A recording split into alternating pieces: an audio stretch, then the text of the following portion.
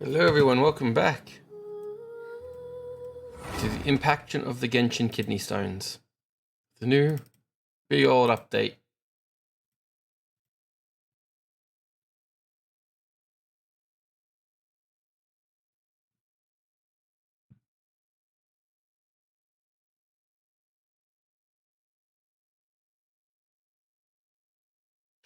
This is a new main story quest. Just to have some fun with.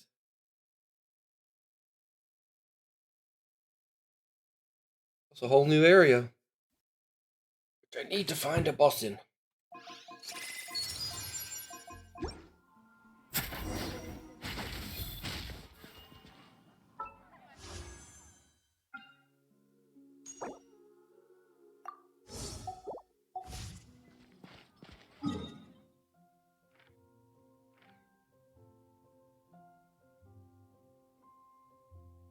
There it is.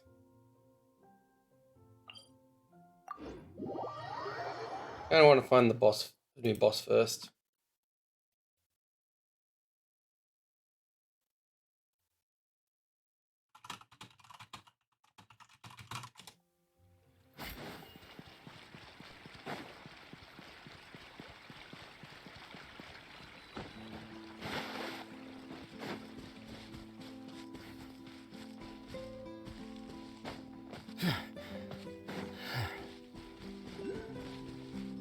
Hell is that? Ah!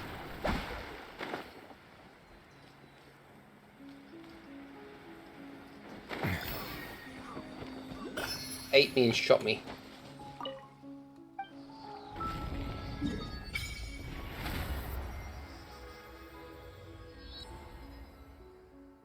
Yeah, the boss isn't in that area. The boss must be in this area down here.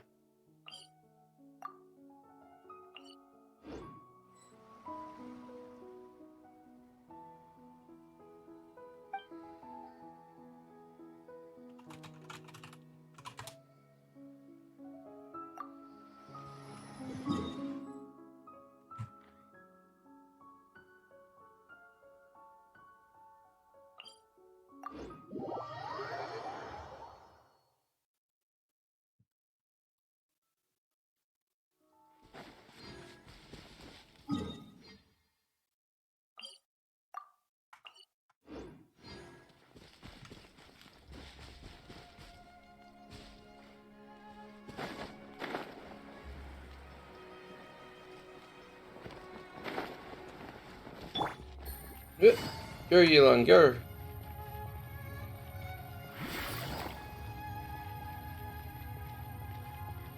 Take it easy.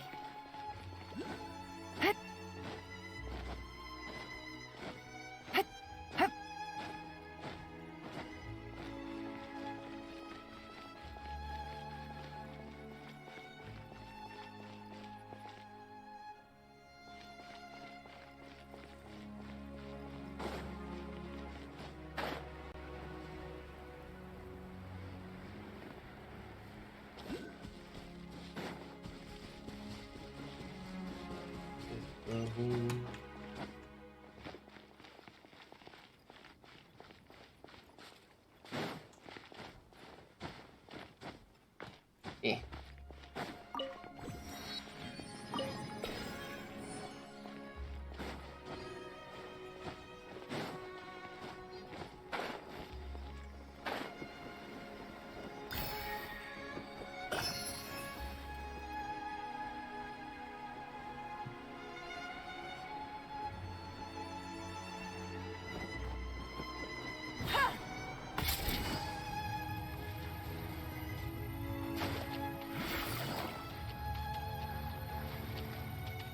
Gotcha.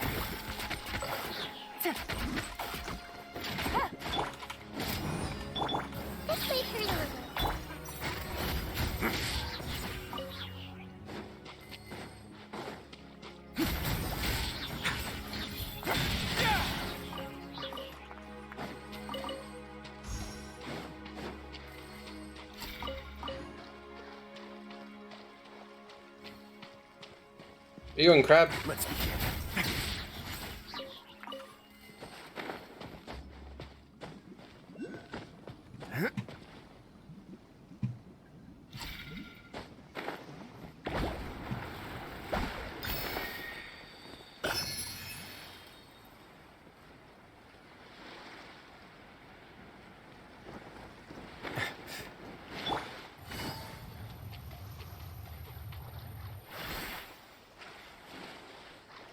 Yeah. Yo, wait, what? I want to go that way. You lied to me, you stupid.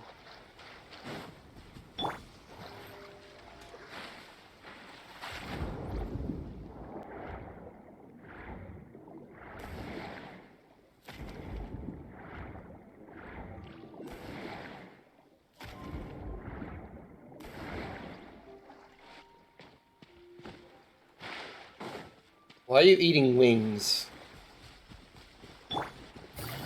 Quietly now. Busted. Teamwork is dreamwork. I see everything.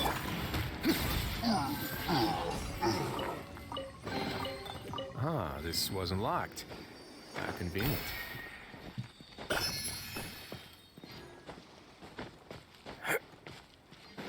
I don't have the KFC wings.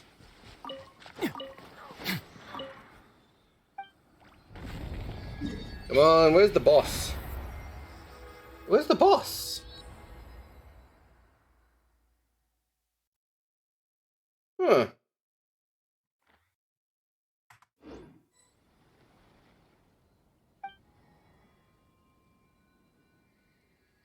Not the world boss, the material boss. Is the material boss also story locked?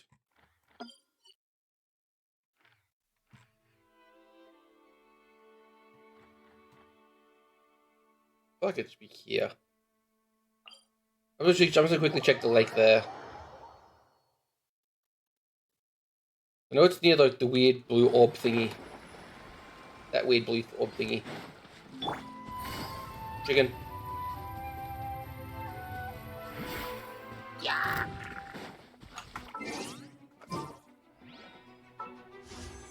Like you ever work.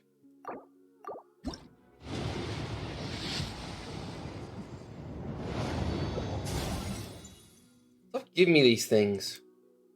I don't need any more.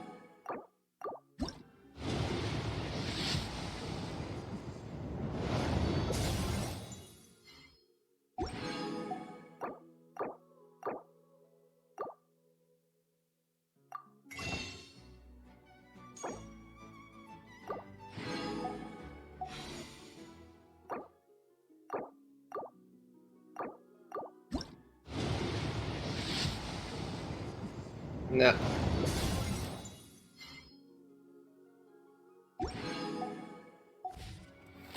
Happy Erdno? Gotcha. I didn't get a... Busted.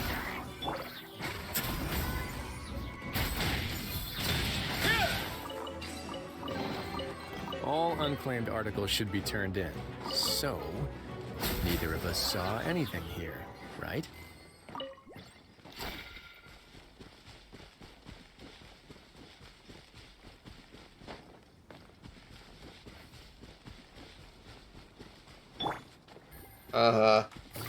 Right. Quietly now. Gotcha. Game's up. Time's over.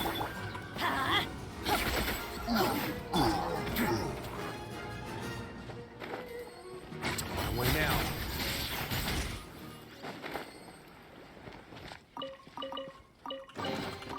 I'd take it if I were you. I'm sure it'll come in handy.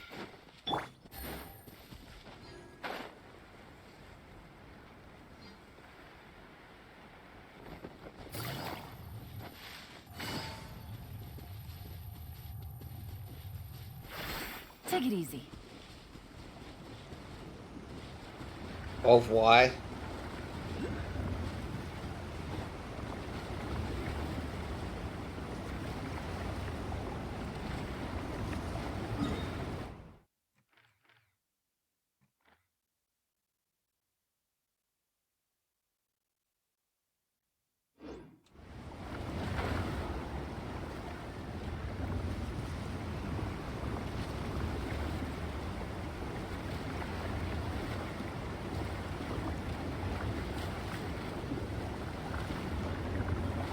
I'm not using stamina.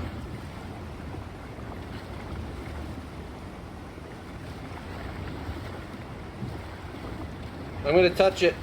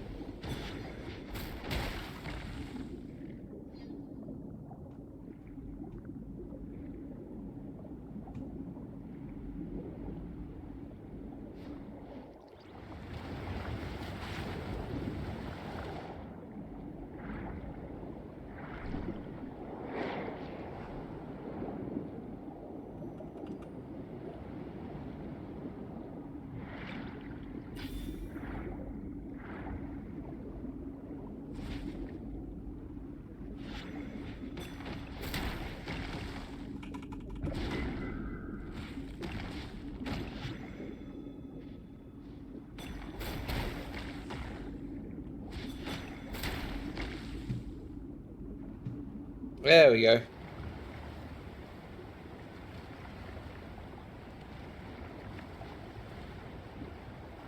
Boss.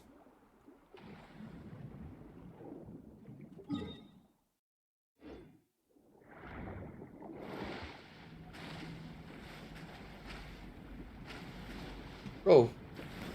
Well, there's the flowers she needs.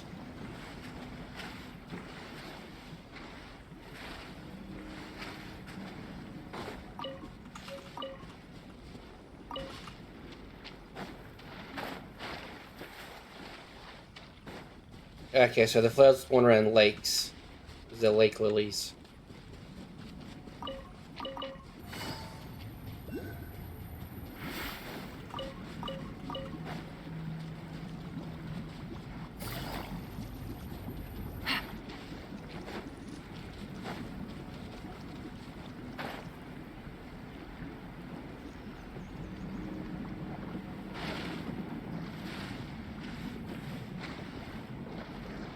I think it's inside this cave. Come on.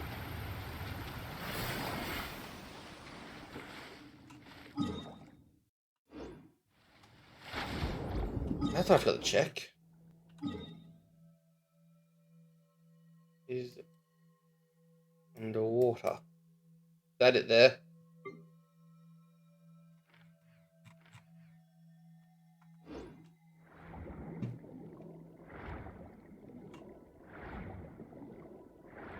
Yeah, word boss, word boss, word boss.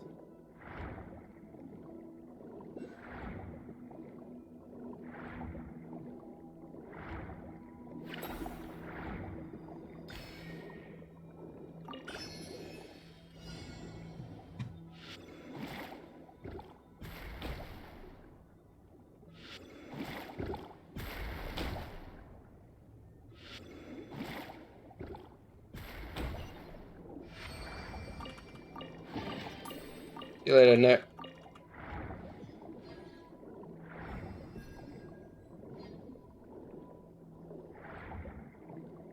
I'm not in the word boss, I'm hunting the general boss.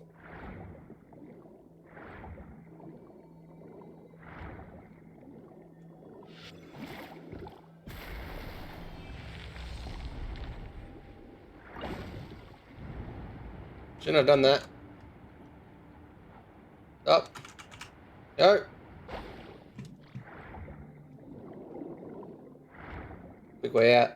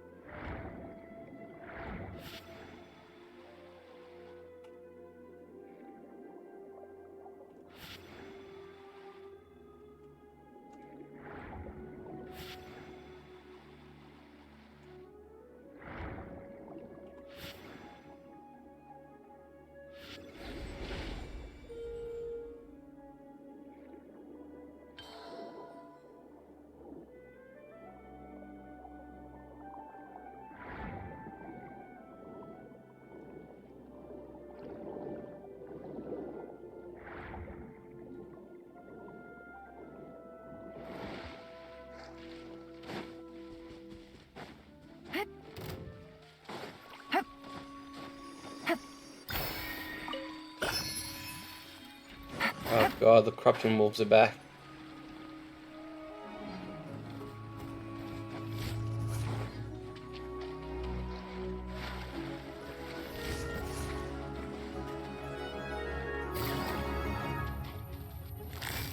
Quietly now.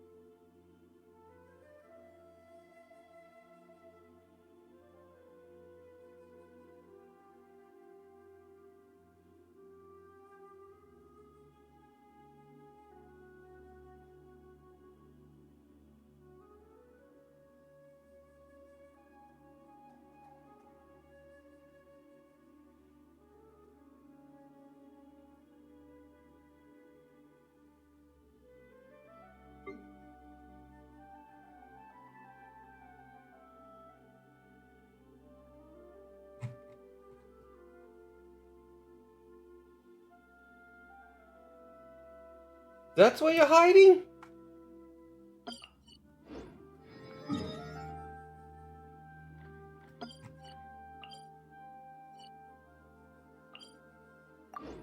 Why weren't you in the new area?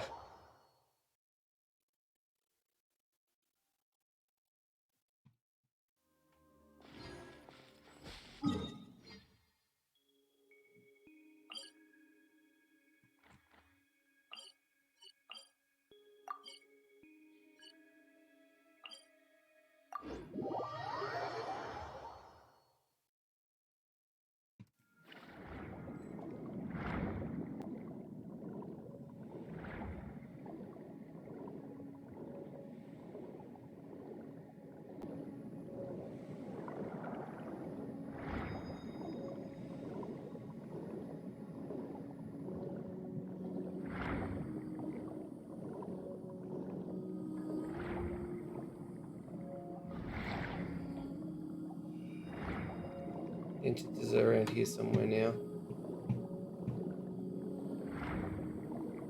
There it is.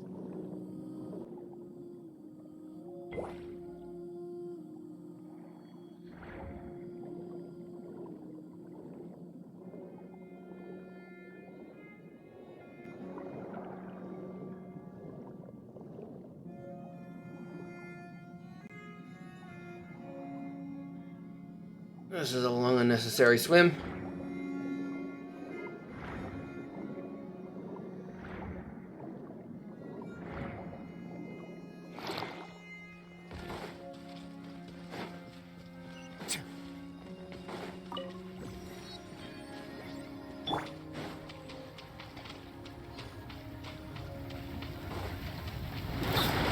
Light it up!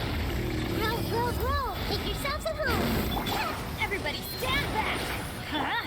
Gotcha. Quietly now. Okay, you need to water. A moment, please.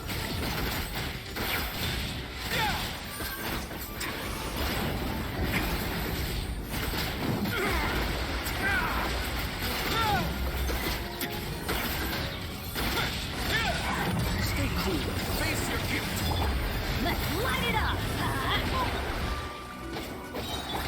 Let's wait for a little. I'm going in!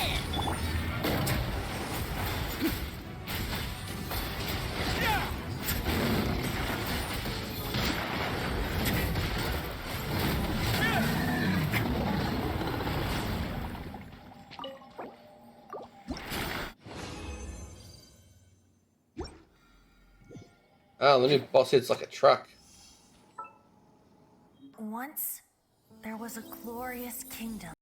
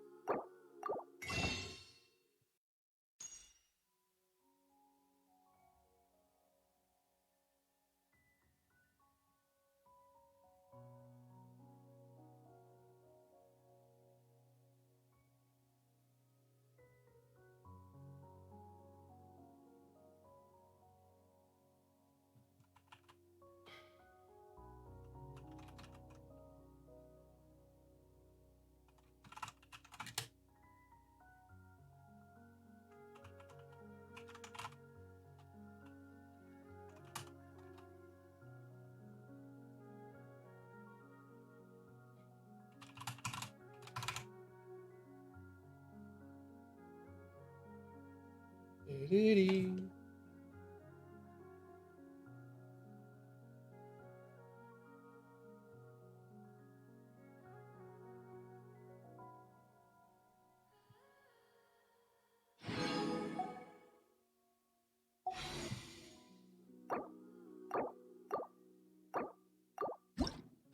40 wishes.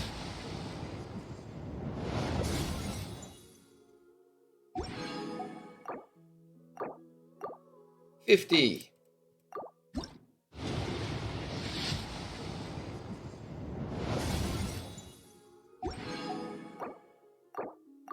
60.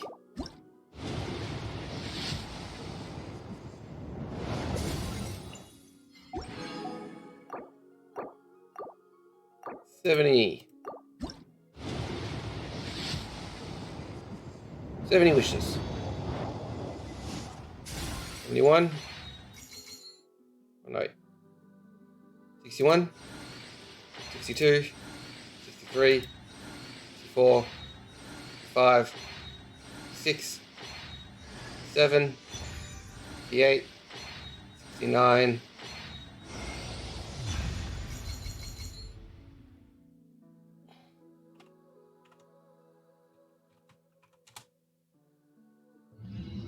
And I got a Gene at 70.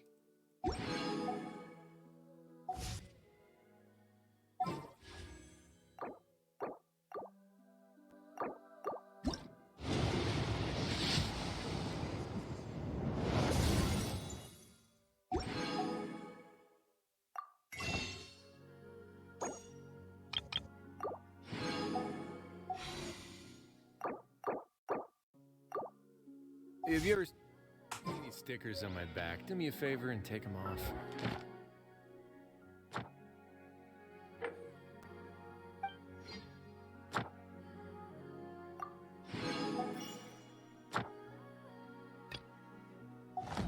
Malazines like to play prank.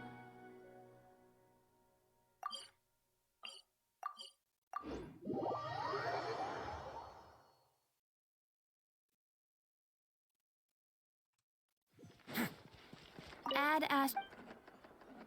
Thank you for. Add Ash.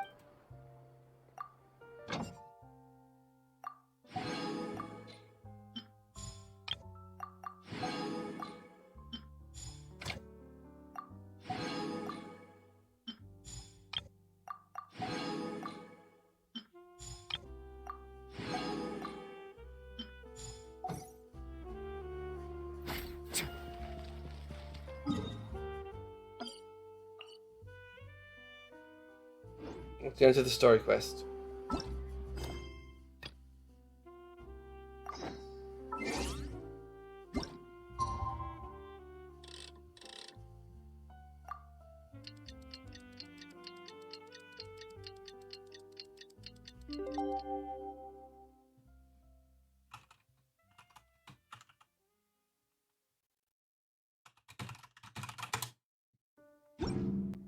word of advice, don't break the law.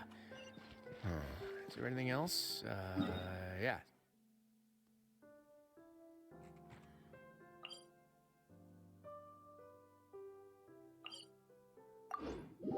Really? The story starts off at Fortress of Mirapede?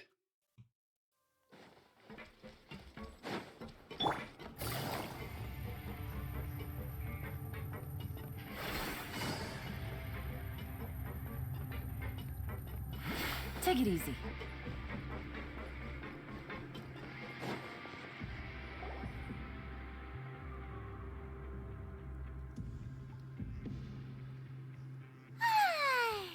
Now for a little rest after breakfast. This is the life. Wait a sec. Isn't something important supposed to happen today? Oh, today's our big day! We're supposed to leave the Fortress of Mirapede! Come on, we've got to go complete the release procedures now!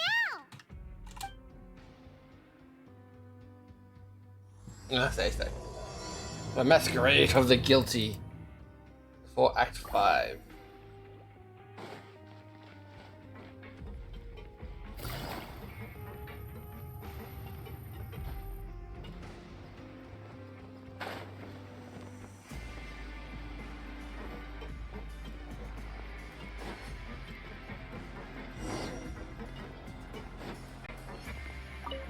It'll be a world quest. Please, sign here. This document will be effective immediately upon signing, and you two may exit the Fortress of Mirapede via the regular channels. It's been so long since we've been to the surface. Let's hurry up and... Huh? What's happening?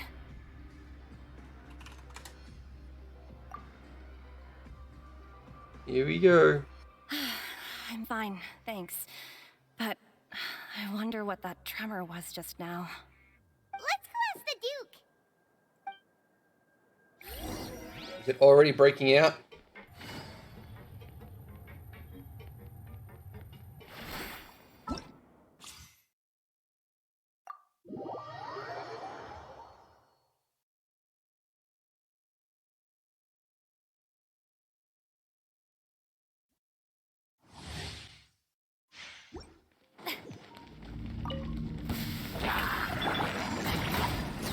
Boba, get them! Huh? Teamwork is dreamwork. Yeah. Come on now! Not a dash. Time to shine. Nice and spicy. You're toast! Strike a pose.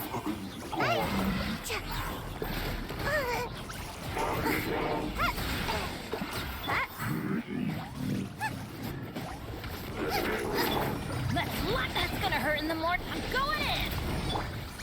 Let the world collide.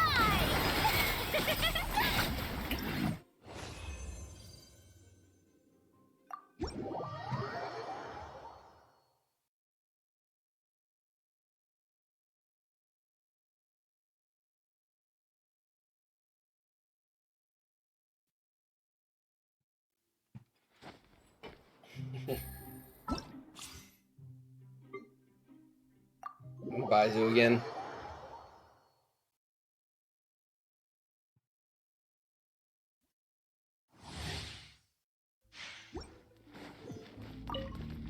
The doctor was serious. Come a little closer.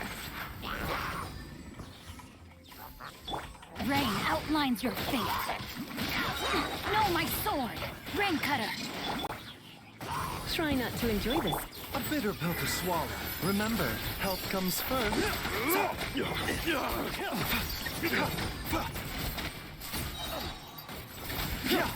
open.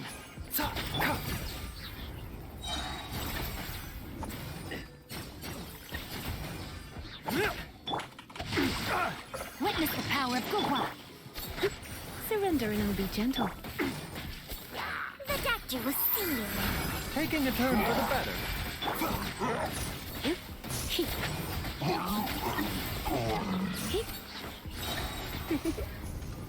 Blitz.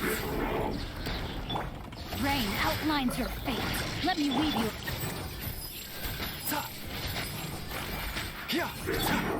Try not to enjoy this too much. What's up? Seems like an emergency.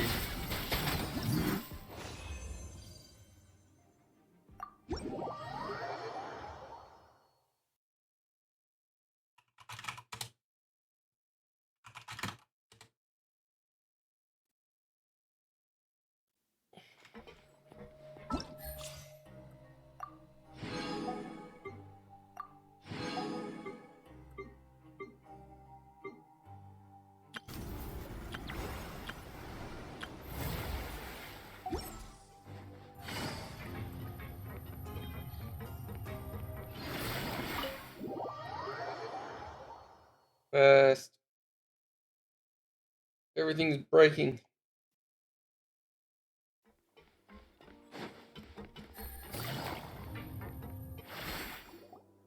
Your Grace? Ah, good to see you two. Is there something you wish to see me about? Yeah, what was with that earthquake just now? Ah, that.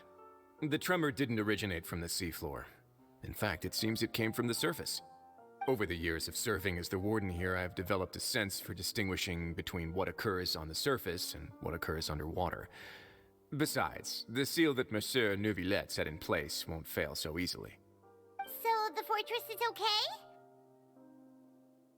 If you recall our last incident, if there really were a problem, there would be crowds of inmates in a panic right now. Huh, you've got a point. Okay, seems we need to get back up to the surface and ask about what happened. By the way, do you know what day it is today? I believe today is this month's pipe cleaning day. Wait, seriously? Ah, yes. Have you completed your release papers? Yep. It's you two. Are you leaving now? That's right! Today is our last day in prison! But now that Paimon says that, it doesn't feel like we were confined here. It's actually been pretty nice. Oh yeah, Paimon feels fond of this place now. Then be sure to come back and visit. I'll miss you. If you've signed the release papers, then you're free to go. The guards will escort you out. You're not going to see us off? I knew you'd ask. All right, sure. Let's go. Well, you actually agreed. No worries, you must be busy. Paimon was just joking. Ah, so you do have a polite side, I see. After being down here for so long, I imagine you must feel like you're lacking companionship. Shall I come along too? Yeah, don't worry, we'll come back to see you. Paimon really likes the cafeteria here. The chefs sure do know how to make good grub. I hope you won't be here as convicts the next time I see you. We'll do our best to stay out of trouble. Well, it seems our work in the Fortress of Mirabede is finished. That's the end of another chapter in our journey. And since we should probably go report to him now. Next up, the Palais Mermonia. You're going to see Monsieur Neuvillette? Please pass on our kind regards.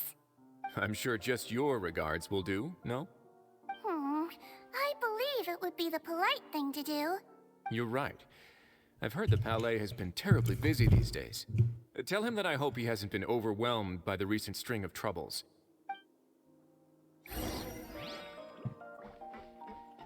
If you're concerned about things at the Palais, why don't you take some time to go up and check things out?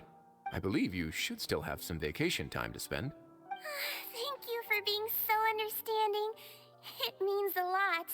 It's been some time since I've gone to the surface.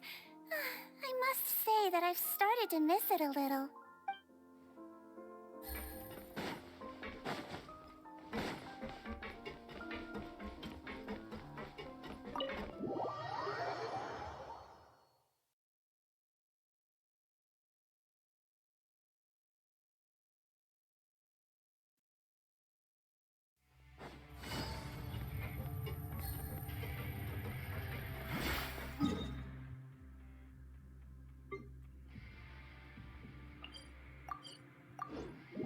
Cheeky teleport.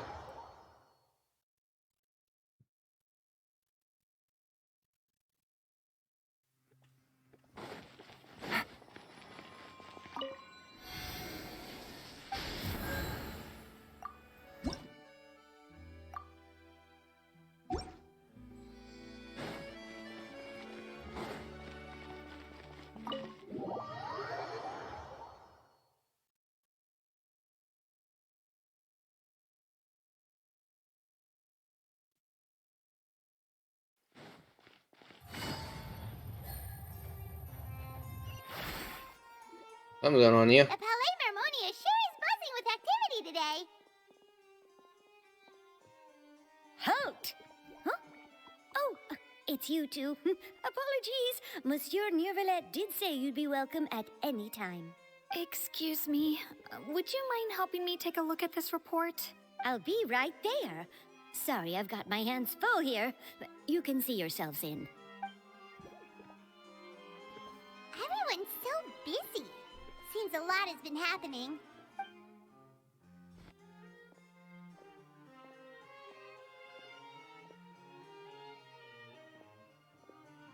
Neuvillette! Hello. You've come at the right time, but you'll have to wait for just a moment, as there are some urgent matters I must tend to first. In the meantime, please, have a seat. If you'd like to have something to drink, let the Melusine outside know. That's all right. We just ate. Very well, then. Let's take a break over there while we wait for him to finish his work. Of all the countries I've been to, this has been like the most accepting. Oh no, Leo is pretty accepting. All right. That should wrap things up for now. Are you done with your work? Yes, sorry to keep you waiting. Today should be the day you were released from the Fortress of Meripede, and it appears that you have managed to complete all the release paperwork. That's right, and we came here to see you right away.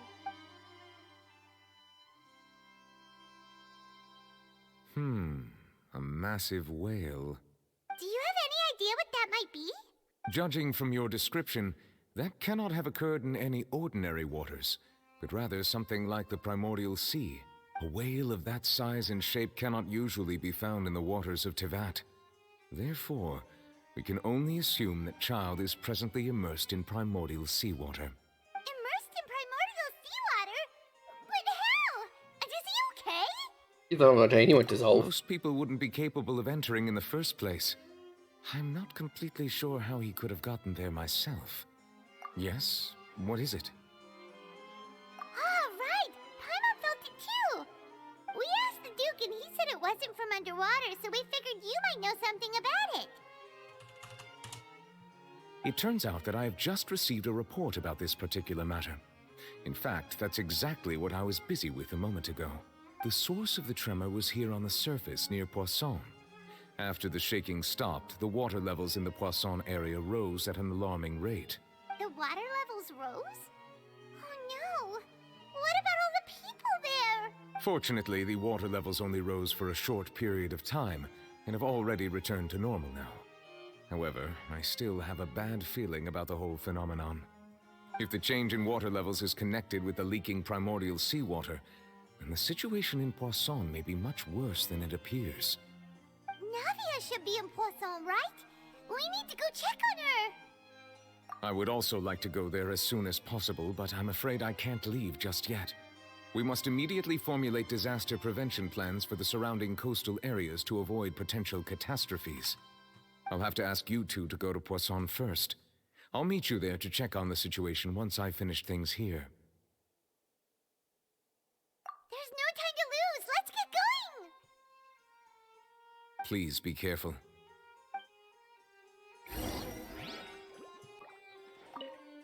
The two of you have my thanks.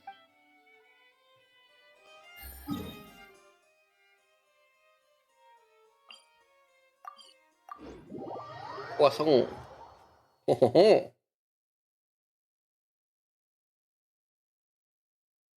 I'm loving it.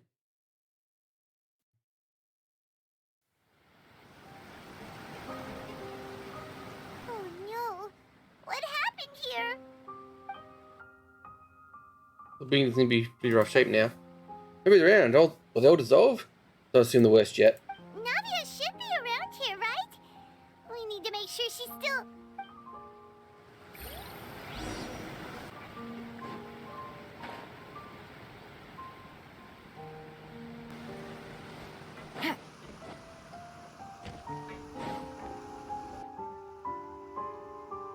We haven't seen a single soul all the way here. Oh, this is getting scary. What will I ever do now?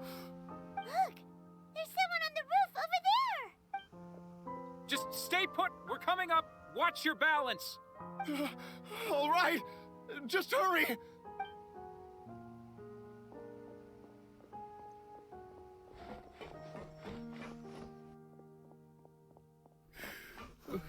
I'm not young anymore. How will I survive on my own? My Desiree! Oh, he looks pretty sad. My leg! My leg! How could this have happened? It hurts! Just hang in there. Help is on the way. You can hold my hand if it makes you feel better.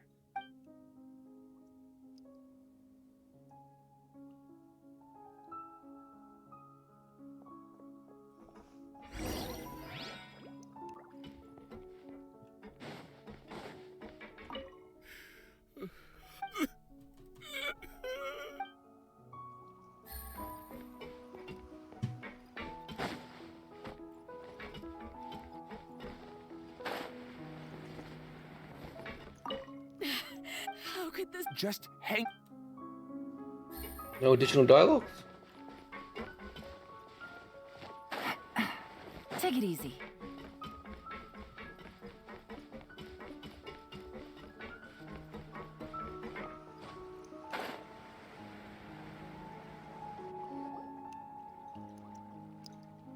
Oh, it's Navia. She's over there. Hey, Navia, are you okay?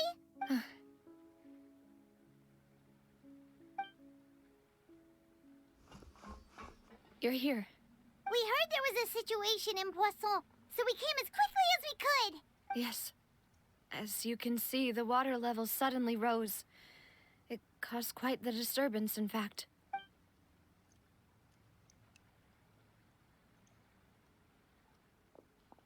Demoiselle! There was a wounded resident next to a building southeast of here. We've already transported him to safety, but we've run out of medical supplies. He's wounded? How badly? He fell, so it's probably a broken leg. He's pretty shaken up. When the water level rose, he desperately climbed up to the roof. Once the water receded and he saw the ground, he became terrified and eventually... He jumped down then. Find the leader of Squad 1 and tell him to take the wounded resident to see a doctor. He should know where to go. Understood. I'll take over his search and rescue mission in the meantime. All right, you'll be in charge. I'm sorry. Where were we? The situation in Poisson? Ah, right. Allow me to explain. A little earlier, we suddenly heard a loud noise. At first, everyone thought that something might have exploded in the waterways. Never good sound balancing. Before we knew it, water started pouring out from everywhere. The rushing water seemed a little odd, almost like the unique color of primordial seawater. Some people didn't realize the danger and thought it was just ordinary water, leaking from somewhere. Everyone on the street who happened to be close to the water didn't have a chance to escape. As the water levels rose, they suddenly disappeared. Those who realized what was happening started to flee in a panic, desperately trying to get to higher ground. Many were injured in the stampede, and some people fell from significant heights.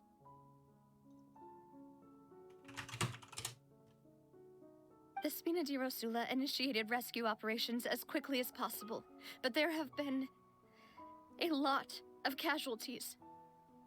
Fortunately, the water began to recede after some time, and the chaos came to an end. The water that flooded the area contained primordial seawater, so the lower levels of Poisson are still hazardous. To ensure everyone's safety, I've asked the people there to leave as soon as possible. No one knows if this could happen again. All we can do for now is try our best to help evacuate the residents. We still haven't completed the head count, but we'll have some numbers soon. How awful. And all of this just came out of nowhere. It was quite frightening indeed. I only wish that everything that just happened was a bad dream. Is there any way we can help, Navia? Thank you for being so willing to help in a moment of crisis like this. You don't know how much it means to me. I really can't express how grateful I am. Don't say that, Navia. That's what friends are for.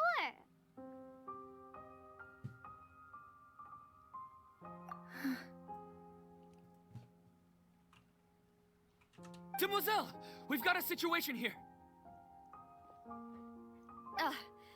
I'll be right there. Sorry, I need to go for now. And off she goes. Seems it might be a while before she can take a break.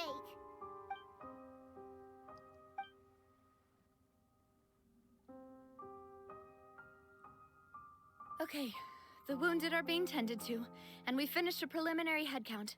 More support has just arrived, so I suppose I finally have a moment to focus on my own matters.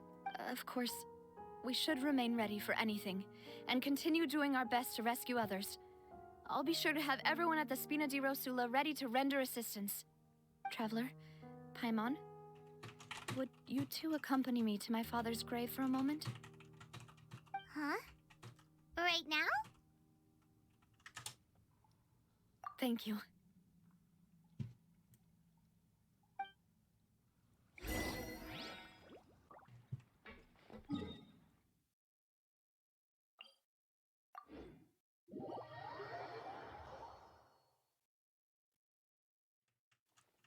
My game's running a bit choppy today.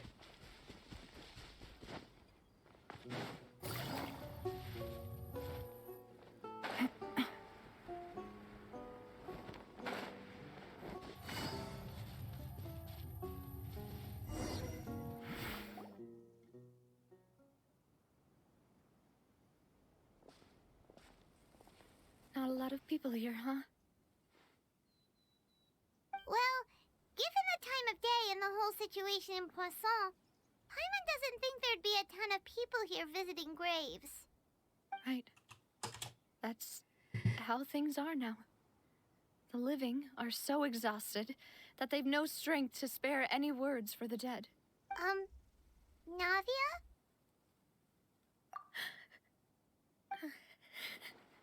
Navia, what's wrong? Sorry. I just... Malus and Silver, they won't ever come back here again. What should I do, Papa? Huh? What happened to them? Everyone agreed on the rescue plan, but still, I was the one who initiated it. They were helping evacuate the residents, but they couldn't leave in time, and they were caught in the seawater.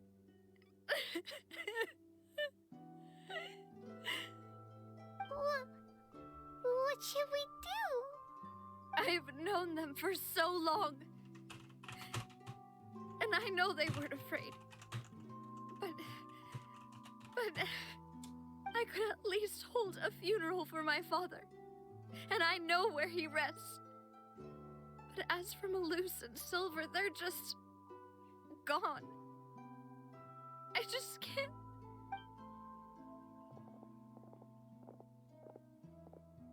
Everything looks so clean after it rains. Even the gravestones. I didn't expect that you'd enjoy a glass of red wine in front of Master Callus's grave. I can understand. Besides, the scenery here isn't half bad. See, it's not just me. I always want to bring something when I visit Papa. Perhaps we might even have a picnic. He wouldn't be angry, would he? How could Master ever be upset with you, Demoiselle? Yet the cemetery is the home of those who have passed, is it not?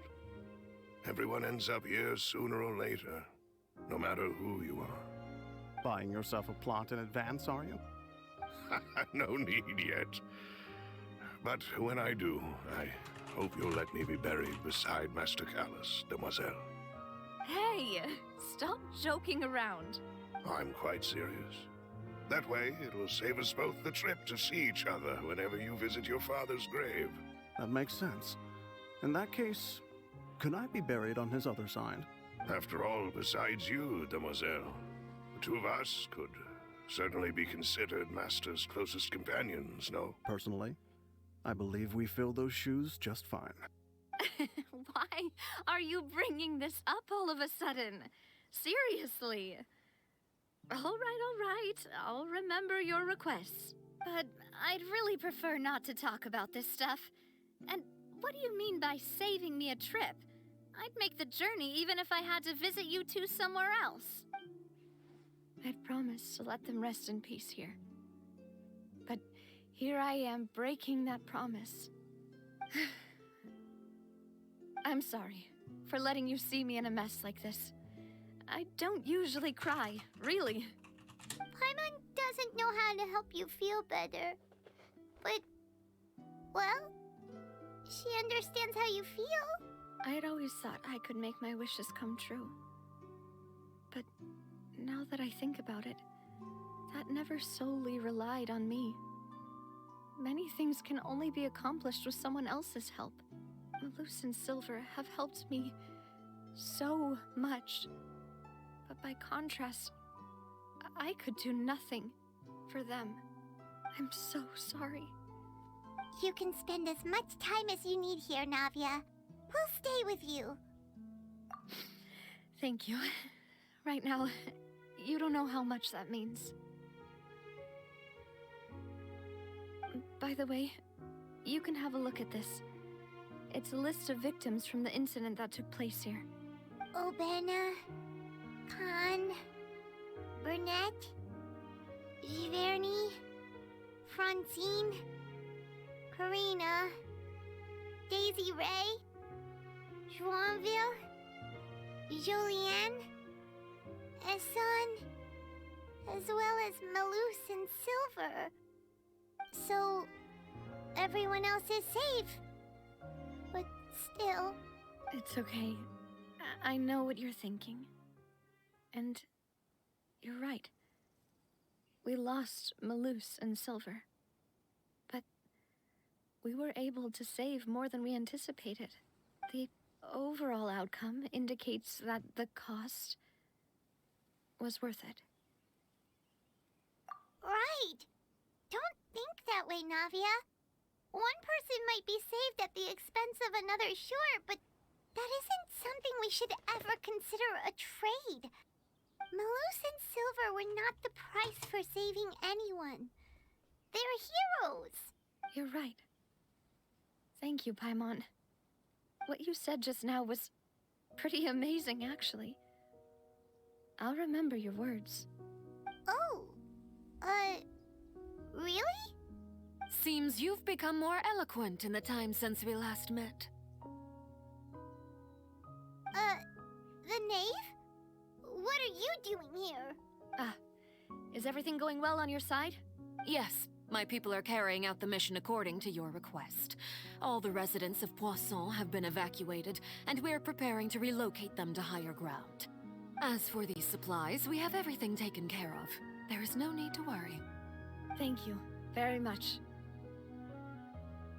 Wait, do you two know each other? We just met recently. Right, Miss Navia? Usually, I would call this a coincidental encounter, but that doesn't quite fit this time. Besides, it never even crossed my mind that a Fatui Harbinger would come looking for me. Thanks to the Knave, Spina di Rosula received generous support from the Fatui, which allowed us to complete the rescue and evacuation work so quickly. Mutual aid is essential to fostering positive developments. We were already in the area, in any case, so it was nothing. That said, I must say that you're a lot sharper than you let on. I'm sure you understand what I mean. I apologize for all the ways in which I tested you previously. We've never worked with a Fatui before, and it's extremely important for us to know who we're working with.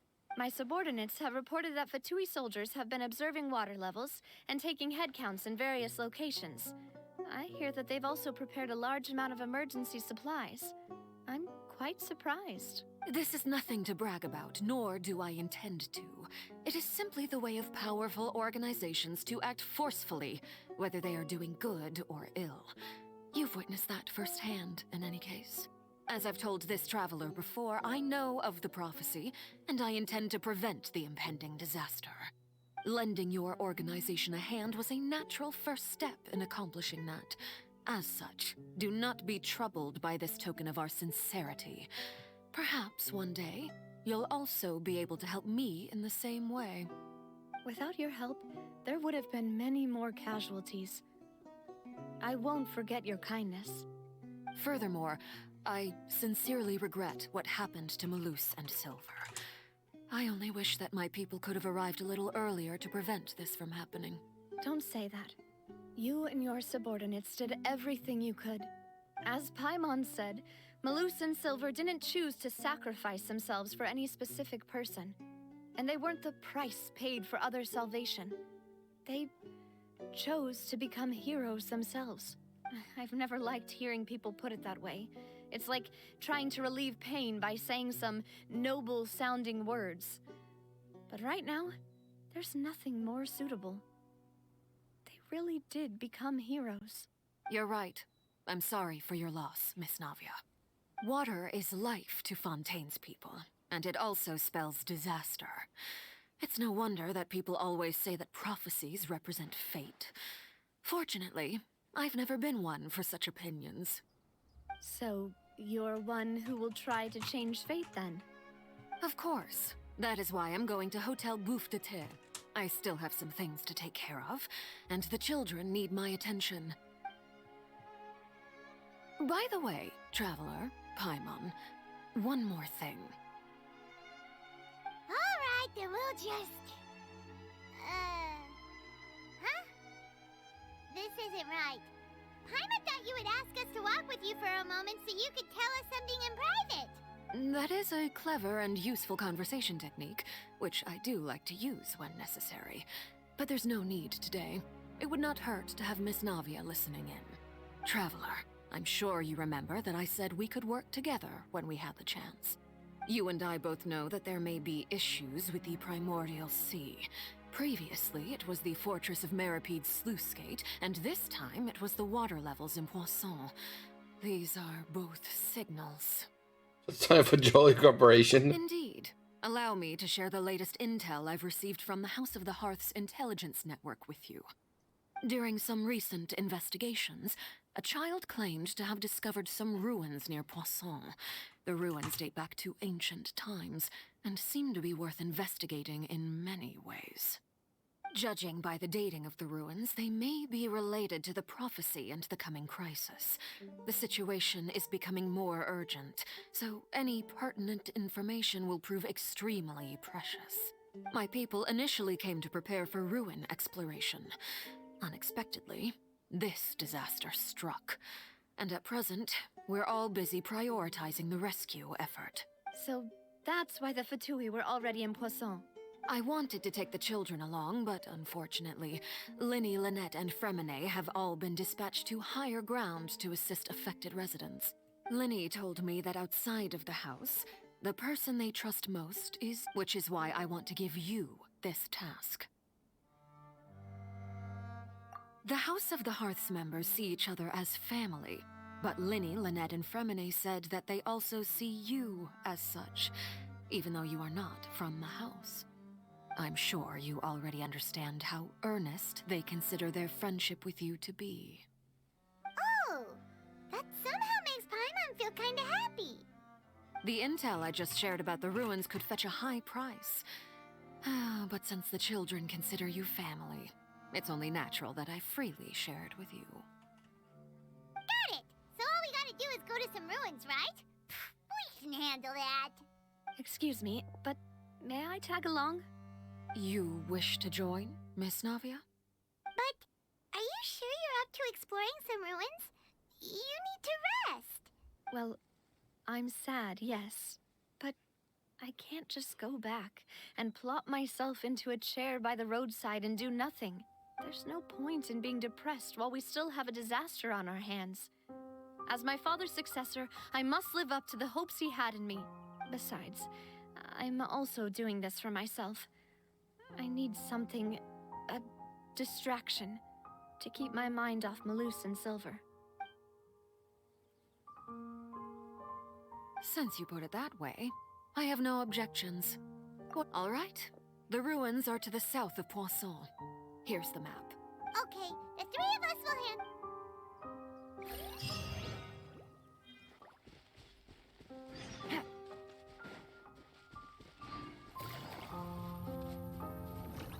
Yeah, the last update really messed with how the game runs. Running terribly at the moment.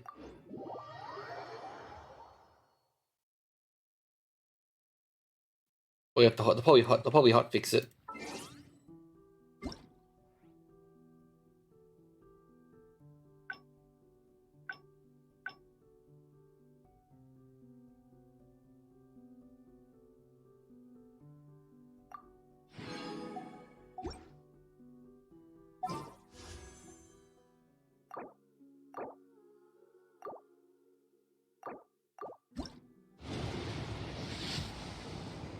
Bugger.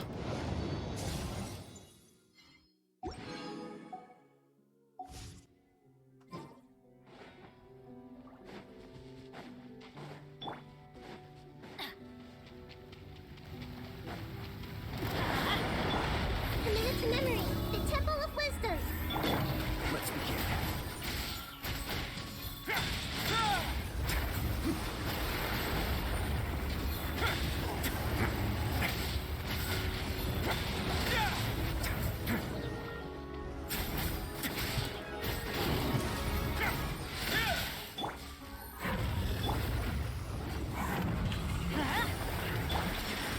Everyone hold hands. Ouchie.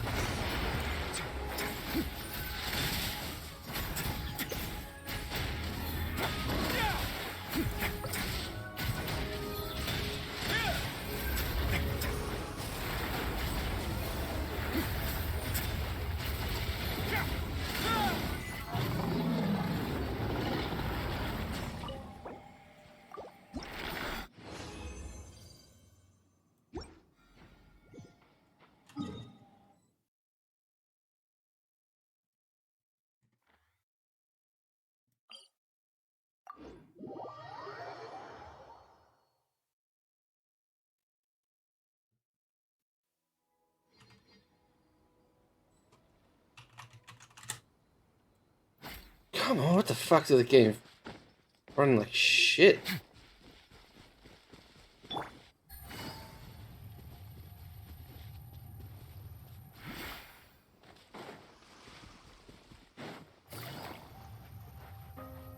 Busted.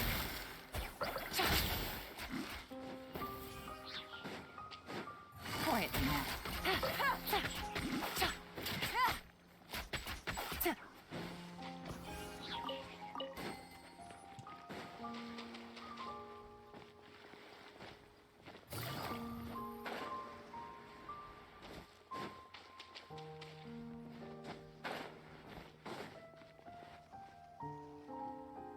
So, are these the ruins the knave was talking about? Whoa, talk about old. They seem to be pretty ancient, all right. Let's go in and have a look. Just be careful.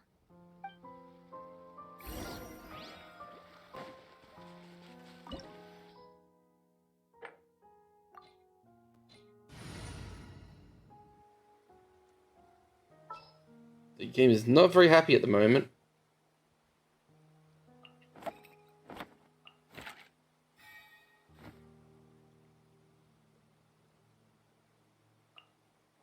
All is accounted for. Let's move out.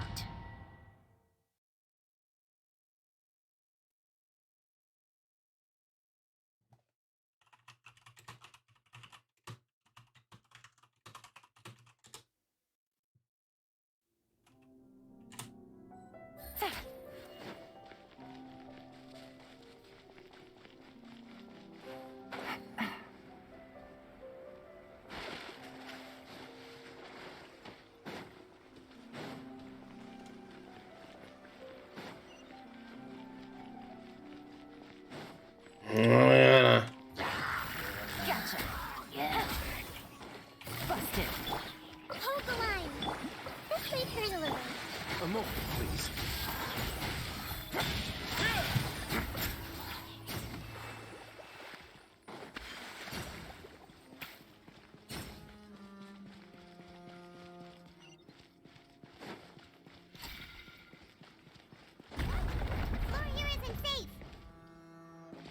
I was supposed to fall down there, but I didn't.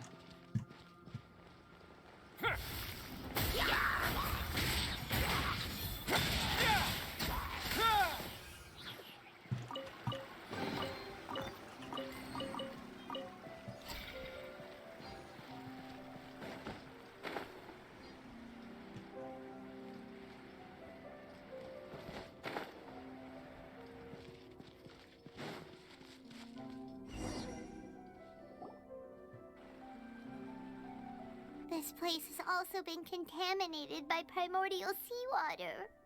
Yeah. And a lot of it, too. A Fontanian would most likely dissolve the moment they fell in. Right! You can't go down if there's primordial seawater. It's too dangerous, and it won't be any help for you to just stay here. Don't get by my wrong. We're not saying you're useless. It's... No, you're right. I can't do anything in this situation. I'll leave this to you.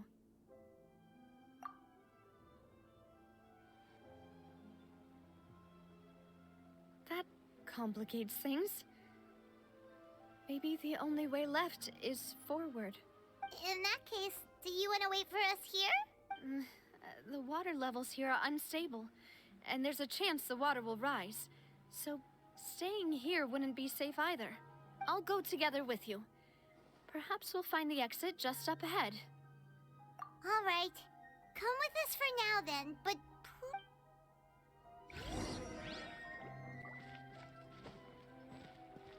Oh no, it's a dead end! Let's try climbing over from the side. Okay, you can't jump in the water.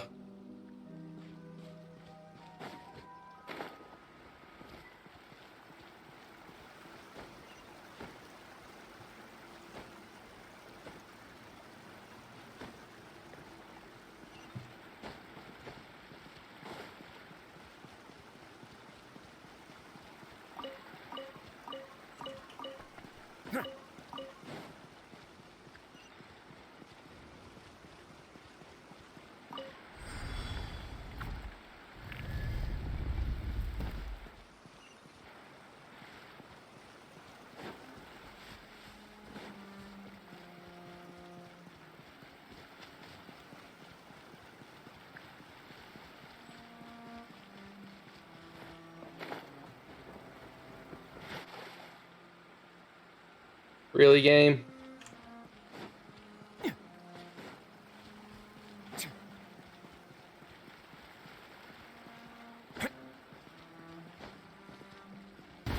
Wait, there's something wrong with this bridge!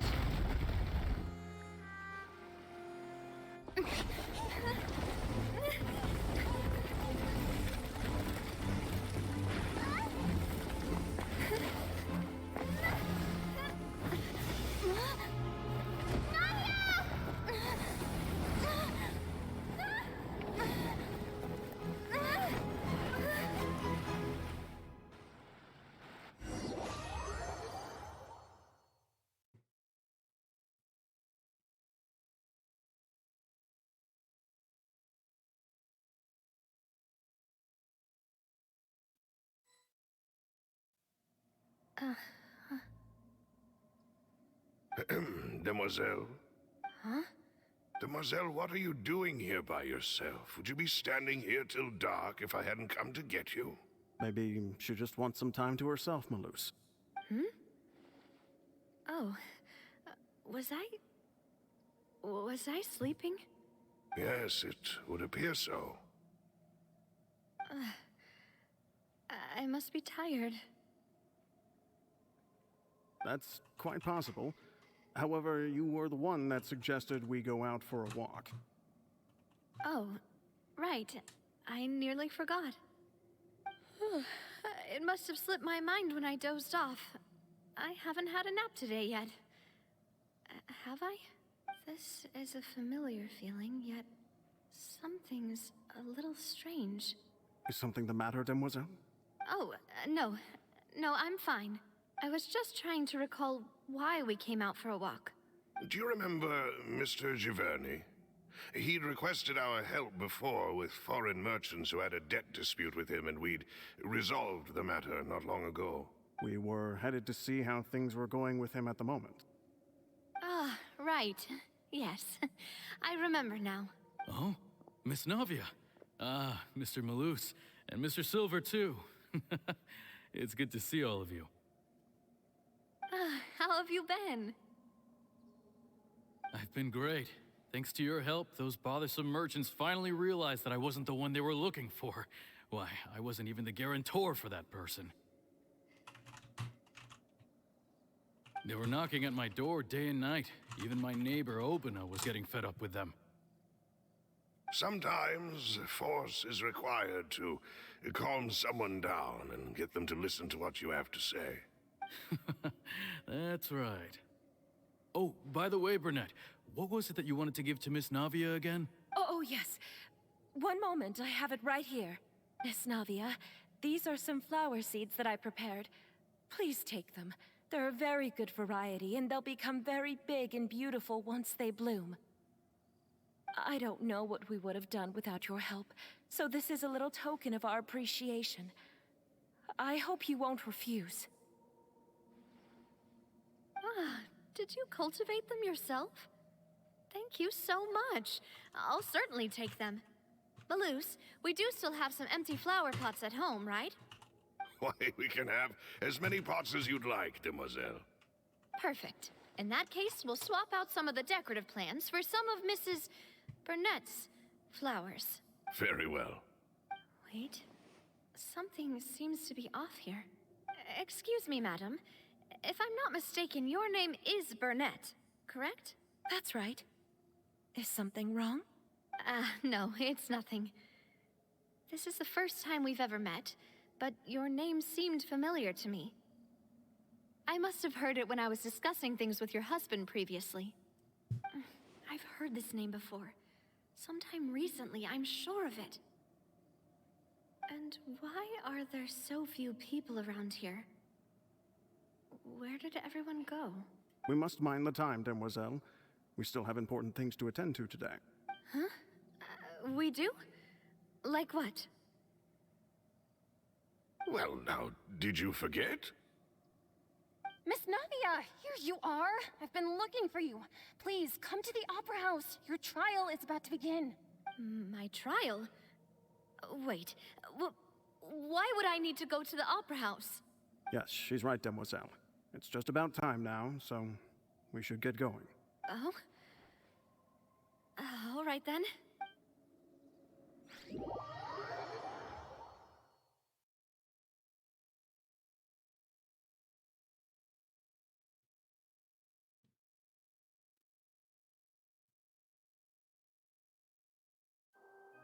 Look, it's Navia! She's here! And her two attendants are with her. Goodness, everyone's finally here. There sure are a lot of people here to see the trial. And they all seem to be oddly excited about something. I even know some of these people. Karina, Desiree, Joyville, Jolien, Essen. Why are so many people here? And why do I have no recollection of this case? And as for the judge... huh? Where's Monsieur Neuvillette? Please sit in the defendant's seat. Don't worry, Silver and I shall accompany you. All right. But are you sure you can stand behind me? Typically, it wouldn't be allowed, but today is an exception. Hey, what kind of place do they think this is? Come on, do they have any idea what they're doing? Seriously. Enough with the whispering! Could someone please tell me where Monsieur Neuvillette is? And why I'm standing trial? My dear Miss Navia, have you not yet realized what you've done? In that case, allow me to explain. As all here know, you are Master Callus's successor, the head of the Spina di Rosula, someone held in high regard by every soul in Poisson. After you took over the Spina, you treated all of us just like the late Master Callus had. If anyone in need reached out to you for help, you responded. Not only you, but your butler, your subordinates, nearly everyone in the Spina di Rosula fought for the well-being of those in Poisson. Wait a moment. Aren't you just proving that I'm a good person? Yes, correct. Absolutely right. And that is why you stand accused. You have helped so many people get through so many difficulties. You are one with us. We are inseparable. We are one big family, all of us who are from Poisson, inextricably linked. And with you being so important, we couldn't possibly do without you. Therefore, this fair and honorable court shall declare you guilty, and you shall stay here. You will be together with us forever. Huh? What are you saying? Everything you have said is correct. I have indeed done a lot for my hometown, and I would be willing to be with you all, but what is the purpose of having me stand here like this? What is there to discuss? Ah, well, if that's what you think, then I have no further comments. How wonderful, Miss Navia!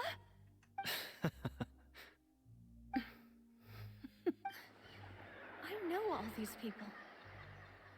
Why are they laughing? I seem to remember now. Yes, I get it. This trial is... Wait just a moment. This isn't right! Malus? What was that, Mr. Malus? Our conclusion is very clear and unanimous. Let the court judge her now. She's guilty! Stay here, Navia! You're one of us! Demoiselle, don't admit guilt. This trial means to keep you here forever. I wish to exercise my right to defend Our Lady. Mr. Joinville, you only know of Navia's goodness, but nothing of her utterly independent mind. She was born a free and independent spirit. She has never been tied down by anything. Indeed, even the death of Master Callus couldn't stop her. Her actions cannot serve as proof that she identifies herself as part of any group. She merely acted as an individual, extending her hand to help others. Please do not mistake her actions as being otherwise. Really? As an individual, you say? Don't forget, we are all Fontanians here. This is the nation of justice, the nation of Hydro. Even if Miss Navia only voluntarily rendered her assistance, that doesn't change the fact that her beautiful soul must return to everyone. Water accepts all, blends with all. It will surely accept her kindness. Everything is measured here in the nation of Hydro, and in the end, everyone shall meld together. Thus, when a unanimous opinion emerges, that opinion represents justice. Now I speak for everyone. Our opinion is consistent. Navia should stay. We and Navia are one. And you would call this justice? Preposterous. You are merely jealous that Demoiselle still has a chance to exist as an individual. Have you forgotten how much you all once longed to become individuals, to become independent? Do you mean to defy our justice? If your justice is flawed, then why should we acknowledge it? As you said, we can also have our own justice. Silver and I shall defend Demoiselle. And that is how we will enforce justice. Ugh, my head... it hurts. Demoiselle. Silver, it hurts. My head is spinning. All I can see is stars swirling in front of me. I remember now. Everything that seemed odd from the very beginning. Karina, Desiree, Joyville, Jolien, Essen, and Mr. Giverny and Mrs. Burnett, who we met earlier. Even Malus and Silver. I don't want to admit it, but they're all dead. Don't be afraid. And don't admit guilt. We will protect you to the very end. Absurd! Who are you to say that she cannot be judged? We are the majority, and in the nation of trials, the majority is absolute justice. We are the will of all. Don't let them escape! We shall keep Navia here with us! Mr. Malus and Mr. Silver, must you be so stubborn? How could the two of you possibly hope to stand against the collective? Do not resist. This judgment is fair and just. Oh, no, she did. Belongs to us. After all that happened, she should not be left alone in Poisson. What are you saying? No more excuses. She says we're jealous. Jealous? How could she possibly be an independent individual? What's with these people? Who's jealous of her? She belongs to us. Miss Navia. They're turning into oceanids. Silence. Oh! That's...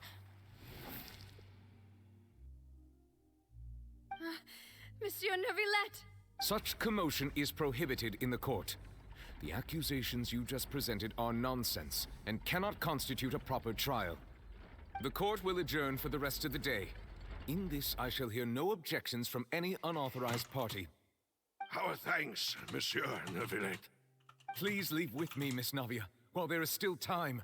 But... Go on now, demoiselle. This is your only chance to leave this place. What, can't bear to leave us behind or something? Malus. My apologies. I couldn't resist making one little joke once I realized that this shall be our last goodbye. Malus... Silver... Quickly, you must come now. Goodbye, demoiselle. Farewell.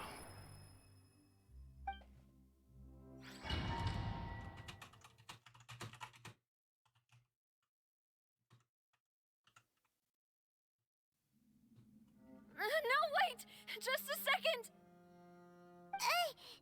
Navia? You're awake. Good.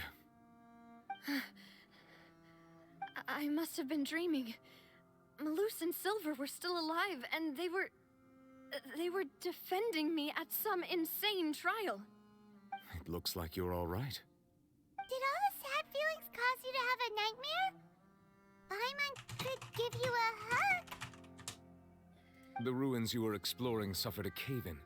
When I arrived, I found you falling toward the water. You were just about to be dissolved within, but I...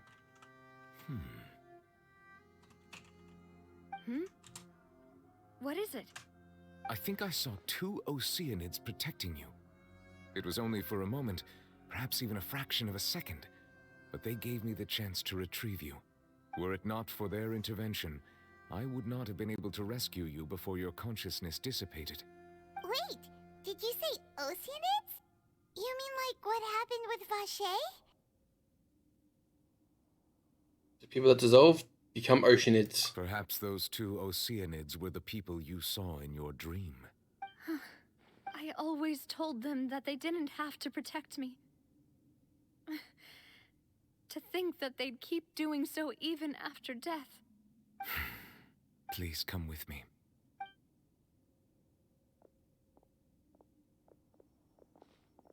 Neuvillette, are you okay? Oh, I am quite all right. Perhaps there's something we could chat about? Why do you look so stiff all of a sudden? Oh, Paimon knows. You're the type who feels awkward when there's nothing to talk about, right? I merely thought that we should give Navia some time to herself. Huh? Why didn't you just say so then?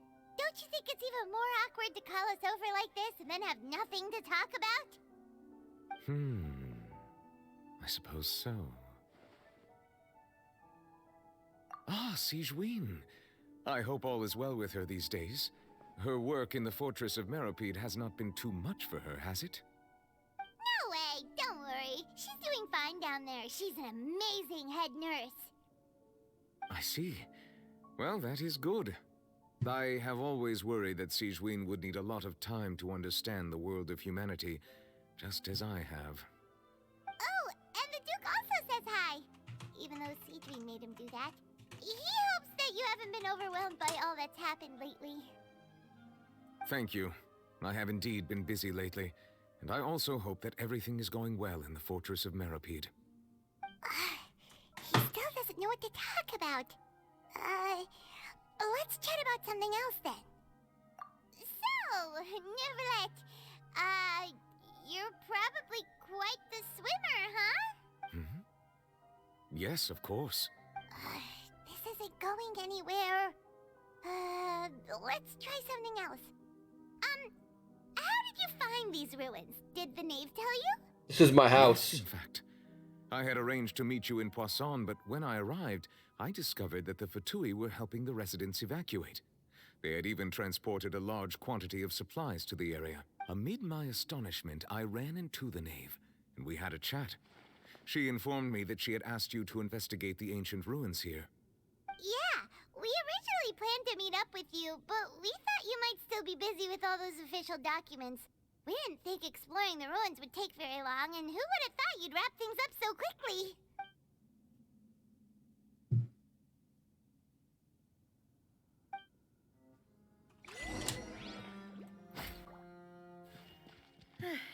I'm sorry to have kept you all waiting like that. I'm feeling much better now. I guess we should get going again. Will you come with us, Monsieur Neuvillette? Yes, if you wouldn't mind my company.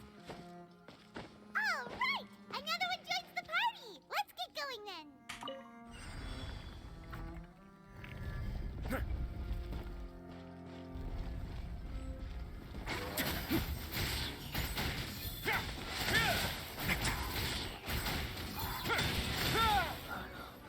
Dada Kundala.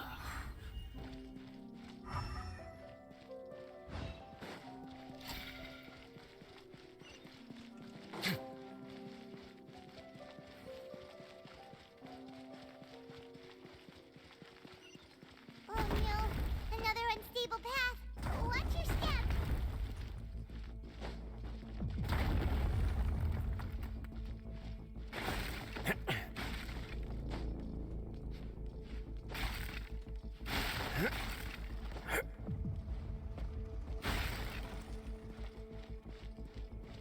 Let's begin.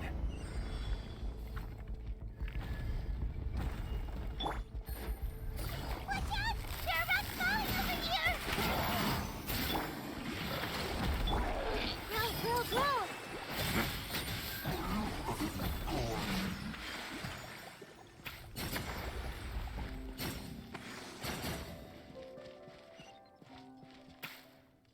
Yes.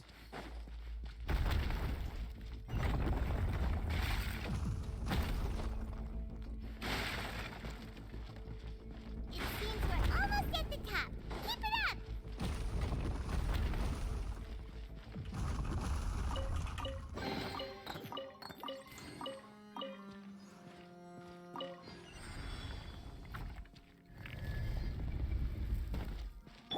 Yana, yana. Gotcha. Things up. Fun's over. Rest and rebuild! A moment, please.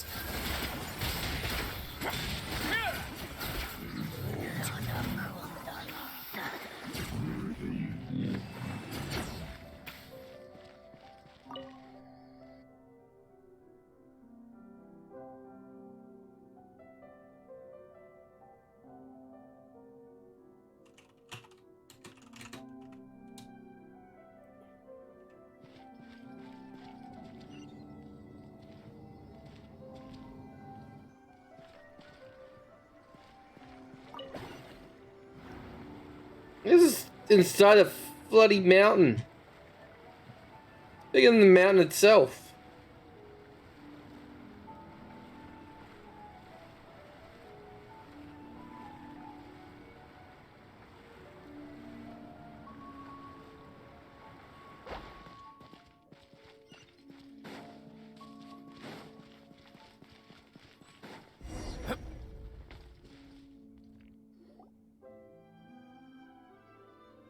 Looks like we've reached the end. This is the place. There should not be any other hidden spaces in the vicinity.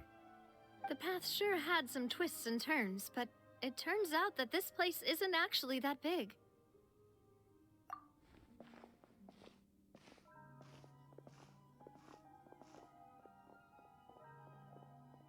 Stone slates? It seems like they were put here as an offering. Could we take them down and have a look? Perhaps we should just leave them be for now. There are 4 locations in total, but only 3 stone slates. The slate that should be in the first empty spot is missing. The surrounding walls also show signs of damage. There's something written below. Let Paimon see. Reason dictates that this nation be destroyed. I shall record the history of its future here in its past. Say what? It feels like someone left these slates and these words here for a purpose. But does he mean that Fontaine should be destroyed? That would fit the circumstances dictated by the prophecy, yes. Indeed, the slate's contents correspond to it. Take the second slate, for example. There's a person kneeling here.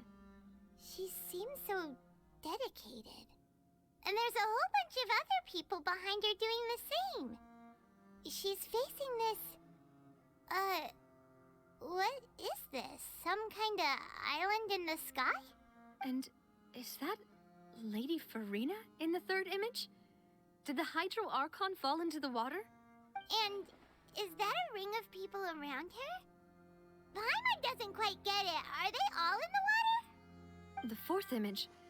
I know this one. This exactly matches the content of the prophecy. The people will all be dissolved into the waters, and only the Hydro Archon will remain, weeping on her throne.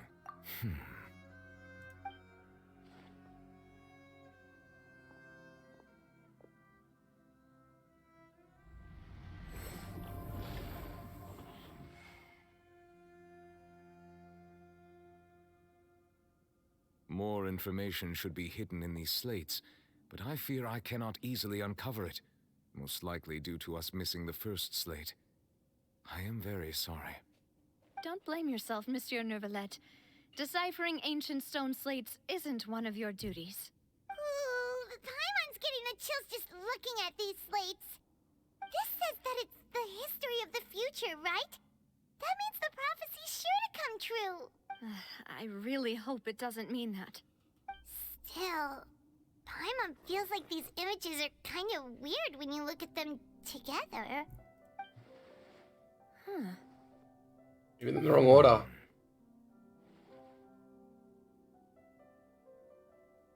That's right! If the images are in chronological order, shouldn't the fourth, the waters drowning Fontaine, come before the third, where the Hydro Archon herself falls into the water? And yet the order is reversed here.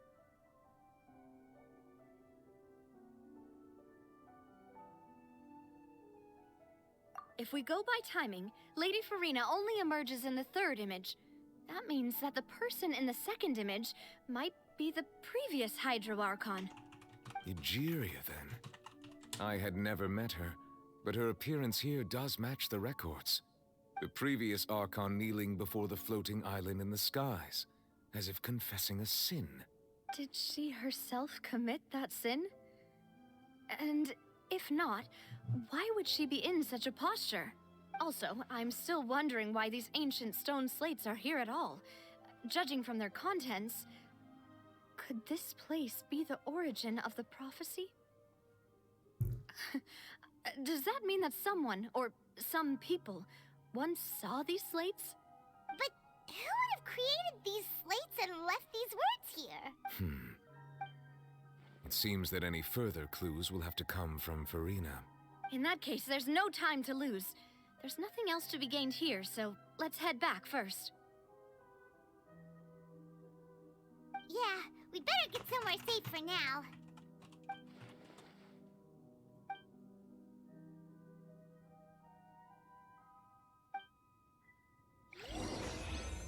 It was the knave. Yeah, I've created fake plates.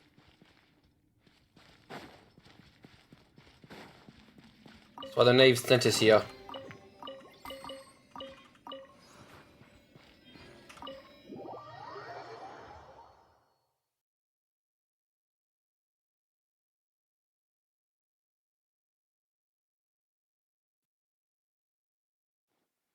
Let's split up here. I'm going to check on what's happening with the Spina. You know how it is. There's some things you just need to be there for yourself. You still have energy for that, Navia? Paimon's already beat. Just head back to the Fleuve Cendre and have a rest then. Thanks for keeping me company all this time. I'll depart as well. Thanks for your hard work today. Rest well, everyone. Traveler, I will go talk to Farina tomorrow morning to ask about the stone slates. I'm sure that you're concerned about this matter as well. If you have time, drop by my office. I will Are you really gonna talk to her? She has long been... Alright.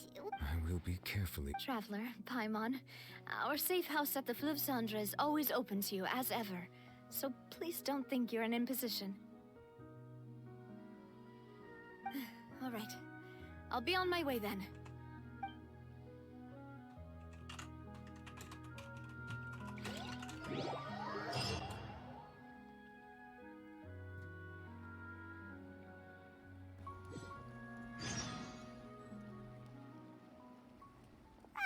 We're finally back!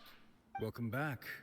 We've got a special menu prepared for you two tonight. Yay! And there's good food too! Navia, no, the boss is the best. Ooh, desserts! Nice, these are all Paimon's! Paimon's already starting to forget what happened today. Oh, that voice. Mona? Who I think it is. Why the fuck is Mona here? It's you two. What are you doing in Fontaine?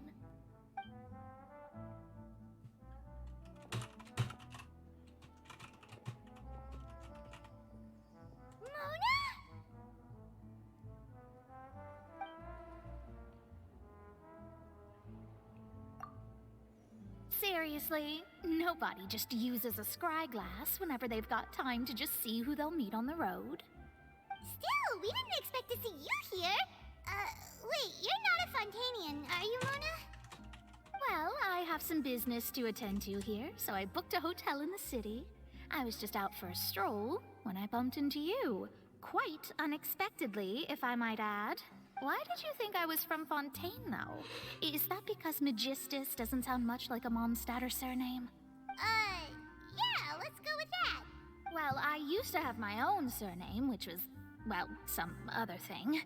Either way, the old hag told me when she took me as her disciple that the first step to being a great astrologist's pupil was to change that name.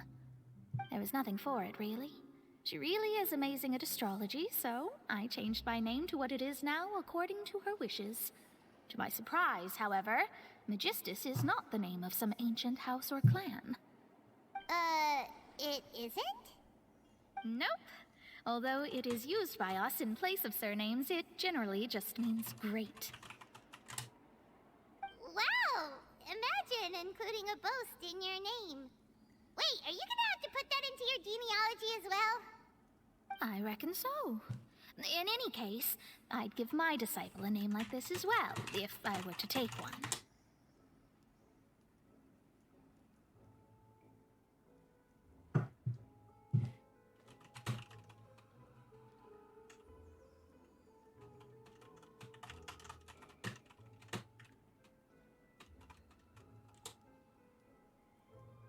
Astromancer Barbeloth Trismegistus. Whoa, that's a long one. Does it also mean great or something? My name means Mona the Great Astrologist. As for the old hag, hers is, in plain speech, the thrice as great Scholar of the Stars. Just take it as a title specific to astrologists. Thrice as great? That's so petty. I know, right? That's just how she is. She used to call herself Magistus, actually, but when she took me in, she changed her name to Trismegistus. Talk about excessive. Magistus is thus the calling card of our school, so to speak, which makes it about the same as a surname. It's all right if you don't get it. You can look into it further should you need to study astrology more deeply. Or the triple appetite Paimon. Terrible! But anyway, you're not Fontanian, are you, Mona? You're from Mondstadt, right? Well, I was born in Mondstadt, yes. My parents migrated to Dornman Port, and I traveled with the old hag for a while, after which I settled down in Mondstadt City. Oh, that's a good thing then. At least we know you won't be dissolved by Fontaine's waters. Speaking of that, I'm sure you're aware that a bunch of things have happened here in Fontaine, right? I know you're not a local, but I'd avoid getting too close to any water that looks strange all the same. There's something ominous about it. Well, the water, I mean. That was the main reason, yes. Just a while back, the Steambird invited me to take part in a panel and speak about the circulation of the prophecy as an astrologist. The invitation was sent quite early on. I don't think anyone expected Fontaine to be in this much trouble. What do you make of that prophecy, Mona? Just tell us what you think as an astrologist. Your word would go a long way to make things more certain and less scary. What I can tell you is that I'm an astrologist, and that this prophecy concerns the fate of Fontaine, even that of all Tevat. Ascertaining this is akin to reading the fortune of the whole world. I'm afraid that this is not something that just anyone can do. If I could do it, you would no longer call me an astrologist, but a visionary. But on the flip side, the prophecy is so huge and powerful that it must surely come from a powerful visionary. Its contents involve the fate of the world.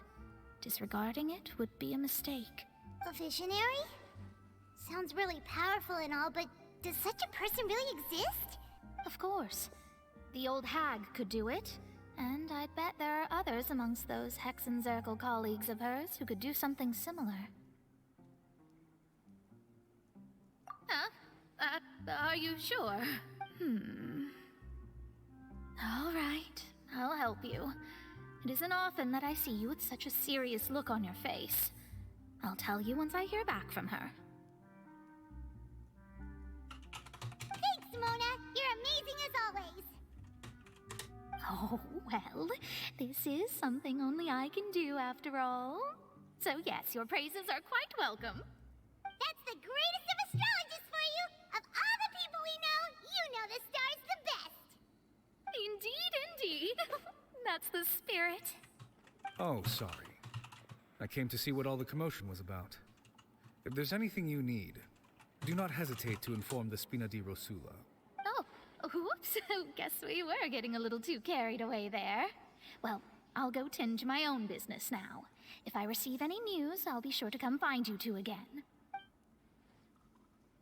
And there she goes, quick as rushing water. And here we are with the Spina guy giving us suspicious looks.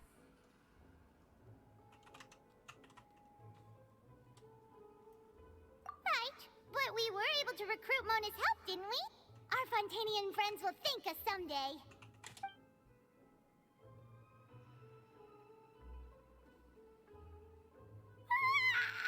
Good morning. To be honest, Paimon's still feeling kind of sleepy. But it's time to get up, traveler. We agreed to go see Neuvillette, so let's pack it up and get going.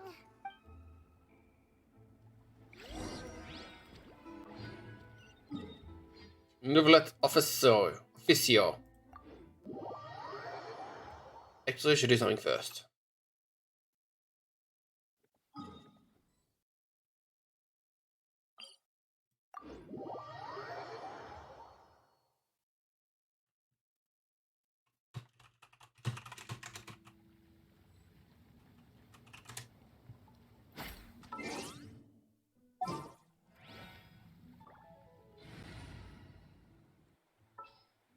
God, this game's running so terribly today. Time to get down to business. A walk would be nice.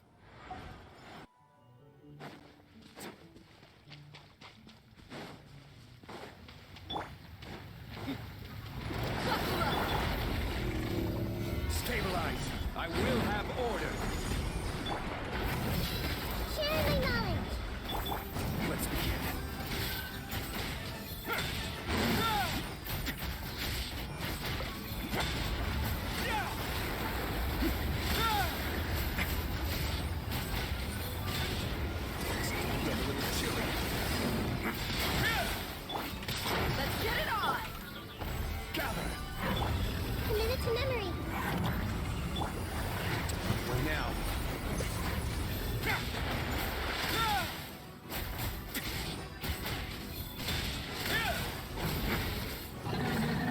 Good night. Yoink.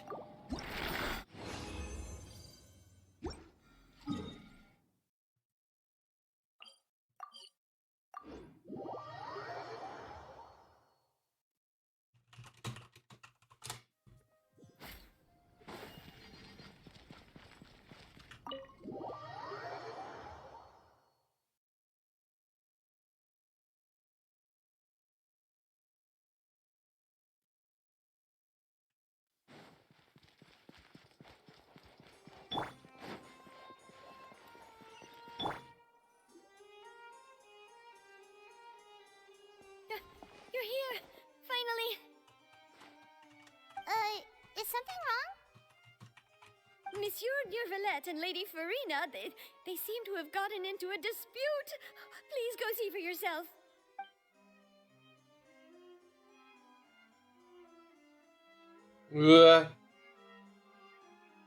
Like I said, I've already explained everything. And yet the problem has not been properly solved. There is little space for excuses between us. It is not my intention to offend you, but please, tell me where you stand. You are the Hydro Archon Focalor, are you not? Look at this. This is a list of the victims from the recent Poisson incident.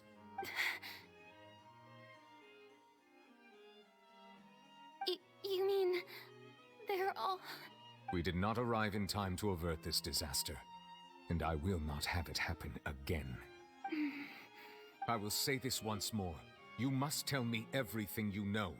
Yesterday, I found 3 stone slates in some ancient ruins near Poisson.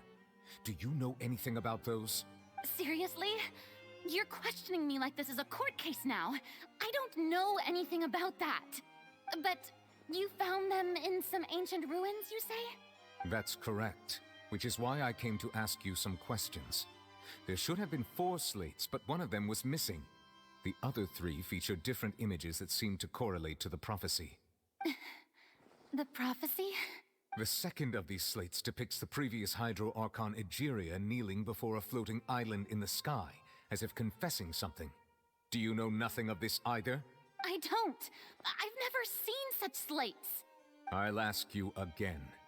Do you really have no information regarding the previous Archon?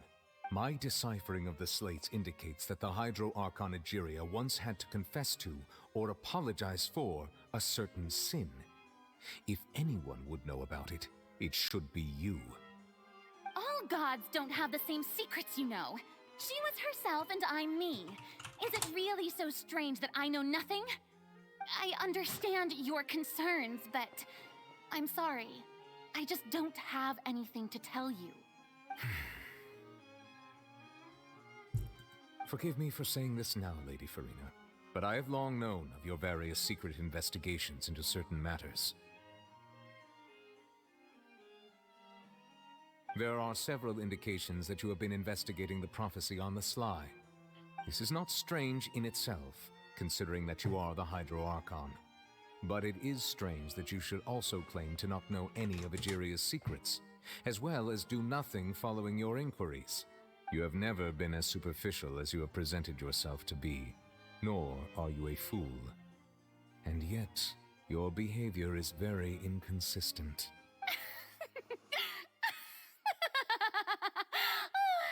So you've been watching me all this time, have you? I didn't think you were that type. You... Well, since you know about my secret investigations, then you should know I'm actually working to take care of it. There's no point questioning or suspecting me. You're the Eudix, but you're still my subordinate. You should be following my lead. Just trust in me, your Archon, and do as I say. Never mind whether you can truly convince yourself to or not. It'll all turn out fine. That's all I have to say. We do not discuss this matter again. Oh, the opera's about to start. Toodles! She is running.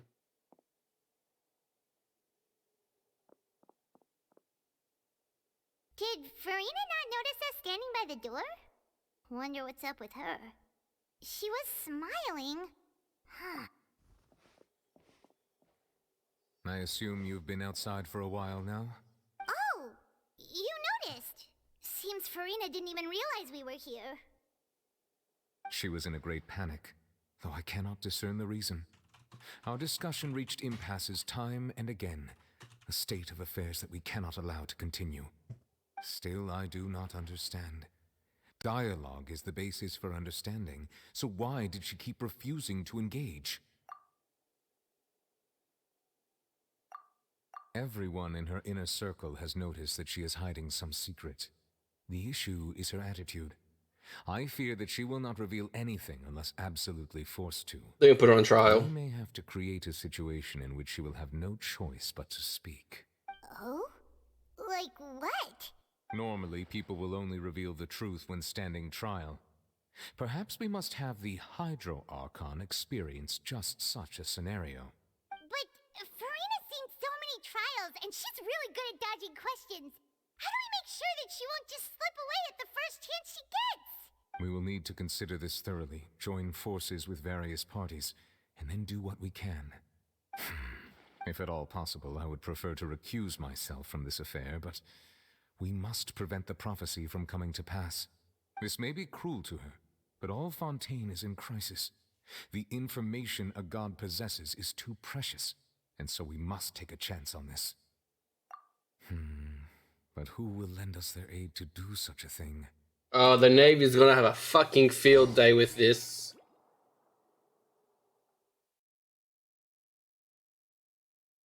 It's Poisson. The Navy's gonna have a fucking field day. Well, that's everyone, huh? Speaking of which, it was pretty smart of you to think of hiding here. Poisson was just involved in a disaster, so it's presently devoid of people. That naturally makes it the best choice. And here you are drinking tea like it's the most natural thing in the world, huh? That's what family should do.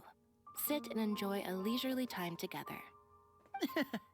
It's nice to enjoy tea here, you know? Care for a cup? Lend me your ears, everyone. Or perhaps one of you might like to start us off. How about you, friend? Me? No, I don't think I can. Then, how about you, good sir? I fear that I will cause the mood on this boat to become as somber as it is in court. Well then, I guess we're lucky we've got a local like me to organize things. Wonderful, the spotlight at last. I guess I'll be facilitating things from here. That was a little long-winded, don't you think? Oh, you might be right. Claudette's here. Anyway, to cut to the chase, our friend here, the Traveler, has brought us together to discuss something. As for what that is, well, let's start by saying that we'll be pooling our efforts together to create a series of traps. Oh, how intriguing. Well, it's just an expression, really. One that I just learned from Chlorand, and used on the spot. So, let's invite her to explain in detail. A round of applause, please.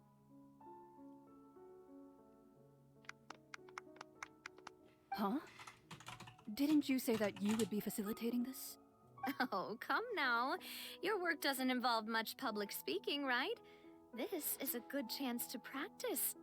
You might even pick up some fancy oratory tricks to impress your boss with in the future. I see. And what does my boss say? He is glad that you consider him your boss. Do go on. Where's the knave herself isn't here? In that case, do any of you have experience hunting? Not that I recall. Fremine and I once used a wooden stick in a basket to catch wild rabbits when we were younger. As for Lynette, oh, right. You were sick that day, weren't you? I've also gone diving to catch some fish before. Does that count? I'm afraid not. You may or may not have heard, but Fontaine once played host to a group known as the Marechaussee Hunters. Though that was their name, they did not hunt animals, but rather various monsters left behind by the ancient dynasty of King Remus. Today, Fontaine's monster population has already thinned greatly, so the hunters have blended back into society, taking up arms in other lines of work. They even left a unique methodology of hunting in their wake. A trap comprises of the following components: bait, a trigger, and a containment device. Sometimes a lethal implement will also be necessary to deal with the prey. So, if we were to build a trap together, right now, what would you choose to build it with? For me, I would prefer something basket-shaped. Pigeons and rabbits will see the bait and naturally enter the snare. Our line of work requires a deft hand, and we're some of the best in the industry, so you can count on our techniques. You used some of those techniques while moving the people of Poisson, didn't you? My subordinates mentioned that you even performed some magic for the bawling children. Yes, and I even managed to gather some intelligence in the meantime. I'm quite the multitasker if I do say so myself.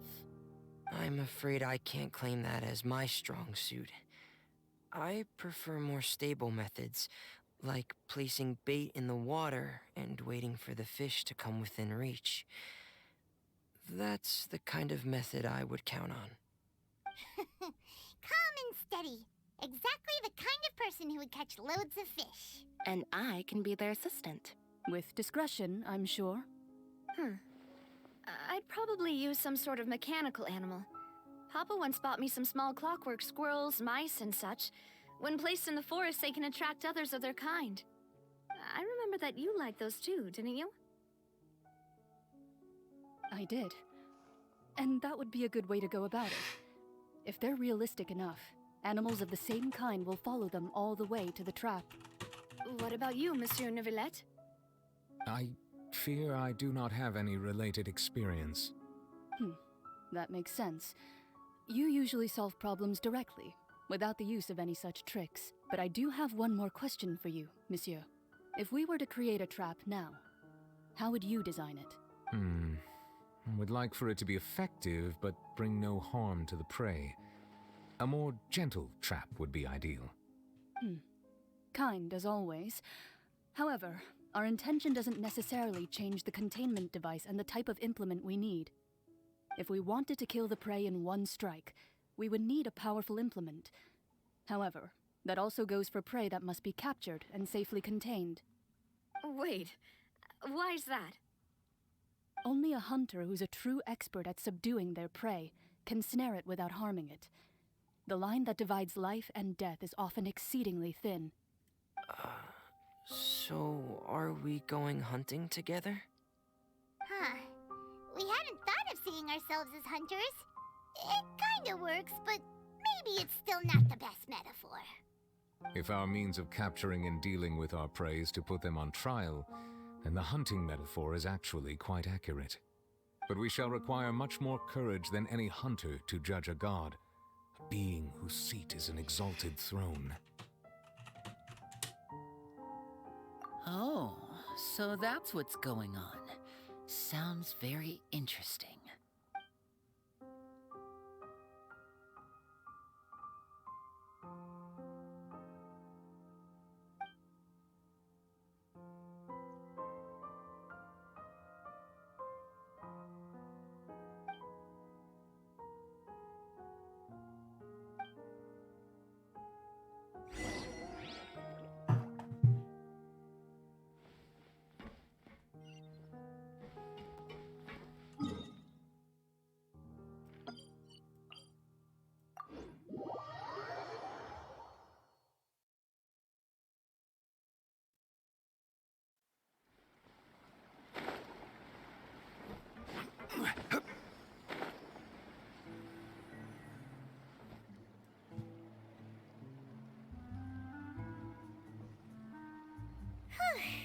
It's been a tough few days, hasn't it?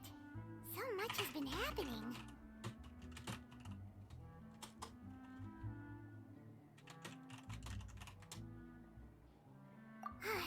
Paimon didn't think the meetings would go on for so long, but everyone seemed pretty fired up, huh? Paimon thought they'd be at least a little frightened. Well, Fremine was, now that Paimon thinks about it, but everyone else just looked a little surprised. Well, it's hard to say. Paimon doesn't have any experience with this sort of thing. But with you around, Paimon sure will do great. After all, you're the most reliable person in the world, aren't you? Huh? Did you just pour some tea? Paimon didn't notice you doing that at all. Then what's that? Paimon's never seen that cup before. Don't be frightened. I'm just joining you two for tea. I merely refrained from saying anything. It's Mara's mouth. It's a master. Who's that voice? But there's no one here. Ah, have you forgotten me already? Wait, you are familiar. You're the voice we heard from the sky in Sumeru. The voice from the sky, I fear that description is wrong. Though, not completely wrong. You're feeling lost now, just as you were feeling previously. I sensed that confusion and thus came to you. Guiding people is an irresistible hobby of mine, after all. Consider me a passerby, just accepting a commission from my friend's disciple on a whim.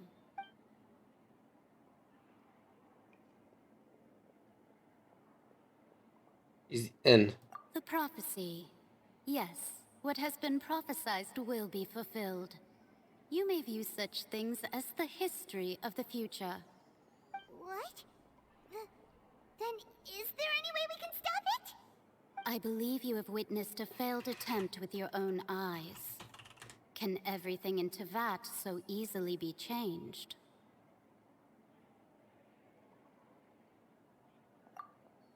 Ah, so you've caught on. Just as prophecies are usually only the future as seen from the perspectives of the gods. Could things be happening in hidden corners where the god's gaze does not fall? Are the things that you shall see different from the fate that the gods perceive? What is she talking about? It all sounds really impressive and important and stuff, but it also sounds kind of scary.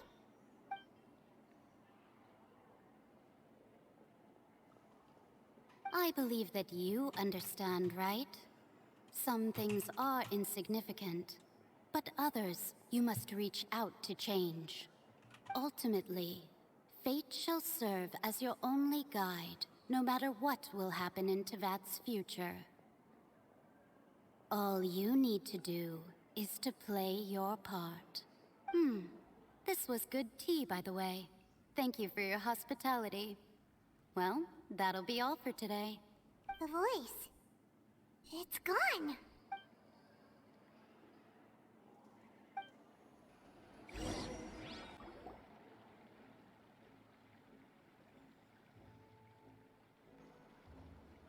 What?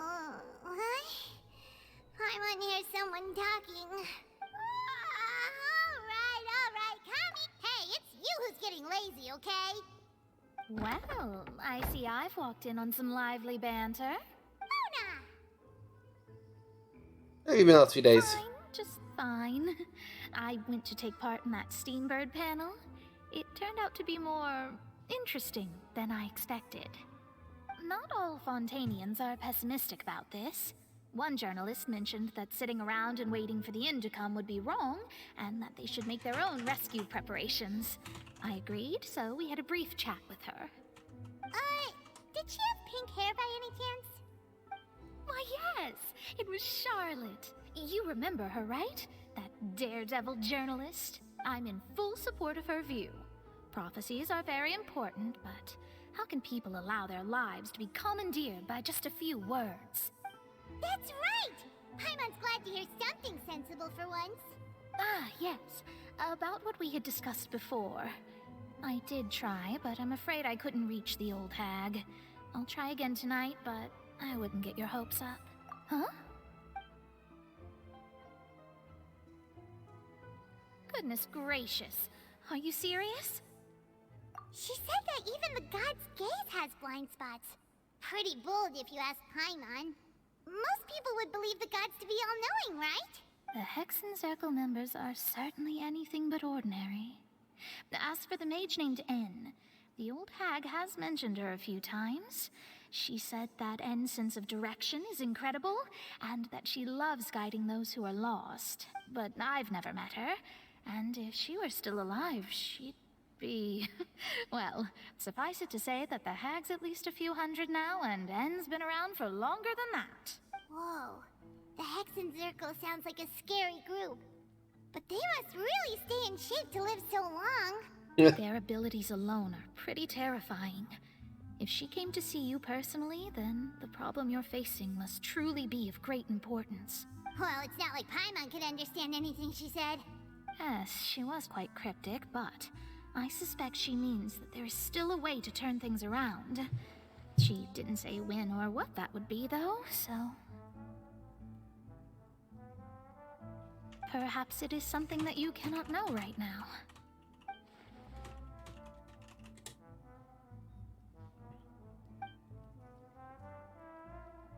Traveler, Paimon, are you two all right? Oh, we're fine. We're just a little down right now. It kind of feels like the end is coming, you know? I see. I feel that same sense of desperation, too.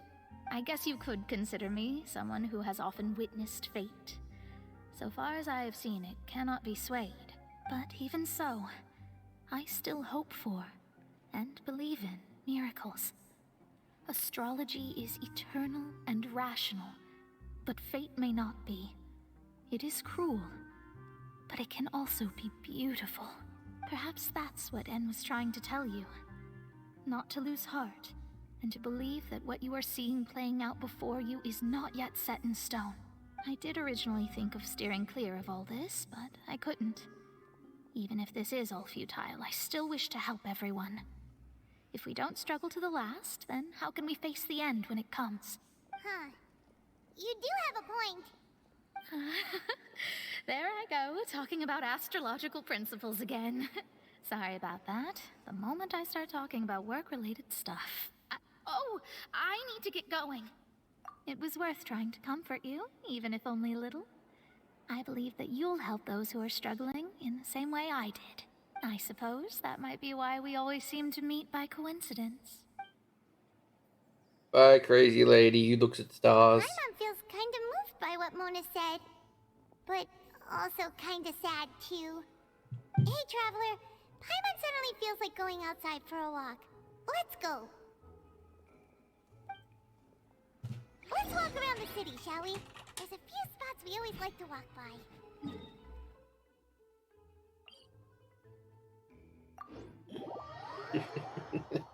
Everything's going to crap.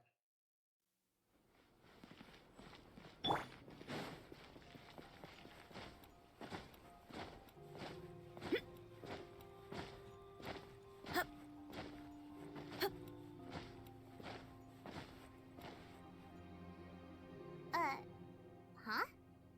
Our names are written in this newspaper. What's going on? Let Paimon see! The underwater stronghold, the Fortress of Meripede, has continued in its noble autonomy. But that does not mean that others cannot interact with it. My recent attempts to enter the fortress bore little fruit. Huh. Guess Charlotte still hasn't given up on that. Thus, did an Outlander friend become the focus of this report. A blonde adventurer with their white fairy, legends trailing in their wake. It is said that this mysterious traveler once visited the underwater fortress. So while the fortress's interior remains a mystery behind closed doors, do not fear, for the tales of the traveler contain surprises in spades. Journalist Charlotte's biggest scoop yet, the Traveler's Trail, World Walker. Huh. Charlotte took so many awesome photos of us and we never even noticed her. She hasn't been able to get a hold of anything at the fortress, so since we're easier to find, she's using us as the subject matter instead? Ugh, seriously? Well, fine. Those headlines and photos do look cool, so Paimon will forgive her this time.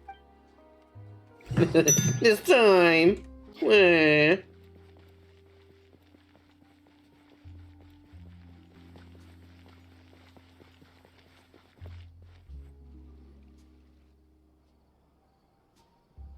Cutscene?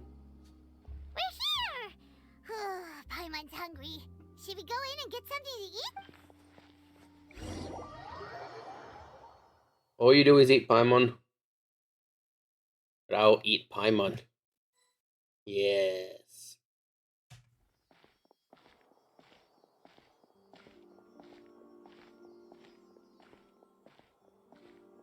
Hey, quick! Look! That's the limited edition only 16 slices a day cake! It was so delicious the last time we tried it. Despite the tense situation we were in, let's give it another go. I'm sure it'll be... One slice of cake, please. Someone showed up after all.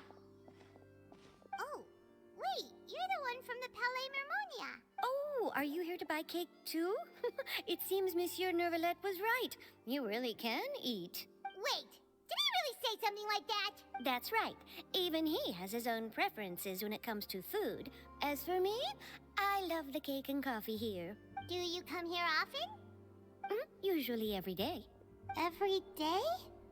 It's part of my daily schedule, apart from work. I shall have my cake and coffee. Then what if someone told you one day that this place would be closing soon, and you wouldn't get to eat cake here anymore? What would you think? But why would it close? Well, Paimon doesn't know either, but maybe... Oh, the prophecy.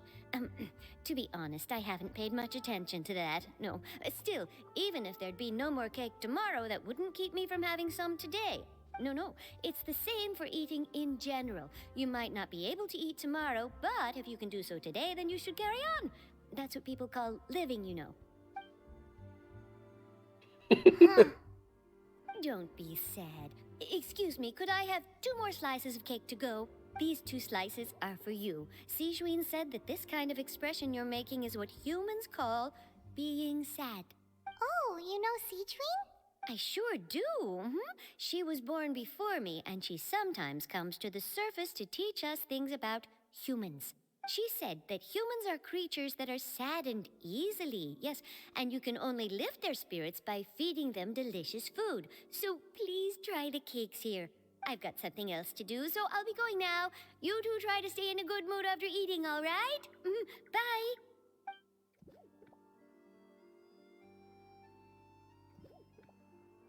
And there she goes. All right, let's dig in. Paimon... It's more delicious than last time! And the flavor gets even better with a sip of tea. It sure would be nice if we could come again tomorrow. Sure would be nice if we could always eat delicious food here. Jesus Christ, Paimon. Subtle as a rock.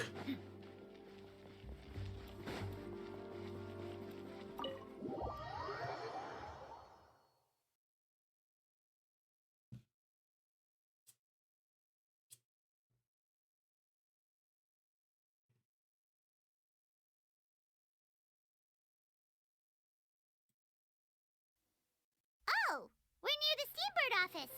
Let's go look for Charlotte and have a chat.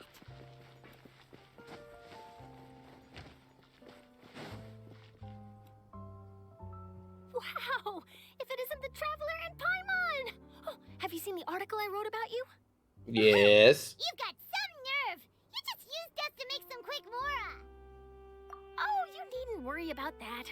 I heard that you were in Poisson some time back, so I sent you a letter to discuss just that. It appears you didn't receive it, though.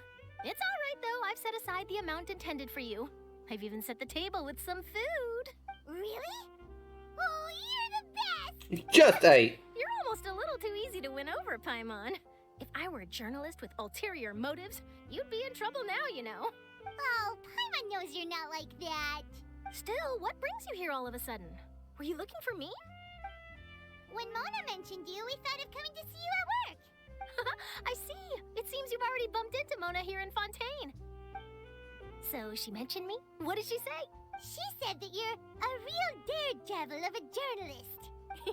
Nice. In which case, can this daredevil journalist dare to request an exclusive interview with the legendary Traveler and Paimon? Huh? So your article in the paper today doesn't count? Oh, of course it doesn't. That was more like live photography. What I'd like to do is dive deeper and ask you to talk about the things you've seen and experienced. Yeah, are we even qualified enough? Why not? If I say you're worth an interview, then you're worth it.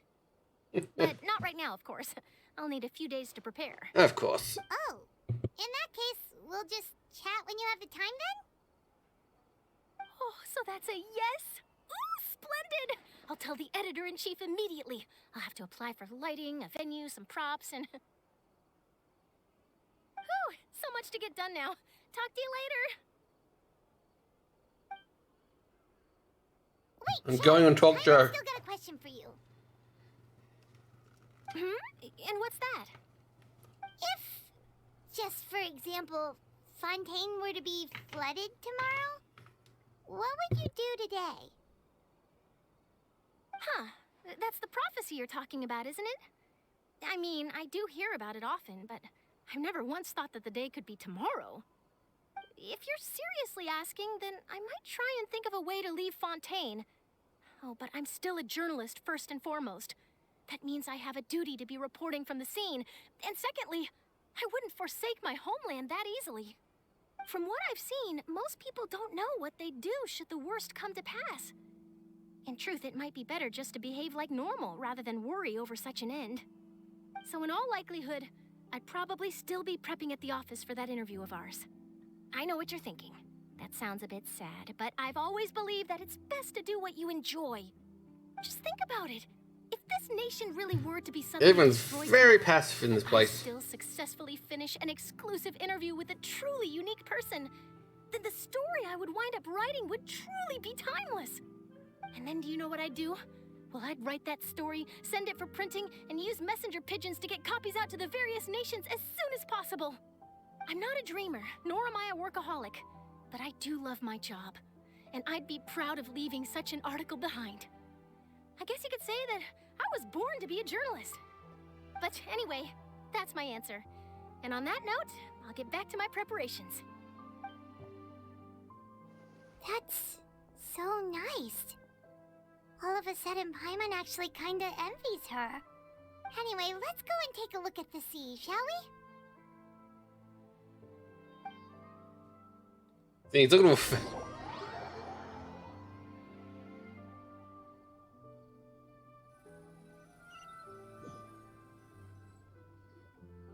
The sea breeze and scenery can be a pretty soothing combo, huh?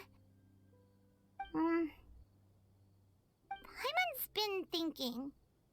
Yes? If it wasn't Fontaine, but all of Tevat that would be destroyed tomorrow, where would we go and what would we do? No, Paimon should ask, if you could choose, what would you like to do?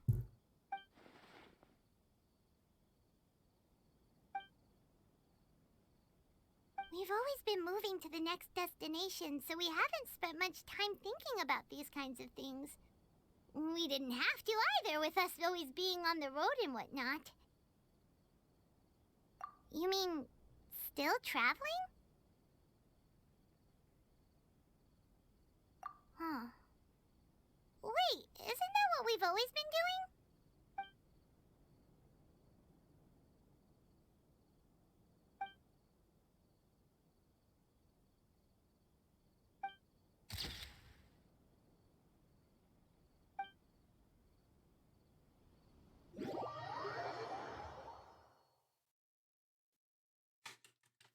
Has the time come yet?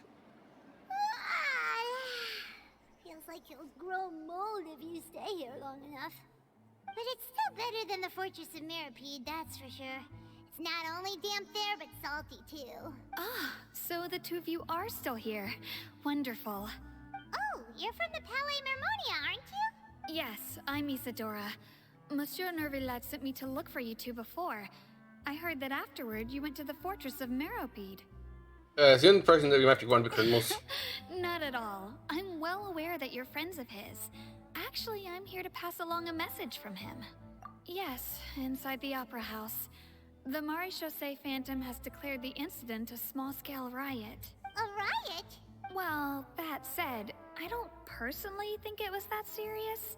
Lady Farina was watching a performance at the Opera House, and while she was resting during an intermission, some other audience members suddenly started harassing her, loudly accusing her of doing nothing about the prophecy crisis. And before she could respond, others started to join in. The crowd continued to grow, and protests against the Hydro Archon started to break out. So people have started to put the blame on Farina. Guess they finally found an outlet for the pressure they've been under due to the prophecy. I agree. People will naturally rely on gods, as is customary. But the moment people feel threatened, gods are also the first to be blamed. So what happened after that? Is Farina okay? Seeing that the situation was spiraling out of control and that further argument was pointless, she claimed that she'd gotten tired of this and left in a hurry. The Marechaussee Phantom had their hands full maintaining order and did not catch where Lady Farina had gone. Only when things had stabilized did we realize that she had gone missing. So, you mean she's still missing? That's right. The Marechaussee has dispatched many people to search for her, but we don't have any leads yet. That said, I don't think there's much to worry about. She is a god after all. Even if she were to fall into the hands of rioters, what could ordinary people do to her? Good. Monsieur Nervillet sent me to Don't worry, this is more than enough to go on. Ah, is that so? Well, all right then. Well, sounds like we should hurry over to Poisson then. If we know Farina, she won't try to fix things in this situation. Instead, she'll look for and as we also know, she may be loud and dramatic, but she doesn't have a heart of stone. When Nervillet was talking to her in the Palais Mermonia, and she heard about Poisson, she couldn't hide her sadness and remorse. It would be hard for her to ignore. Paimon thinks Farina's probably taken the opportunity to slip away to... Huh! Well, what do you think?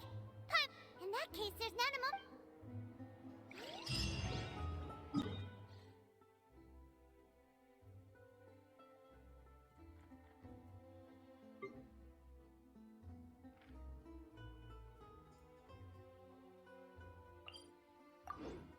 Trying to beat this thing up again.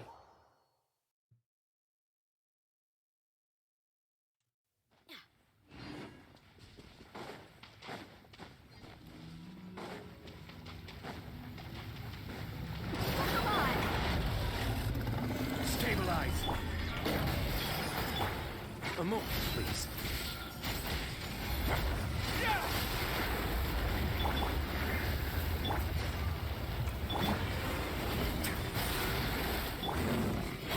Solidify. Order guide you. Let's wait for you a little. Let's get it on! Let's begin.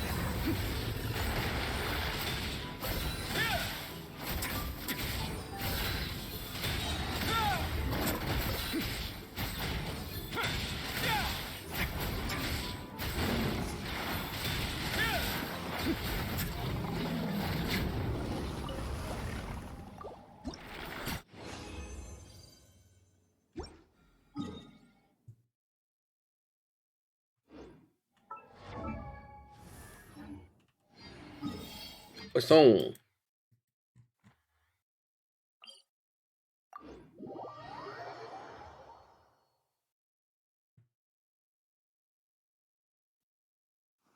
This place looks deserted.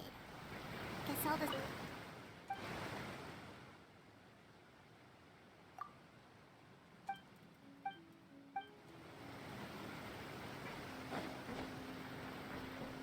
Could Farina really be here? Let's try to find her as soon as possible.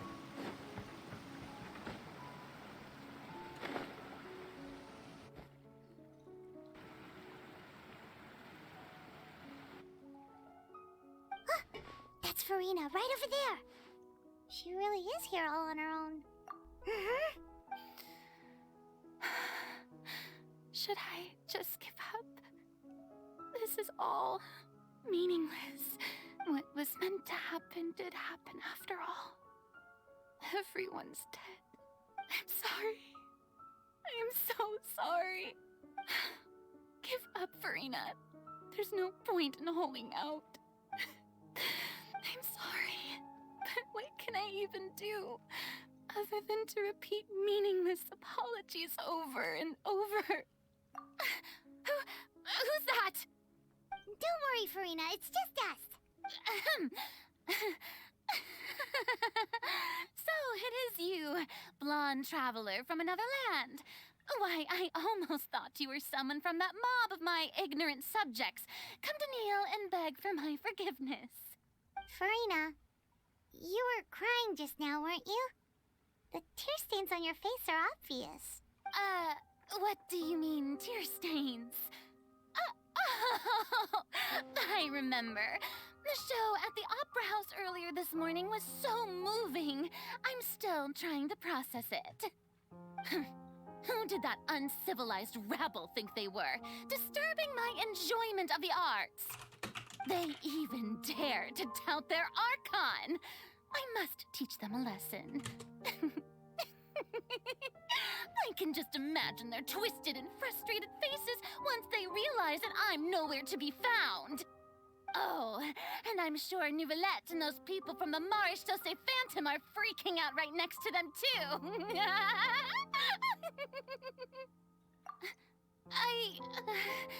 Of course not. Hey, there she is! The Hydro Archon's over there! Quick, after her! Farina, those people seem to be after you. They are? They're just some rabid fans who want to cut the line because they haven't been able to meet me in person, aren't they? That's against the rules. I can't let them get their way. Farina just ran off. Quick, we have to catch up with her.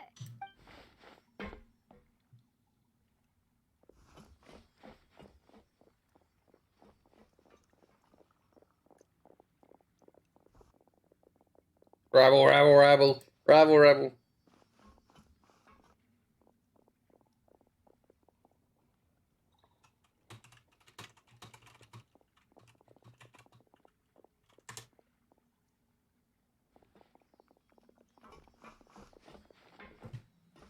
This should be the place, right? Hey, Farina! There's a good hiding spot over here. Quick, come to Paimon before the rest of them catch up to you. What is this place? Hurry, they're almost here. Fine. I suppose haste is warranted. Lead the way. Flipping.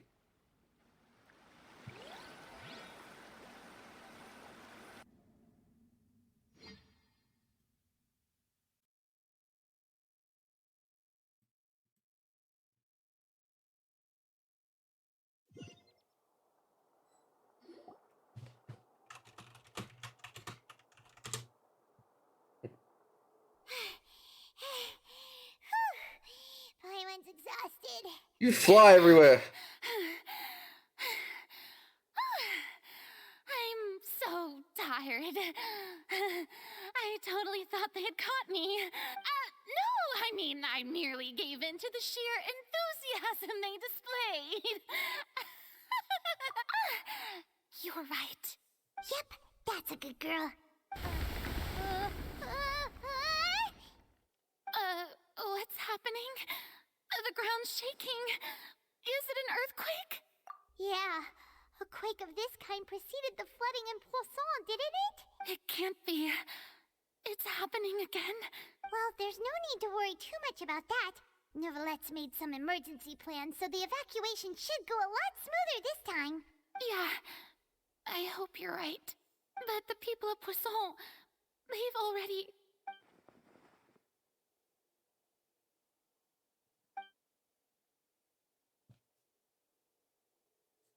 It's true. I've been investigating the prophecy for hundreds of years. I once had informants all over Tevat, searching for clues and feeding information back to me. I've tried all kinds of ways, too, to hold back the sea. Anything to keep the coastline from advancing. But all my efforts proved to be futile in the end. Really, the truth has been clear to me for a very long time. We cannot make an enemy of the divine. No matter what we do, the will of the heavenly principles will have its way, and the prophecy shall be fulfilled. Give up. I do love the sound of that phrase. It would mean finally coming to terms with fate, but also for me to finally be free. Indeed, I've thought about giving up so many times, especially after we almost lost Poisson. Fate is really unreasonable, isn't it? It has no heart and obeys no rules.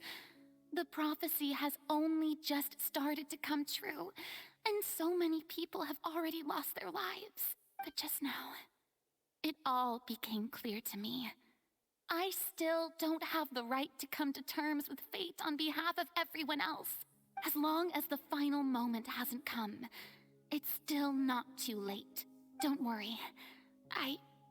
I will keep hope alive for everyone until the very end. Well, that's enough for now. I got the impulse to play the stricken maiden. But honestly, considering my rank and station, that wasn't a good fit at all. Don't take any of what I just said seriously. How could I possibly let Fontaine fall to the whims of trivial prophecy? Come on! Paimon could have sworn you were actually being honest just now.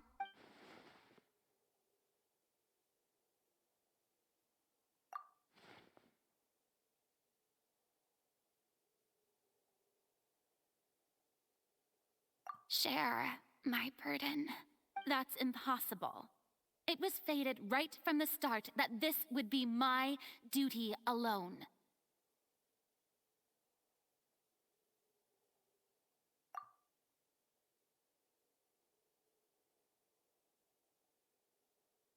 A witness. Yes, I've heard that you came to Tevat from beyond the stars, yes.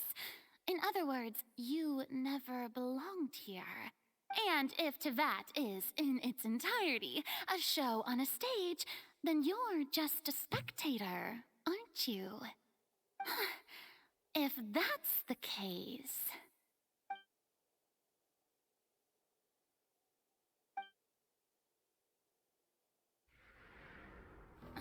The budget's here.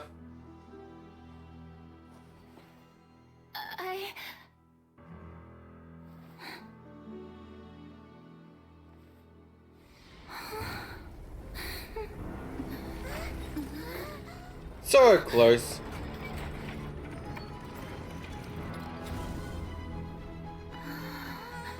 Holy!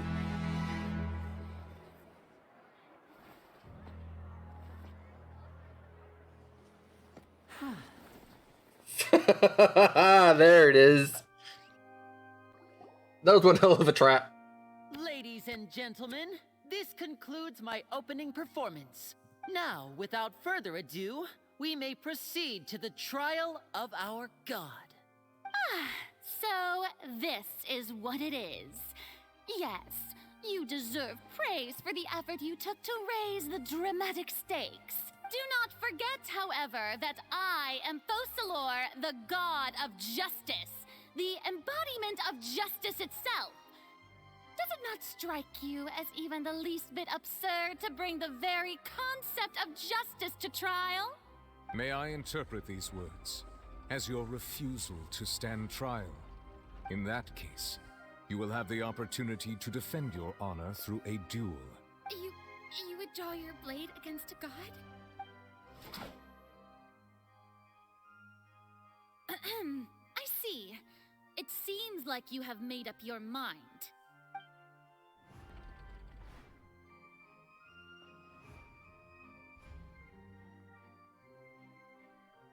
Paimon can't believe it. She just surrendered.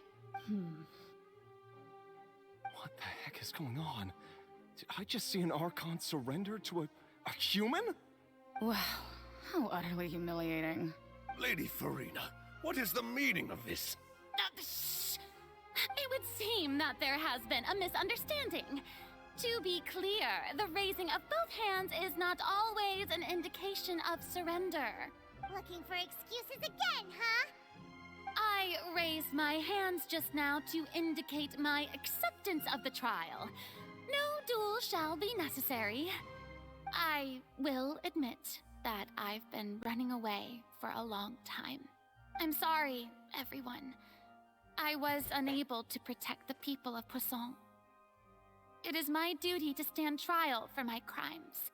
You are not the only ones to be disappointed in me. I, too, am exceedingly disappointed in myself. But now, it is time for the Hydro Archon to show you her courage and resolve. I, Farina, will use this trial to show the world the true meaning of justice! This time, I will protect you. Applaud and rejoice! One of the most outrageous and fantastical arcs known to the opera epiclese is now unfolding before your eyes. Mark my words, this shall be one of the most exhilarating and brilliant shows ever to grace the stage of Fontaine! The trial of the Hydro Archon, Focalor, will now begin!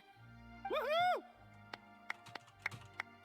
Oh, now we're making history! Why does it feel like Farina just took over the whole thing? Like, come on! Didn't she just get forced to stand trial for her crimes? Also, even though she's still acting super dramatic, she is taking this seriously this time, right? All right, then. Who will be my opponent in this trial? The court asks the prosecutor to please take the stand. Is that so? Very well. Then please speak, witness of Tivat, my accuser and fated opponent.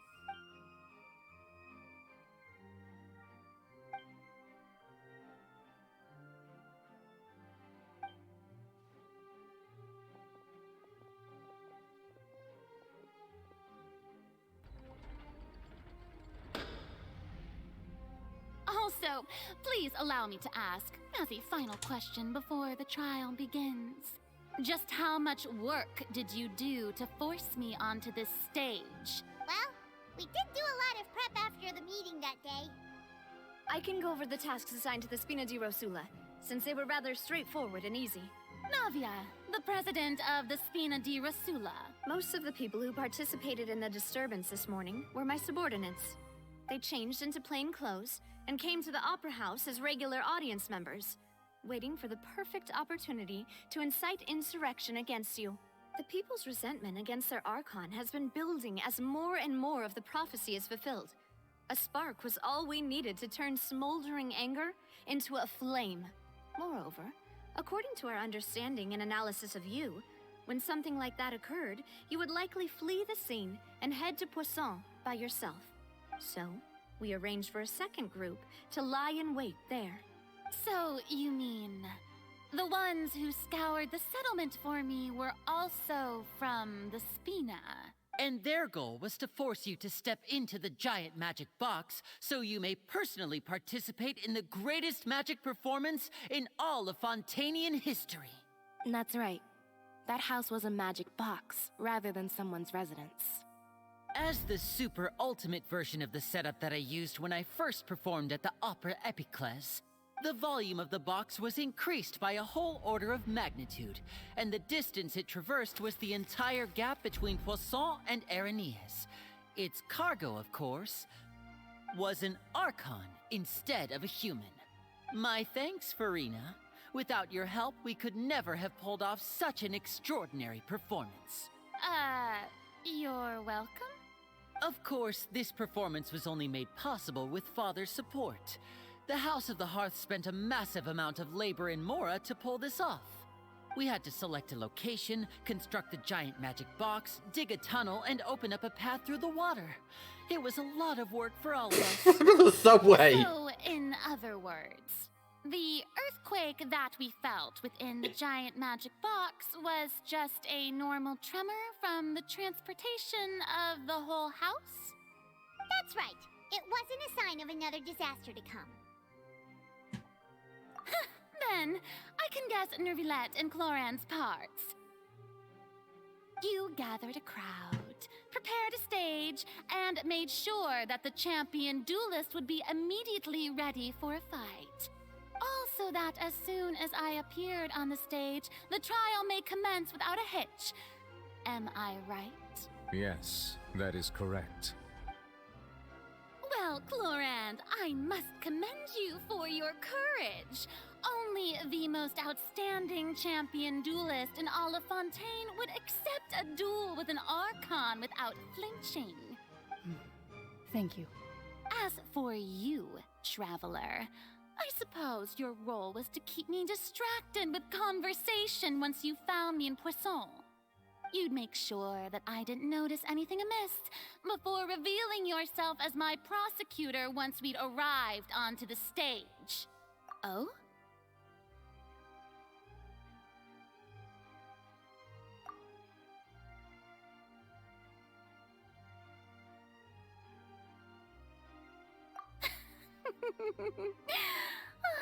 Is that so?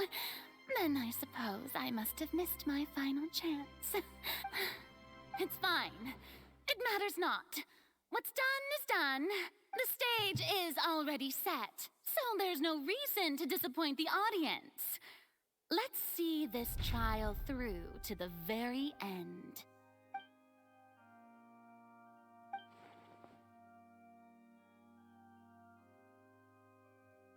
Madam Prosecutor, please allow me to pass this along. This is a document that Miss Charlotte applied for and received permission to share with you during the trial. According to her, it should speed up the proceedings. Huh? Charlotte wanted to give us something? Oh, so she's here too! Hey, Charlotte! Oh, let Paimon see. Wait, then that means this document is a perfect timeline of everything that's happened ever since we stepped foot in Fontaine! So in other words, we can refer to this anthology of evidence every time we want to use something from our journey as evidence for an argument. Let's quickly confirm the information in it. Just think of it as a refresher, alright? You defeated the Hydro Archon in the very first duels you took part in at the Opera House. That's one for the history books, alright. I didn't think that you'd wind up getting to the bottom of the case I'd been following all this time. I guess you could also see this as a happy coincidence.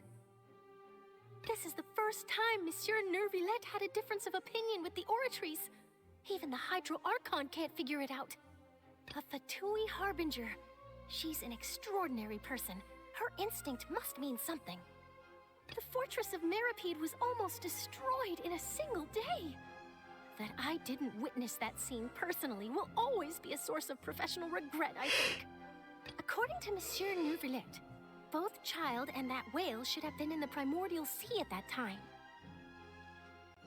Welcome, Linkby. Thank you so much for the subscription again. You're just through during the trial of the gods. I nearly lost my awesome friend Navia. To be honest, that still gives me shivers. The words of someone as extraordinary as a witch can probably only be truly understood when something surreal happens to you. We put Farina on trial. You come right as the Phoenix part The starts. prosecution and the defense are both in position. The trial shall now begin. Oh, come Yes, on, it is just straight Phoenix right. There's no need to repeat all the unimportant legalese. Just fast forward to the part where the prosecution lays out my offenses. As the defendant and the lead actress of this performance, I still haven't even been informed of my supposed guilt in all of this. Of course, it is only natural for humans to struggle to understand the actions of a god. However, you will need more than that to convict me of a crime. That's true, but my charge here is unrelated to your conduct as an Archon. Instead, I would like to charge you as a fraud who's never been the Archon in the first place. Wait, what was that? Oh, they're actually using the Traveler's voice actor. Hey, I came here thinking that we were going to try the Hydro Archon for forsaking her duty, but did I hear that right? She's not our Archon at all? Charge accepted. We're like, okay. Lady Farina, do you plead guilty to the charge? Lady Farina. I plead not guilty. How can I be guilty? There is no way that I, Focalor, otherwise known as Farina de Fontaine, a member of the Seven and the Regina of all waters, kindreds, peoples, and laws of Fontaine, could be anything other than your true Archon. Yeah, even though Lady Farina can be rather eccentric, isn't it going too far to doubt her very identity? Yeah, I've never questioned her identity either. Sure, Lady Farina can be super irresponsible, but what grounds does that prosecutor have to make such a huge claim? I have cause to believe that common sense will prevail in this case. Many of the members of the audience have known me as the Hydro Archon ever since they were born. There would be no fooling their memory. See? Even the Oratrice has decided to show me its favor. Are you sure you want to commit to a charge that will never be upheld? If you wish to drop the case, I can promise you as the God of Justice that you will not have to face trial for making a false accusation. We will treat everything that's happened as a dramatic spectacle and move on with our lives. What do you say to that? Huh. An argument with near impossible odds, huh? We have to not only refute Farina's claims, but also overturn the long-held beliefs of the people. Well, I tried to give you the chance to surrender. If you must persist, then let me ask. If you believe I'm not the Archon, then what manner of being do you think I am? And if I was not the Archon, then how did I manage to live for over 500 years?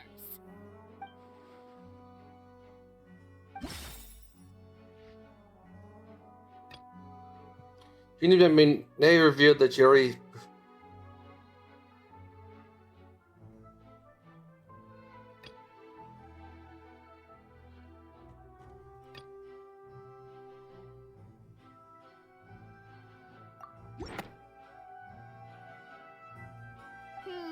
That doesn't sound right.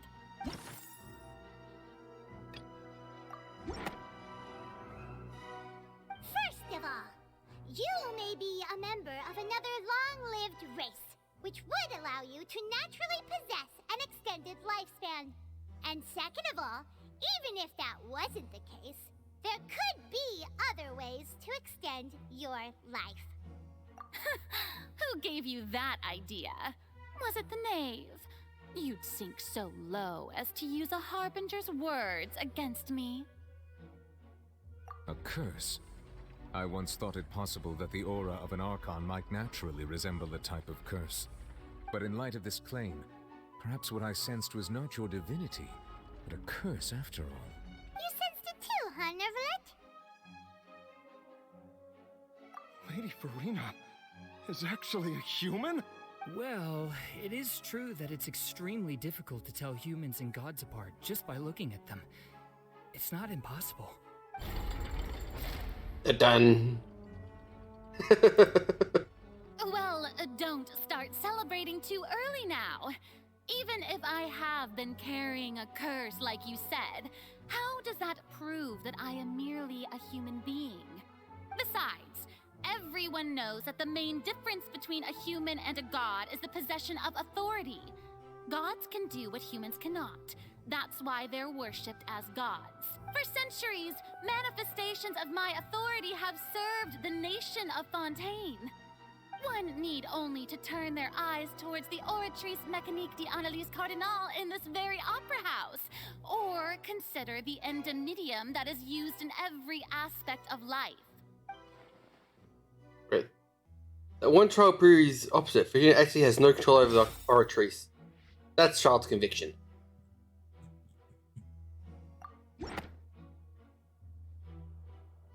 You tried to reference the Oratrice, but weren't you as confused as all the rest of us when the Oratrice declared Child to be guilty without any proof? Otherwise, you should have come up with a good explanation for that by now. Didn't I make myself clear at the time? The decisions of the gods are naturally difficult for humans to comprehend. There is no need to provide an explanation. Lady Farina, I believe a reminder of your current circumstances is in order. While the court is in session, the principles of justice and the law must come before all else. While you are an Archon, you are also first and foremost the defendant in this trial. You will prove yourself unable to defend against the prosecution's charges if you continue to withhold vital information against the rules of the court. I never thought you'd use that kind of rhetoric against me. That was no trick of rhetoric, Lady Farina. I've merely reiterated the rules of the court. Rules that all should respect and follow. They're not going to give him a sitting animation for the big chair, so he stands in front of it. Why Child was declared guilty, nor did you understand the structure and operations of the Oratrice. Instead of having been created by you, the manifestations of authority you mentioned have been made by the real Hydro Archon, haven't they? The real Hydro Archon? Well, now you're really losing me. It is true that I did not know why the Oratrice gave out a guilty verdict that day. But the Oratrice handed out that verdict unilaterally, and it has been operating independently ever since it was first created. You can't argue that just because a divine creation is flawed, that the god behind it must also be no god at all. She's still throwing out all kinds of excuses. Seems like she's confident that we won't be able to produce proof that she has no power over the Oratrice. My power as an Archon. There are many ordinary citizens in the audience. How can I just carelessly demonstrate the formidable power of an Archon? If that poses a concern, I'm prepared to extend my protection to the audience. You don't need to go that far. Aren't you the Hydro Archon? Or is it that you can't even wield the power of Hydro, much less the authority of a god? Indemnitium! Yes! It's all because of Indemnitium! All Archons derive their power from the faith of the people, and I've converted the people's faith in justice into Indemnitium! Thus did I give up all of my divine power to provide everyone with energy for their daily lives. Have you ever seen a more magnanimous god? Isn't that a huge stretch? Yeah, no matter how generous an Archon can be, how could they give up all their power? Can a god with no power even still be called a god? Seems like nobody's buying Farina's excuse. Hey, come now, everyone. Please don't stare at me as if I was a liar. I'm still the same Farina you knew, right? The one that you loved. Shouldn't you want to believe in me? Please? You've got to believe me. If what the prosecutor said is true, she really has committed a grave offense. Did she deceive all of us? And all of our parents and grandparents too? And then all of our ancestors? Ever since they were born? Enough. That's enough. Tell me then, if I'm not the real Hydro Archon, then who is? If you have no evidence of another Hydro Archon's existence, nor can you find anyone who can back up their claim to be such, then what grounds have you to say that I'm not actually the real deal? Wow, she came up with yet another argument. How can we refute her now? Seems like she really doesn't want to give up.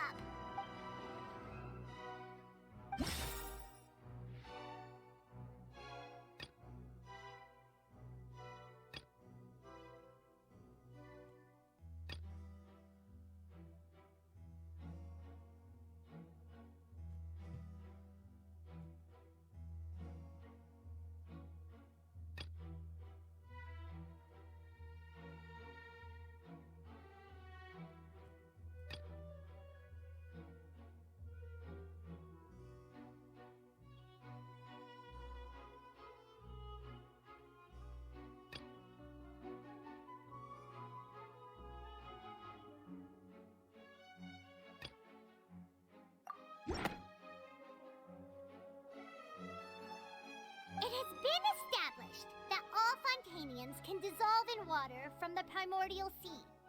And that means... Since you insist on claiming to be a god and not a human, then there's a method that you can use right here and now to eliminate all suspicions of you being the latter. Miss Navia, please apply to serve as a temporary attorney for the prosecution before addressing the court. Though you act in partnership with the prosecutor, you must still adhere to proper procedure. Super sorry, Monsieur Chief Justice. I swear this really will be the last time that I'll speak out of turn. Now, I've brought some seawater from Poisson. As everyone knows, a massive flood struck the area not long ago, taking many lives, including those of some of my closest friends. So, Miss Farina, would you dare to touch some of this seawater? If we are to believe that you are indeed the real Hydro Archon, touching this seawater would have no effect on you. All it should do is strengthen your case. But if you don't dare to touch it, then we would have basically proved the reverse. Oh, and I must remind you that after the disaster at Poisson, nobody wants to see any more people dissolve. I do hope you'll act prudently and choose the simpler path of admitting guilt. Navia from the Spina di Rosula. The Spina has governed Poisson for many years. I guess her suggestion is valid. If Lady Farina is indeed just a human, she's probably Fontanian like all the rest of us. Would she really dare to try?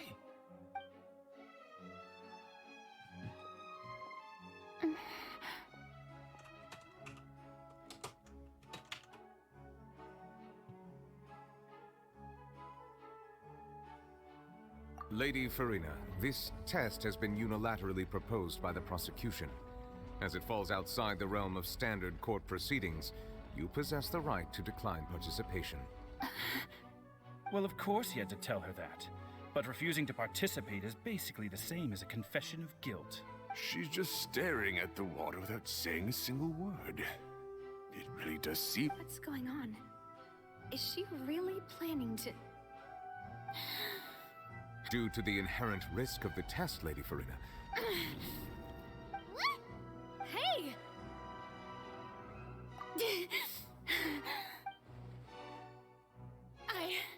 I'm fine!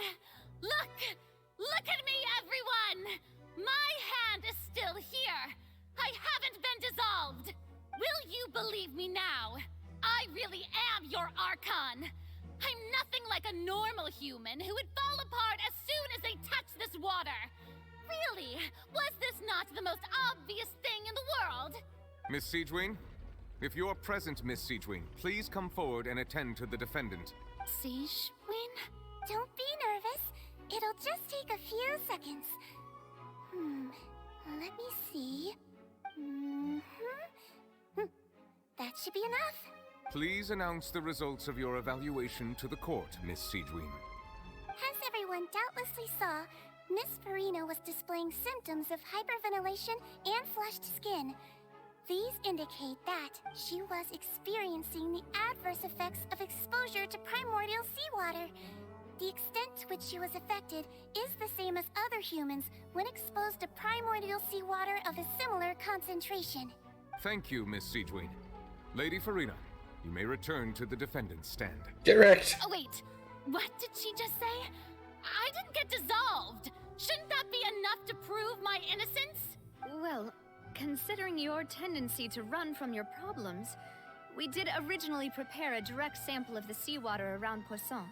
However, after extensive discussion, we exchanged it for a sample that is not concentrated enough to dissolve an actual human. After all, on the off chance that something entirely unexpected might occur, we don't want anyone else to lose their life to the sea. Yeah, so out of regard for Farina's life, you secured a low-concentration sample and asked the head nurse to serve as an expert witness. It's a great thing that the direct sample wasn't actually used. Farina could have... I can't believe... You... Because that's how their courts are run in a theatre. The courts are basically an opera for them.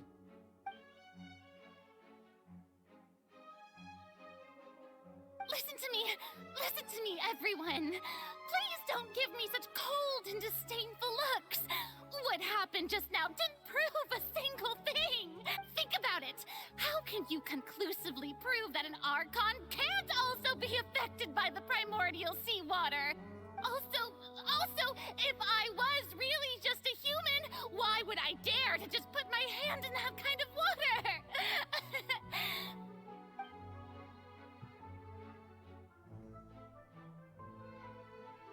Please, anyone, just listen to me. I swear, I really am your Archon.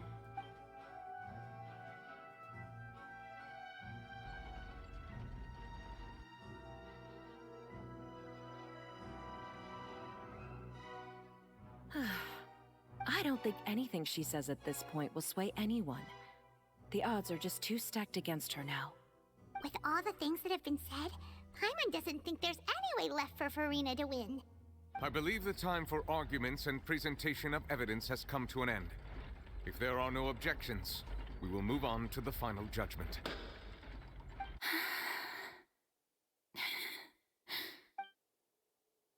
I don't think anything she says at this point will sway anyone. She's too stacked against her now. Something bad's about to happen.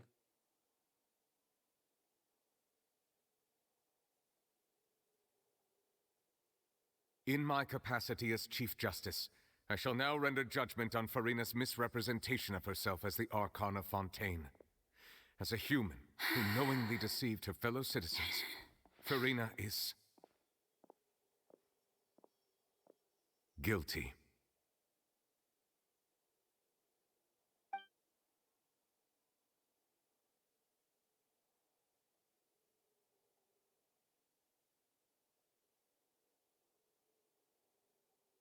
We shall now turn to the Oratrice Mécanique d'Analyse Cardinale to render the final verdict on the charge. Sort of.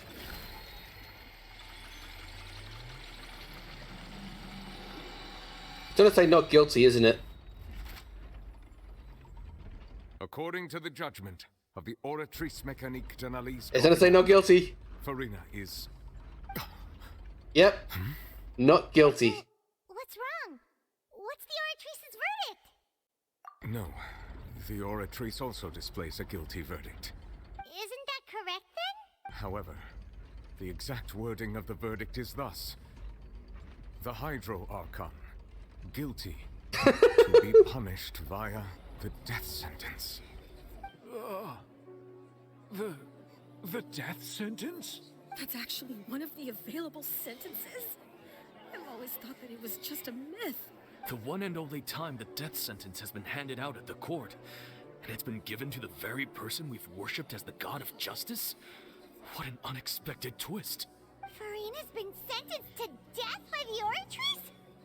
We just wanted to use the trial to show her the seriousness of things so she'd tell us the truth. How did things escalate this quickly? This outcome is indeed quite strange. According to Fontaine's current definitions of justice, as well as its recommendations for criminal sentences, is this sentence really appropriate for the crimes that have been committed? Yeah! Even Fauché wasn't sentenced to death by the Oratrice. You know, the real evil mastermind behind the serial disappearances case. What's more strange, instead of Farina, it rendered judgment to the Hydro Archon. Indeed. Not only is Farina's sentence overly excessive, the very point of our trial today was also to prove that Farina has never been the Hydro Archon in the first place. But now, the Oratrice seems to have deliberately invoked the title of the Hydro Archon. What does this mean?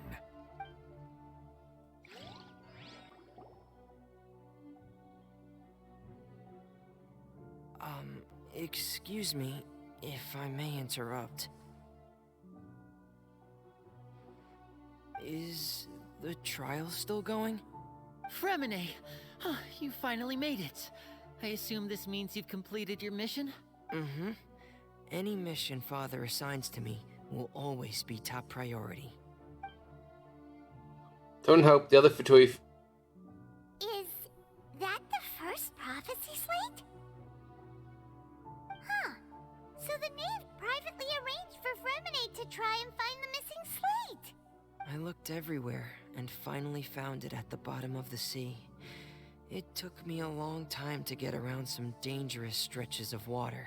But has the trial already concluded? Then doesn't that mean I've come to... Thank you for your hard work, Mr. Fremine. Please allow me to review the record left on the slate. Traveler, I believe that you have already seen the other existing slates, and would like you to come here and confirm their contents. Huh? So what do you see? What is it? Viva Icon releasing her divine power, turning Oceanids into human beings. I believe I have now made sense of the Hydro Archon's crime. It has to do with Fontaine's lost history. Huh? Isn't the Hydro Archon just guilty of deceiving her people? Oh, wait, no, that's Farina, and we've already proven The that primordial water turns people into Oceanids. So when you say Hydro Archon, do you mean the real Hydro Archon we've been kind of talking about? In truth, everything that you've encountered in Fontaine up until this point can be traced back to the contents of these stone slates. However, I'm uncertain as to how much sense they currently make to you. An association between the contents of slates and in real life. Let's try to recall the contents of the other 3 stone slates. Paimon will do her best to help you remember.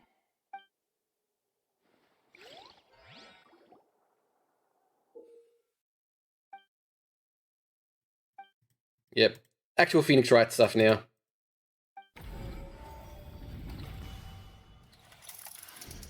The first stone slate describes what you just said. It seems to show the previous Hydro Archon using her divine power, and then the Oceanids turn into humans. Does that mean that Fontainians are transformed Oceanids? Oh, Paimon wasn't expecting that. But if Oceanids can turn into humans, then perhaps this process can be reversed as well. The second stone slate shows Celestia floating in the sky, and the Hydro Archon and her people worshipping it together. But the heavens still brought judgment down upon them. This must be the point when the Hydro Archon and the Fontainians were branded with their original sin. Does this mean that the original sin and the Hydro Archon sin are the same thing? The third slate shows the Hydro Archon sinking into the sea surrounded by many people. That reminds Paimon, didn't we also watch that happen to someone else? Well, the fourth slate is the prophecy the Fontainians have been talking about. People dissolving into the sea, the Hydro Archon crying on her throne, and so on. We didn't believe that such a crazy disaster could happen at first, did we? But after that incident, it was just a question of when and not if.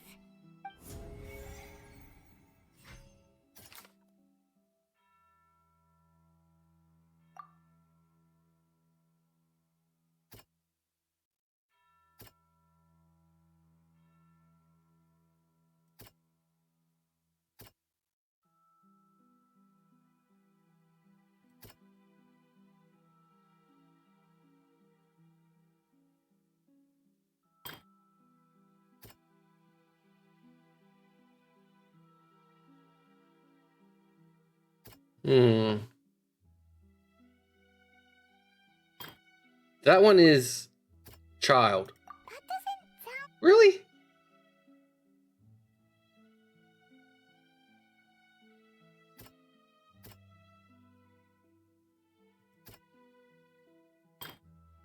That one is you. It's not as simple as falling into the sea. When the stone slates show the people gathered around the Hydro Archon in the sea, could that be alluding to the same thing?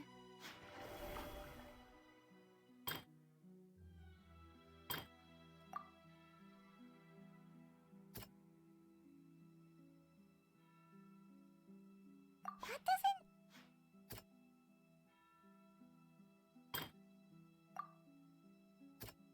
That doesn't sound quite...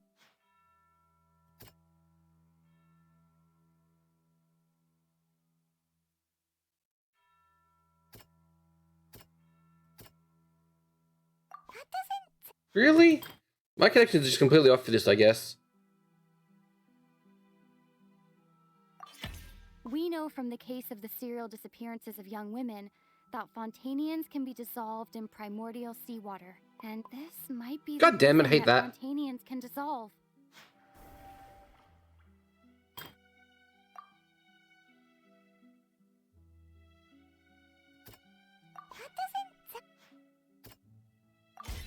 Perhaps what is about to take place has all happened before. The true sin of the Hydro Archon that Nervilette mentioned, and the original sin cast down on the people of Fontaine by Celestia, as recorded on the stone slates.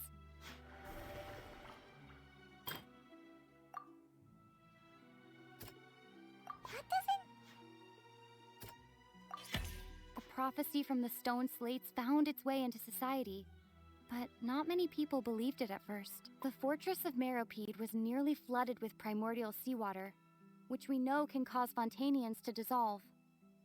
It seems increasingly likely that the prophecy may come true. If we hadn't dealt with it in time, things could have gone very badly.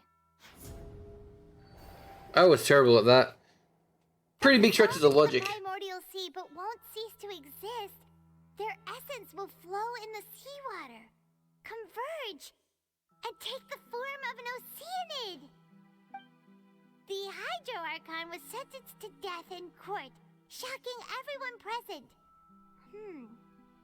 Perhaps this means that her sin was actually Fontaine's original sin. Navia fell into the water inside those ruins, and she nearly dissolved. She was surrounded by the people of Poisson in a court within her consciousness, and was forced to take part in a trial meant to make her stay. The eruption of the primordial sea at the fortress of Meropide was the surest sign that the prophecy was about to come to pass no matter what. The prophecy's contents can all be verified by recent events. If we combine what we know together, loads of truths should come to light.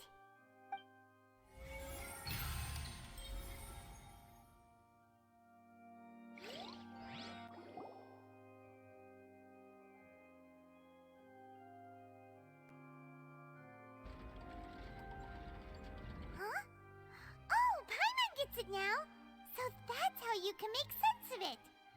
But then it feels like we're going to have to share some truly shocking revelations. Let's hear them. First, it reveals that Fontaines are not real humans. Incredible. Linny, did you hear that? We're not real humans. All Fontanians were originally created by the late previous Hydro Archon, with oceanids as their basis. The evidence for that can be found in how only Fontanians could dissolve in primordial seawater, and how all the girls Vacher dissolved were also turned into oceanids. Oh, and according to Navia, when she was about to get dissolved, she also saw everyone gathered around for a trial, all of them in the shape of oceanids. Indeed. Second, it reveals that Crumble Hydrocon was a creation of Fontanians from Oceanids. Yeah, and it follows from the content of the first slate that she probably angered Celestia by creating humans without prior permission. That could also explain why the Oratrice judged the Hydro Archon to be guilty. It's to account for that ancient sin. The Hydro Archon's true sin was creating us? And yet, after many hundreds of years, the Hydro Archon's creations have turned around to try to judge the Archon within the Opera Epiclese. The twists of history are often the most unexpected of all. As for the third slate, I'm convinced it should still come after the fourth slate. Yeah, isn't the image here just like when Navia fell into the sea? So wouldn't it be trying to show the image of the Hydro Archon also falling into the sea once the prophecy has been fulfilled in the fourth slate? The fourth slate depicts the fulfillment of the prophecy we already widely know. In the end, the people will all be dissolved into the waters, and only the Hydro Archon will remain weeping on her throne. Only then will the sins of the people of Fontaine be washed away. Once they all turn back into Oceanids. You've made some keen deductions. I must say, given how much you still don't know, it is impressive that you've already managed to connect so many pieces of the truth. However, while you were able to decode all the information on the slates, they've also been etched with an additional layer of hidden information using a different power source. When we were at the ruins, I tried to decipher the hidden information recorded in the slates. But since we only had 3 slates at the time, I was unable to come to a full conclusion. Now that the slate collection is complete, I shall make another attempt to decipher the narrative recorded within. If everything goes well, we should finally be informed of the unadulterated truth.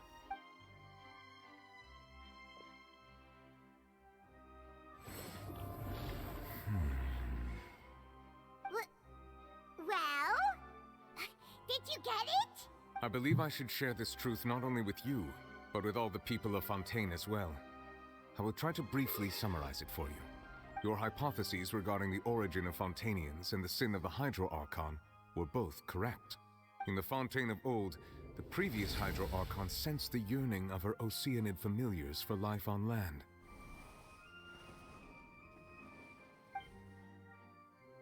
The Oceanids were enamored with the beauty and romanticism of human beings, and wishing to have those experiences for themselves, expressed to the Hydro Archon their desire to become of a similar kind.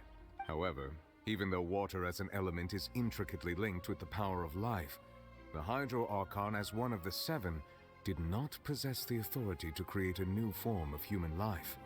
Not one to give in, she eventually found a way to create permanent humanoid bodies for her familiars by appropriating the power of this planet's primordial sea. She poured primordial seawater into the Oceanids' blood vessels, creating humanoid mimics in the process. But if Fontainians were to ever come into direct contact with water from the primordial sea, the power within their bodies would escape these artificial restraints and return to the sea. As a result, their forms would collapse, and they would be reverted to their original forms as Oceanids. Of course, the Hydro Archon never received permission from the heavenly principles to create a new human race. And thus, the Hydro Archon and all of her creations came to shoulder the original sin of appropriating the power of the primordial sea. That is the true history of how the people of Fontaine first came into being. So we were all Oceanids before we turned into human beings? That's way too much information for me. I think I'm just going to pretend that I never heard a single thing. Wait, but if that's the truth, we can't let the Hydro Archon be sentenced to death. After all, her only sin was creating us. This really might be too much information for your regular Fontainian, but it does answer a lot of our questions. Alas, your hypothesis regarding the 3rd and 4th stone slates was inaccurate. The slates' respective positions are, in fact, correct. A key point of the visual on the 3rd slate is how all the individuals depicted in the water are humans rather than Oceanids. They have not been dissolved, which implies that the water depicted in this slate is not water from the primordial sea. The nation of Fontaine is the nation of Hydro, as well as the nation of trials and justice. Instead of being the literal element, the water in the scene symbolizes judgment and justice. You may also recall Navia's experience. When she fell into the sea, her consciousness was surrounded by that of many others who intended to hold a trial to determine her fate. Therefore, the meaning of the 3rd slate is that the people of Fontaine shall try the Hydro Archon at the court of justice. Yes, it refers to our present situation. I think I'm following now. So, what you're saying is, even though we decided to put on this trial to avoid fulfilling the prophecy, in truth, everything we've done has happened exactly as the prophecy foretold. So now, it seems, we're the ones making sure it comes true. What should we do? Huh. No matter what, the prophecy will be fulfilled. Is this what it feels like to be a prisoner of fate? If that's the case, does that mean the scene in the 4th slate will also be fulfilled soon? Traveler, I would like to point out another small fallacy in your deductions. About the 4th slate, you probably thought that the eruption of primordial seawater beneath the fortress of Meripede served as the surest sign that the prophecy was about to come to pass, yes? However, I believe that rather than being a sure sign, That eruption could in fact only be a small warning of something far worse to come. As for the root cause of the catastrophe, I believe you've already encountered it once before. The whale!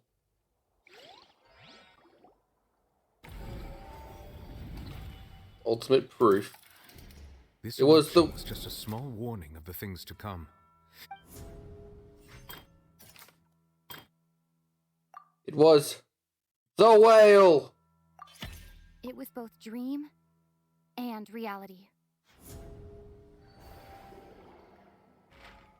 If we're talking about a true culprit, that could only be that thing inside the primordial sea, right? The truth, the original sin, the trial, and the root cause of the disaster.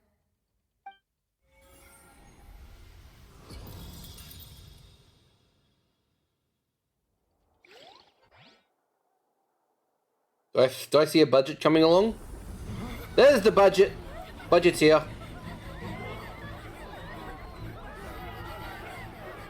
I think we're about to have a whale of a time.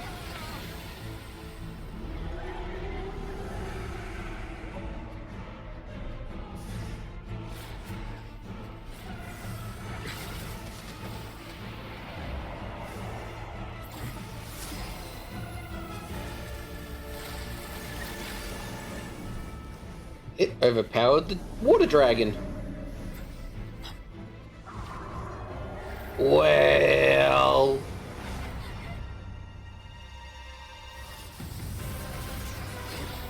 Child's back. And Child is pissed.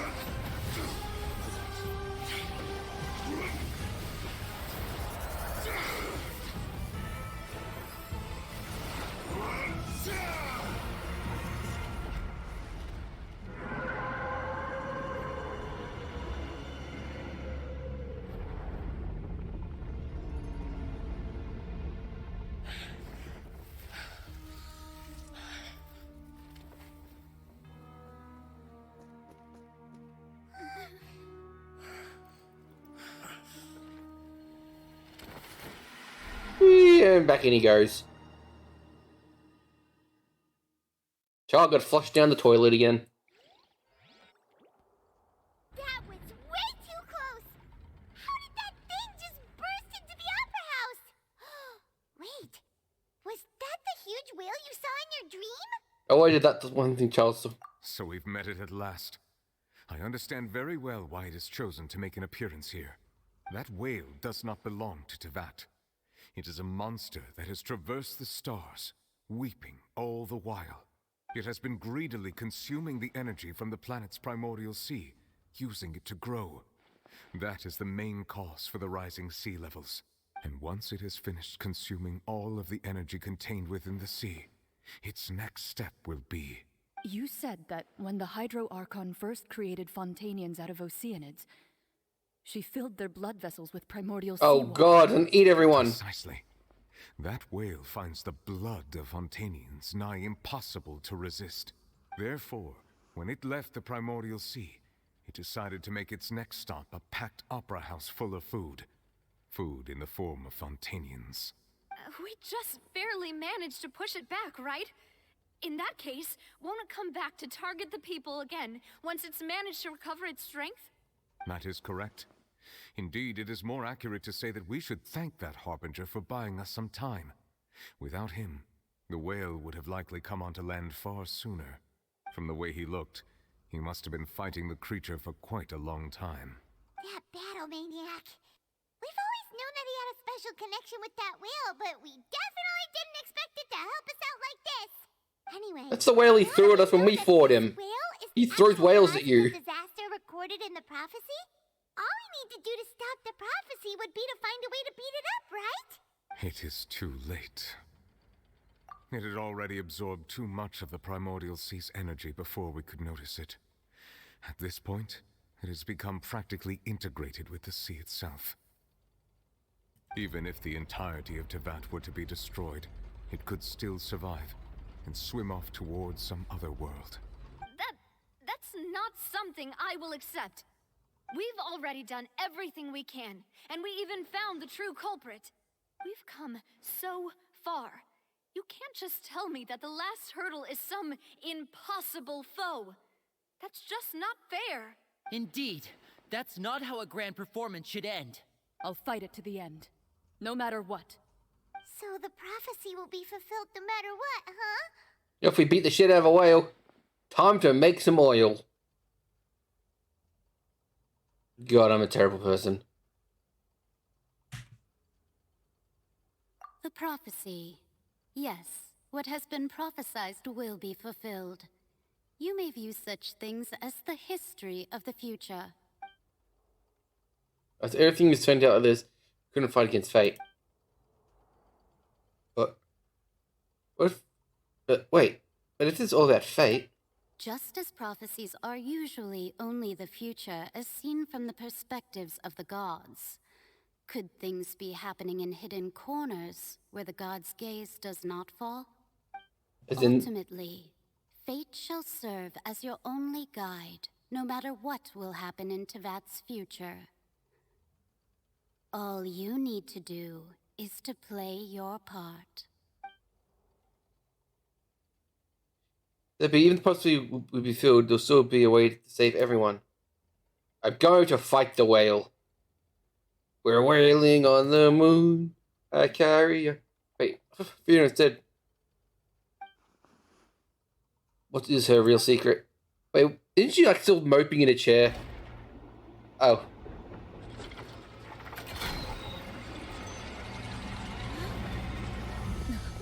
The budget's back. What's happening with the oratories? I believe it is preparing to carry out the death sentence.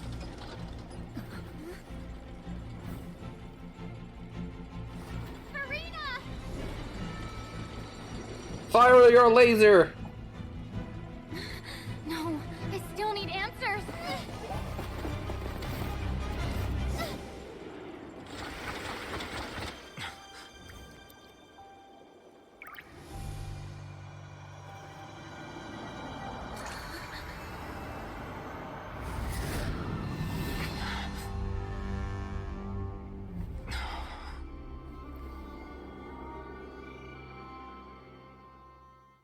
That's the original Hydro icon, I think.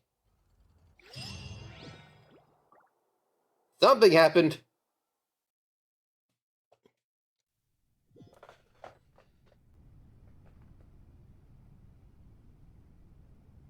The sword of Damocles is hanging above their head. You're the original Hydro.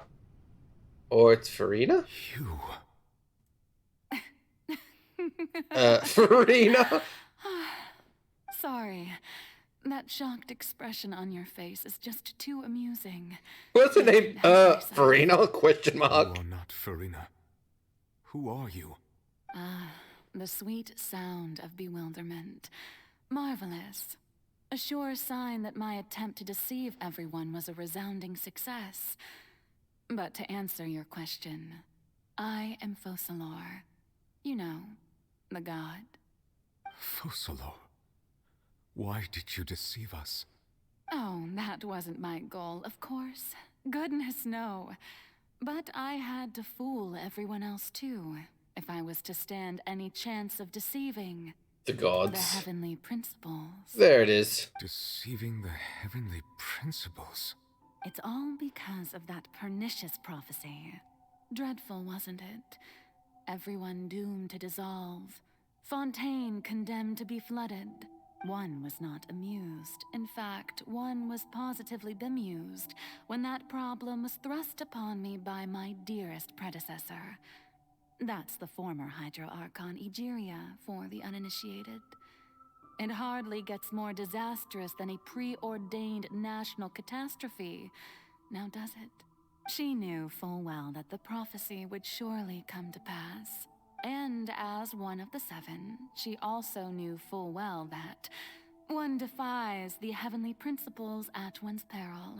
So yes, as you have no doubt surmised, it was a rather impossible situation that I found myself So this is her in. being I serious. spent a terribly long time mulling it over, alone on the ocean floor. And I was almost growing barnacles by the time I finally realized There was only one possible solution to this confounding conundrum. I had to outwit the heavenly principles, allow the prophecy to be fulfilled, ostensibly at least, while saving everyone at the same time. I'm a genius, I know. I can only assume that's why Egeria chose me as her successor. Although, looking back now, it was hardly the inheritance one dreams of. Between the task of saving the nation, the quotidian duties of the Hydro Archon, and not to mention the original sin of creating a new race of humans, I dare say she left me quite a colossal mess to clean up. But one can only play the hand one is dealt. I did not choose this, any more than I chose to be one of her Oceanid familiars. So you were also once one of the Oceanids, transformed into a human by Egeria's hand? Yes, I was. I always dreamed of becoming human. And I still do, even now. In my eyes, to be human is to be part of the greatest opera ever known. After becoming a god, I separated my divinity from my body and spirit, leaving behind only a self that was as naive and bewildered as my past self on her first day as a human being. The me you see before you now is that divinity. And the human counterpart I left behind, I named Farina. She could feel joy, sorrow, and everything in between. She could be as vain and conceited, or as meek and vulnerable as she wished. Her strengths were of a kind only a human could possess, as were her shortcomings. But in my eyes, Farina's humanity was what made her perfect. She was perfectly human in every way. The person I always wanted to be. Anyway, so then I cursed her. All part of the plan, of course. The plan to deceive the heavenly principles. Do you still remember the final scene of the prophecy? The Hydra Archon alone, weeping on her throne. In order that the prophecy might appear fulfilled, I invited Farina to be an actress, to play the part of the Hydro Archon in the prophecy. Under the curse I placed on her, so long as I, Focalor's divinity, continued to exist, she could not die. But nor was she free to live her life in the pursuit of happiness. Instead, she was forced to take the stage in the opera house, to embrace the role of leading lady, to forever play the part of the god from the prophecy, all to create a deceitful appearance of that prophecy coming to pass. I suppose now you probably understand why your court is called the Opera Epiclese. But Farina is only human, isn't she?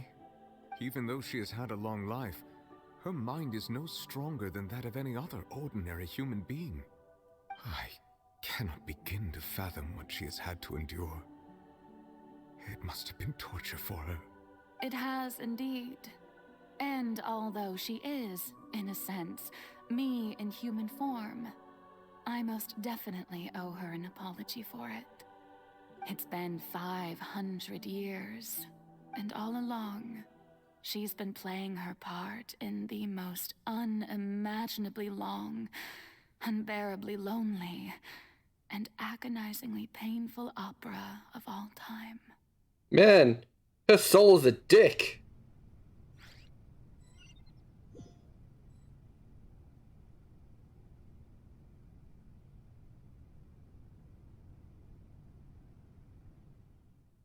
Interactive from his tears. If I remember correctly, he was connected with being strongest emotions. With sufficiently strong hydro sensitivity, can form an emotional connection. Just like I do with the ocean and Fontaine race. Wait, could this be Farina's inner world? Farina. She's on stage. Wait a minute, that probably isn't Farina, likely the reflection of her in herself. I can directly speak without myself. I might easily get what I want to know. Came in for answers. Either way, this opportunity not to be missed. Let's talk to her.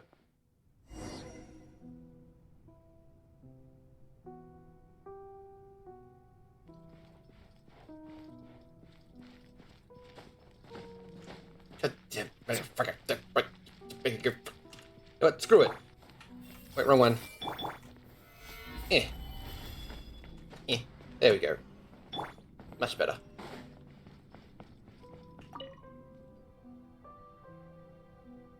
Oh, who permitted you to come onto this stage? Now, I understand your admiration for my august self, but I must ask you to keep to the rules. All right. It is not my intent to. Don't look at me. Don't look at me. There is no need to state your name. Just be off with you. Do not distract me from my performance. But I don't see an audience here.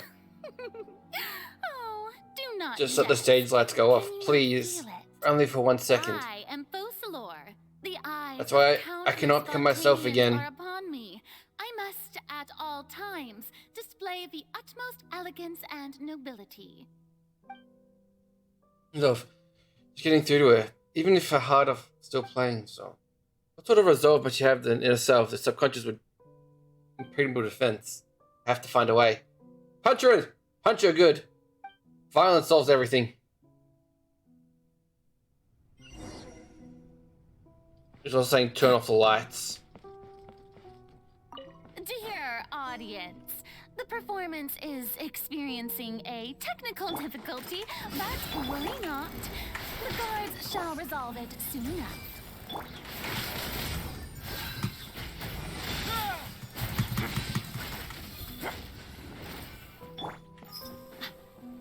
Hey, what gives? The audience is still watching me, you know. Guards? Wait, where are the guards? Guards!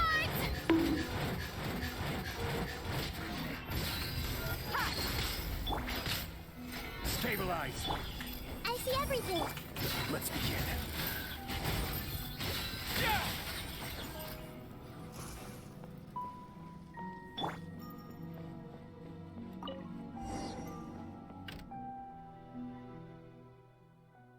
I was about to turn it off. Farina's heart, that must have been symbolizing the eyes of the people on her. Speaking of which, I think I received a short signal of her true voice. Ticket. When did that appear?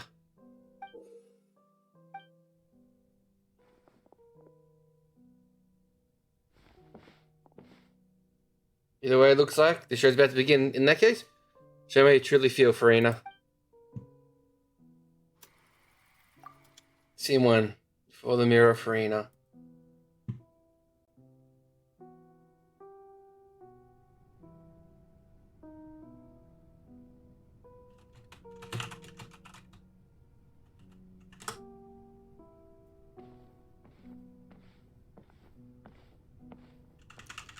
Wiggly, wiggly, wiggly, wiggly.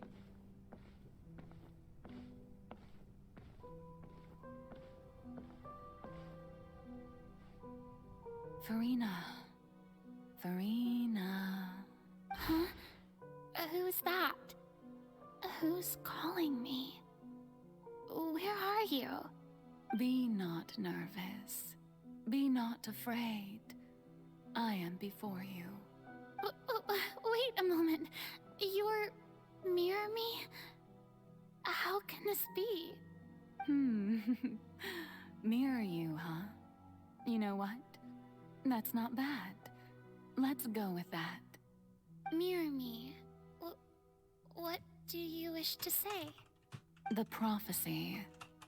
Have you heard of it? What prophecy? Wait. I know. I think.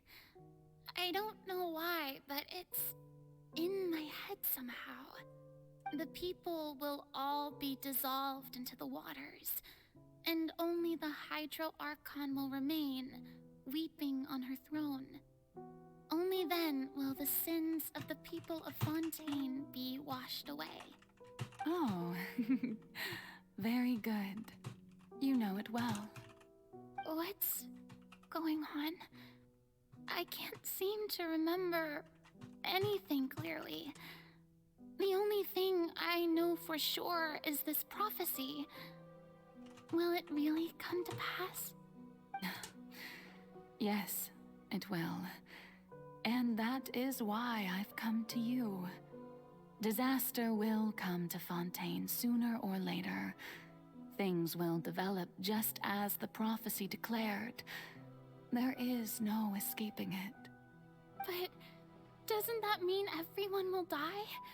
I'm a Fontainian just like them. Will I dissolve too? Oh, don't worry. Magical meetings exist in this world precisely to give people a chance to turn things around. It is the reason why you met me today. I will tell you how to save everyone, but you may have to suffer somewhat. Oh, so there's still hope after all. Goodness, you frightened me. You spoke so much and with so much certainty. As for the suffering, well, I will admit that the first thing that came to mind was, why do I have to be the one to suffer? But if the prophecy will come true, I'll also die anyway, right? So if I've already met you as my magical meeting in this world, if there were scales, with all the people of Fontaine on one side and my pain on the other, is it not obvious where the scales should tilt? You truly are the perfect human. She doesn't have her pigtails and she I does. suppose this would also be the justice that belongs to you.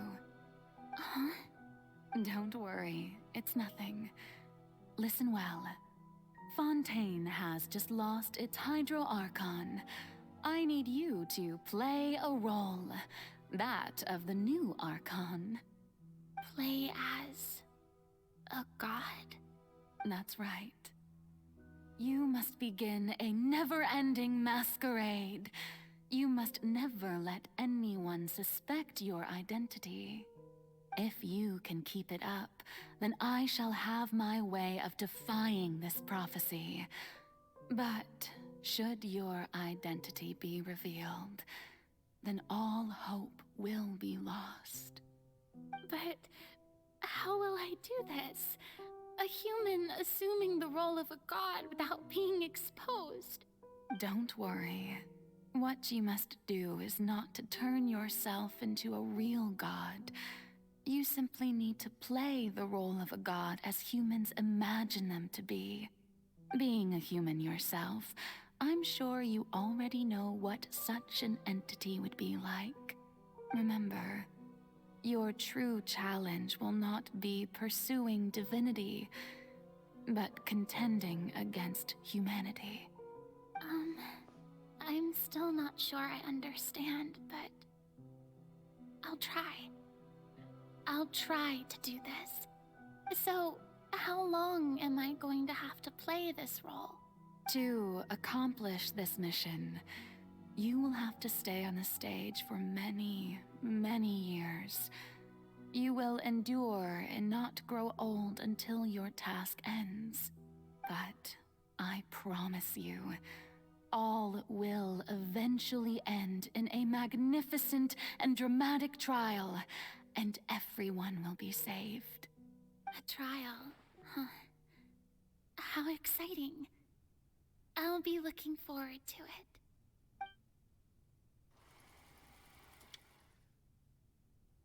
Sejin's speech. This is like everything coming to light. All of Farina's past.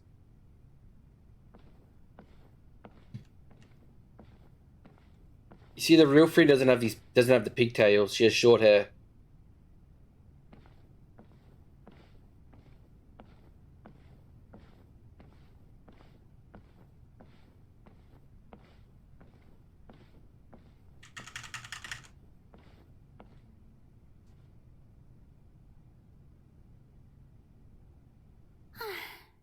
The Maison Cardinalise has announced my accession, but this is my first time facing the people. What should I say to most appear like a god? To be honest, I still don't know. Perhaps I should first try to act natural. Ladies and gentlemen, good evening, and welcome to the Opera Epiclese. I'm sure you've all heard about how I have taken on the role of Hydro Archon. Indeed, I am Verena de Fontaine, your new Archon. In truth, I know little about becoming a nation's new god, but it will be my honor to guide you all. As the god Focalor, the god of justice, I shall do all within my power to lead you into an age of fairness and justice. Once again, thank you all for coming. If you should have any questions or suggestions, please send them to the Maison Cardinalise. The future of Fontaine will require us to work together, after all. This should do it. I thought I might stammer, but thankfully, I was able to convey my thoughts just fine. I wonder which should act like a pompous asshole. That's the new Hydro Archon. Is this some kind of joke by the Maison? I would have thought that a being that surpasses humanity would be a bit more assertive. There it is. Hey, did you hear that? She even told us to send her suggestions there at the end. Shouldn't gods be all-powerful? She's being so modest. What's the difference between her and an ordinary person, then? Okay, this is where you started being like becoming an asshole. Perhaps the succession didn't actually happen. She might just be a Maison-back puppet. Wait, what's going on? Why is everyone suspecting me of being a fake? Oh, this is bad. If I get exposed here, there'll be no saving the people from the prophecy. Right. Mirmi said that I just need to play the role of a god as humans imagine them to be. Calm down, Verena. Think. What do the people want? How would they imagine a god to speak and act? Apparently like an asshole. With a strong sense of presence. One who can dispel all doubt. That is the character I'm fated to play. Here it comes.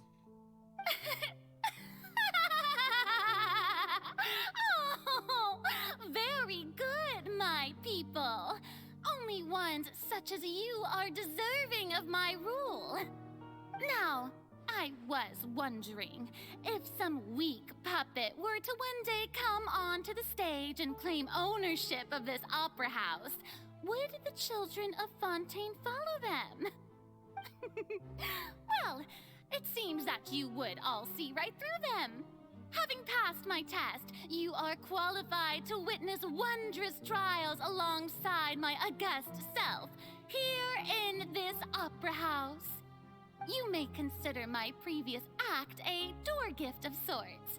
I thought it was a debut that suited the atmosphere. Now then, let us be reintroduced. Ah, so that was just a performance. How could I have forgotten that we were inside an opera house? Her personality. It's quite shocking, to be honest, but I suppose it's a better look than before. Such a fascinating and bold deity. How wonderful. Her future may yet be bright after all. It seems I've turned them around. Best follow this flow and restart my accession speech. My dear people, whether you acknowledge me or not, whether you trust me or nay, I say to you, keep faith in your ardor for justice. We have heard it said that this nation's sins can no longer be washed away. Well, I say that justice is most fragrant when it blooms amid sin. The scales of justice should not weigh heavy in the hands of its God. On one side, it must carry fairness and justice. And on the other, praise and applause. May law be the prayer on our lips. May judgment be our worship. Let us light the fires and drink to the future of Fontaine. There is no trouble in this world that justice cannot solve. All that is needed is for you, my people, to believe in it heart and soul. So long as I, the Archon Focalor, stand within the Opera Epiclese, so long as I stand before the Oratrice, I shall even judge the gods of this world!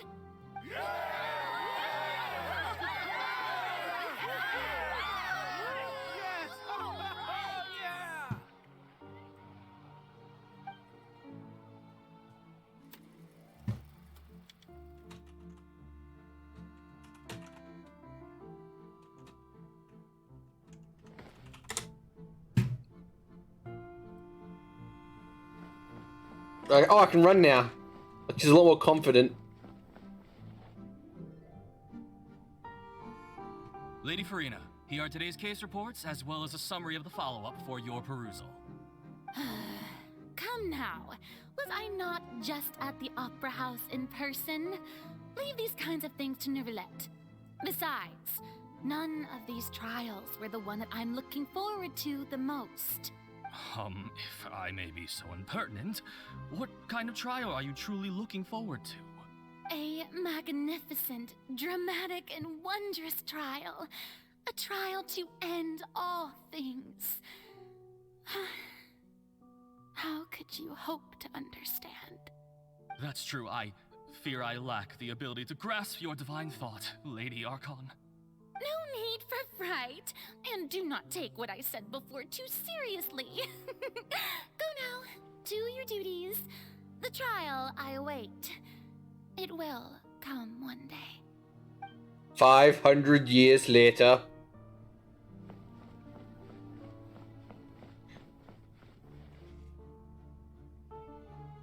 Lady Farina, I don't know what to say. Thank you for agreeing to see me. No need to thank me. Or rather, thank your own sense of perseverance instead. Long have you stood in line to meet me, have you not?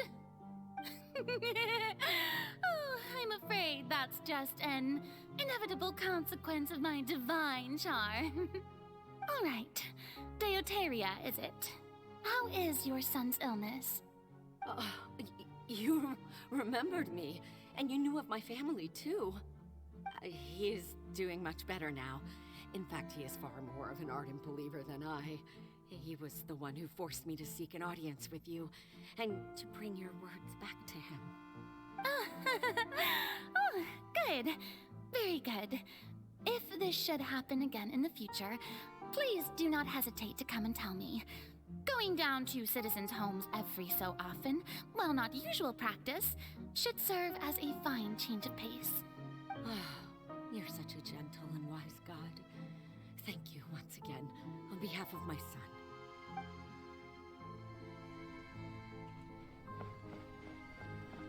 Bed.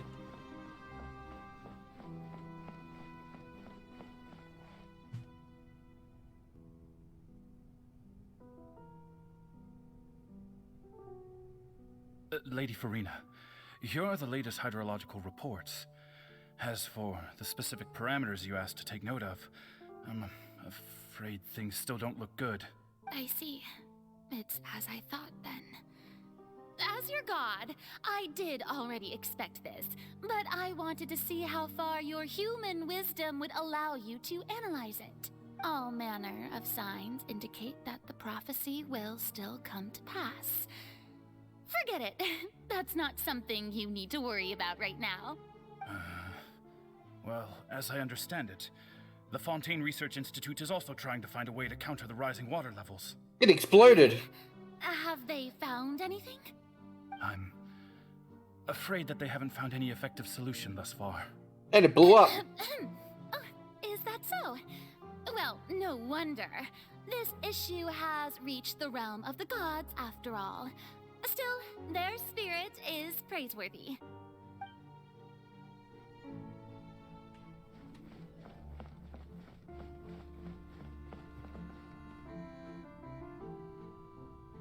The day is finally over. I haven't had a moment to breathe this whole time.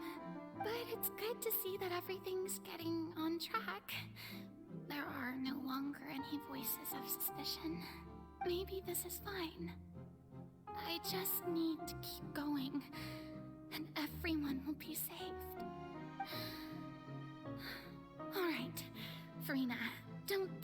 hard about this. You need rest. Tomorrow's a new day.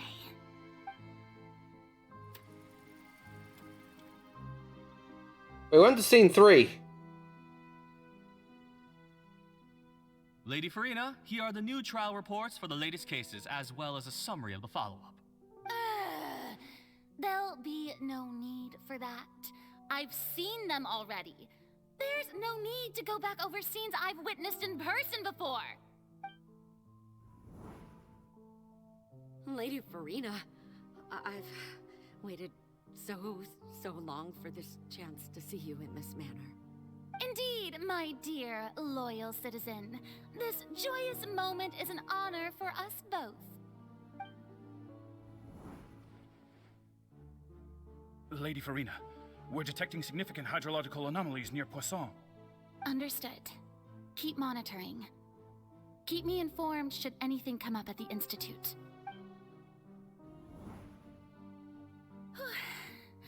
I don't think I let anything slip today. I must show the people that there is nothing to worry about. I just don't know when these days will end. I feel utterly exhausted. Best to rest early today, too.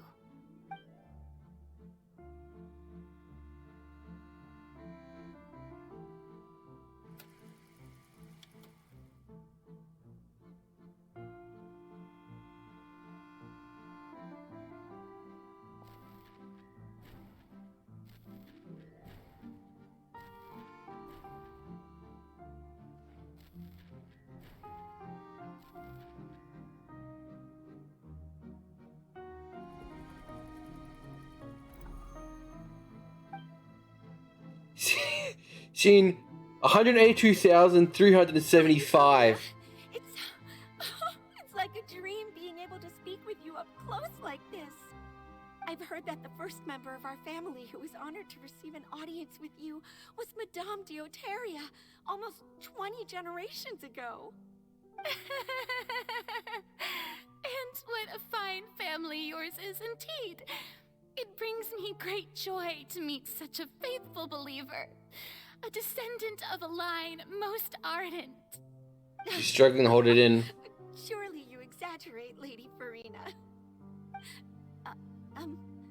My lady? What is it, good citizen? Oh, are you crying? Uh-huh. Oh, really now? I didn't even notice. This must be the overflow of hydro from my person. Well, can't quite help being the god whose dominion is the waters, can I? She's been alone for 500 years. No wonder. A manifestation of your power, then. Oh, Archon, I am honored to have witnessed it. Honored indeed.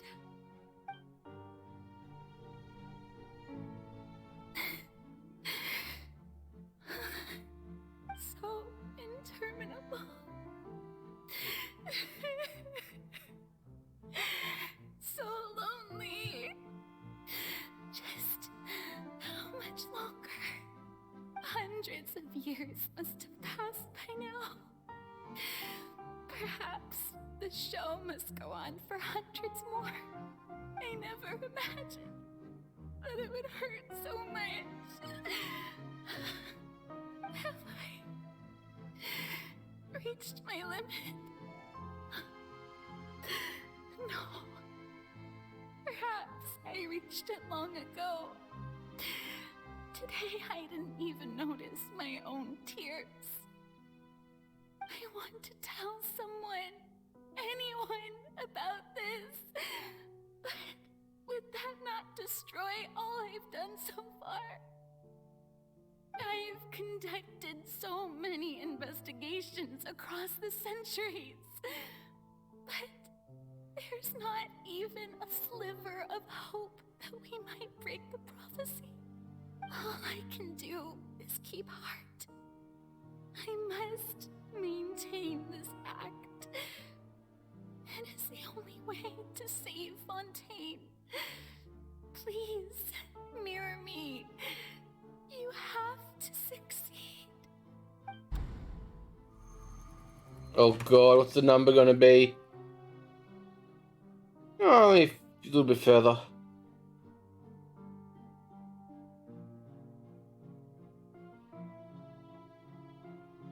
Farina, you don't have to shoulder this burden alone. Ah, didn't run the in the Although in the I don't know thing. what you might be keeping from everyone.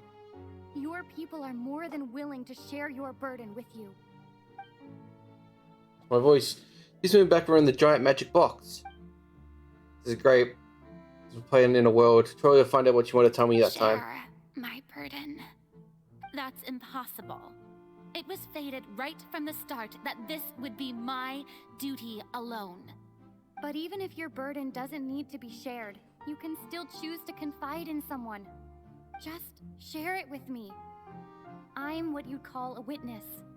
A witness?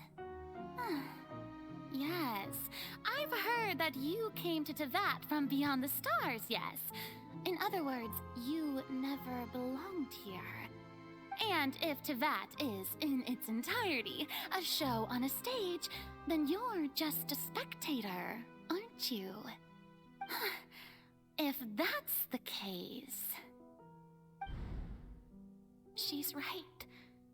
I could confide in her, couldn't I? But if things She has no hair, so as expected, the people of Fontaine will be the ones to pay the price. No, Farina, you shouldn't be selfish. But what if it's really all right? Farina, you've worked so hard for so long. Surely it would be okay to put yourself first for once. Just this once. Is it such an outrageous thing to do anyway? To find someone in whom you can confide your frustrations and sorrows? Surely it could not hurt.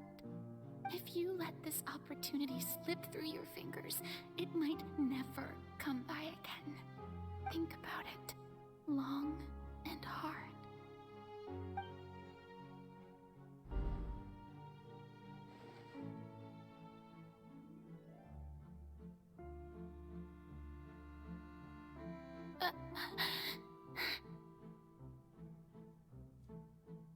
No, I have nothing to say. I am Farina, the Archon of Fontaine. Everything will surely get better. All you need to do, dear spectator, is to witness my performance until the curtains fall.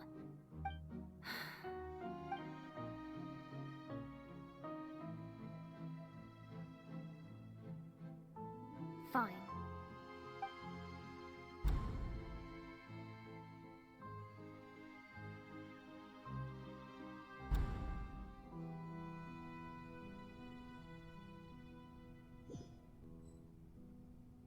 So even Farina doesn't know the truth? You've never once let her in on the full plan? Yes, it had to be done. To deceive the heavenly principles, you must first deceive yourself. She did very well. If she had let her resolve falter even once in these 5 centuries, Fontaine would have been doomed to the most tragic fate. It seems that trusting humanity was the right decision after all. I believe that I understand how your deception works, but that is only half the truth, is it not? How would you build on this foundation to save the people of Fontaine? That is the most important thing. Ah, good. Of course, the Iudex of Fontaine has pinpointed the crux of the issue. I'm sure you've long sensed that the Oratrice is no simple machine, yes? I've always suspected that it had its own consciousness. And Lenny did mention that he heard a human voice within the core chamber. It now seems that that person was you, hidden within the machine all along. Am I right? And then I became one with the Oratrice, taking Fontaine's gnosis with me. Yes, it would seem so, wouldn't it? Alas, your understanding of this device still lacks sufficient depth. In truth, it is no enactor of justice. It is, in fact, a device created to kill the god of justice. I beg your pardon? Oh, you have it. And to be more precise, not only will the Oratrice take down the god of justice, it will also take down the divine throne upon which she has been placed. I mean, did you think I would be the sort to enjoy peaceful repose while Farina suffered? My work over these last 500 years has been to constantly accumulate indemnitium within the Oratrice. But really, some have already discovered that only a small fraction of the energy generated by the device was ever used to provide power to Fontaine. The vast majority had to be, accumulated to enact this death sentence. It was all a part of your plan then? Both the trial and the sentence? Indeed. This power, accrued over 5 centuries, could have sustained Fontainians for millennia had it only been used for that purpose. Almost all of it has now been stored within the Oratrice. But only power of this magnitude could hope to destroy the Hydro Archon's divine throne, shaking the rules established by Celestia and breaking through the institution that is the Seven. What's to remove? Oratrice's call for death was for neither Farina nor Focalor, but for the Hydro Archon. The destruction of that divine throne. If I do not misunderstand your intent, you must be... Returning what's rightfully yours to you, of course. Oh. In other words, this was all done to return the authority of the Hydro Archon to the Hydro Dragon of this planet. But...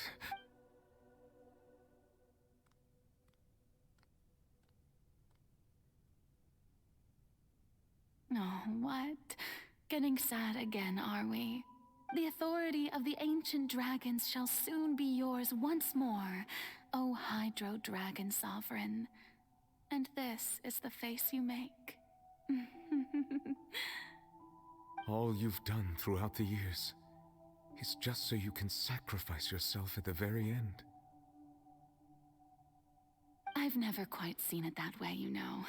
Even now, I'm quite pleased at how well my deception worked.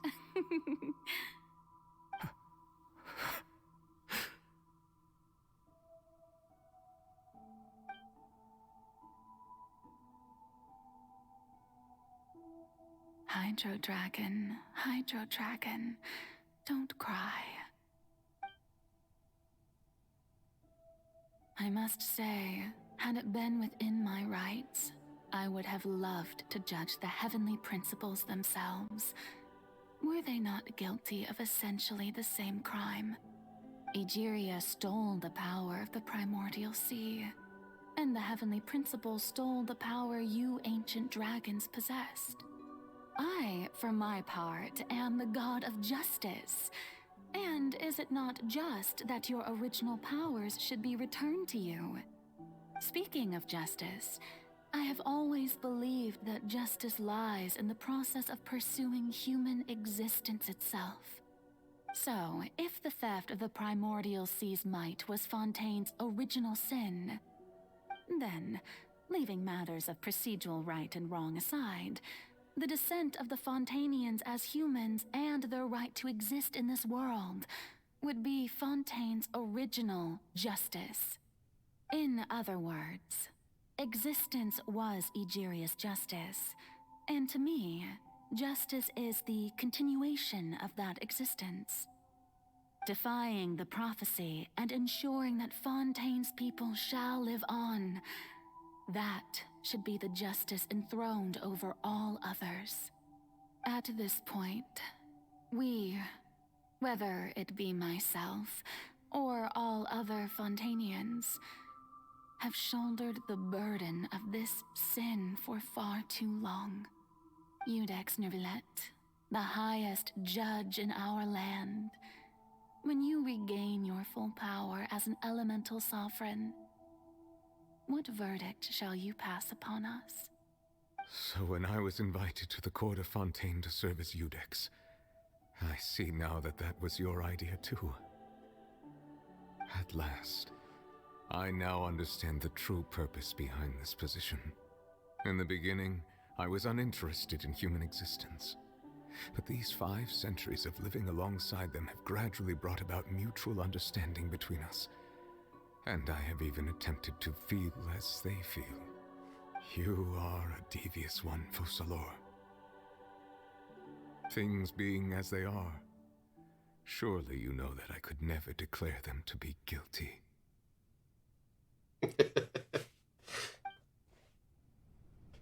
Here comes the budget. The hour of my execution is almost here. For the sinner, the curtain call has come. I know I may not sound it, but faced with death, I find myself a little afraid. Perhaps this is one thing both gods and humans have in common.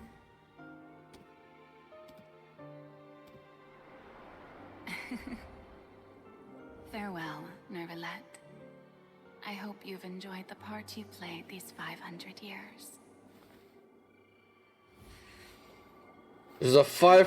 It's 500 years of a goddamn Ocean's 11 bloody scam to defeat the gods.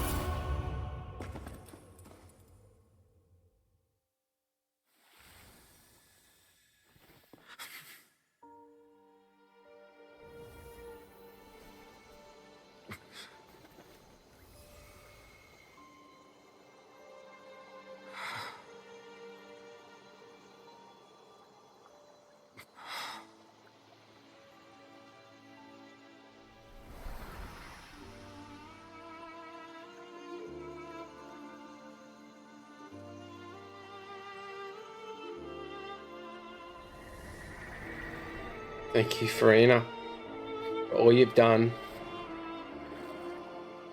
From this moment on, please live happily as a human, just as I wished we could.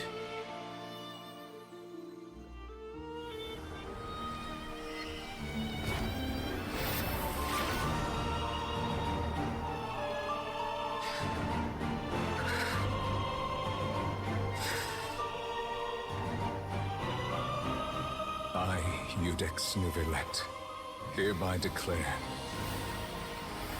people of Fontaine, your sins are forgiven.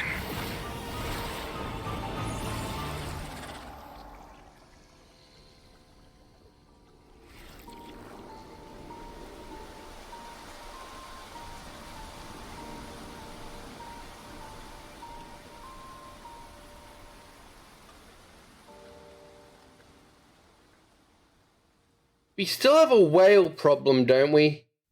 Have you ever seen any stickers on my back? Really, Risley? You had to... God damn this game. What just happened? Has the death sentence been carried out? Was that bright light some sort of misdirection? I have a feeling that something huge just happened.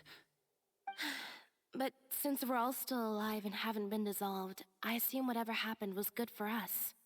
It's time to end this. We must mete out punishment to that beast. Didn't you say just a moment ago that it can't be defeated? I have gained the strength sufficient to deal with it. Through certain means, I now have the ability to separate the power of the Primordial Sea from that creature. We should seize the opportunity to pursue our quarry.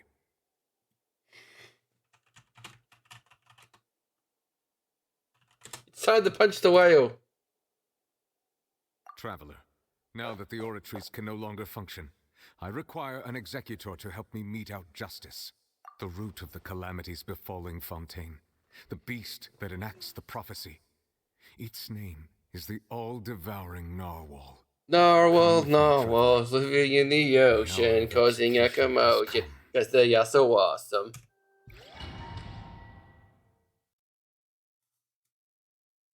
Fuck this whale.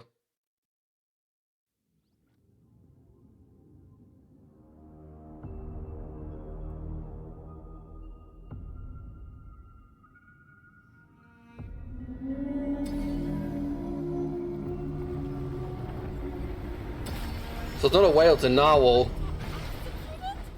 But how are we going to do that? It's huge! Holy shit! Ah, my face! Considering the size of the beast, I cannot reach the power source. Unless we can find a way to attack it from within. I shall share part of the ancient dragon's power. Punch the whale! We shall look for an opening together. I can feel its sorrow turning into hostility.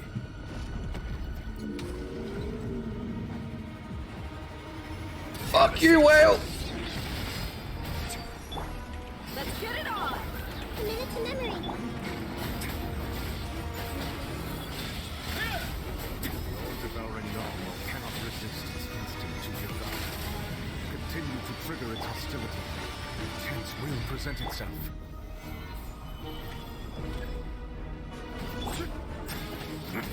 Away now. Whale. I'm coming, Pinocchio!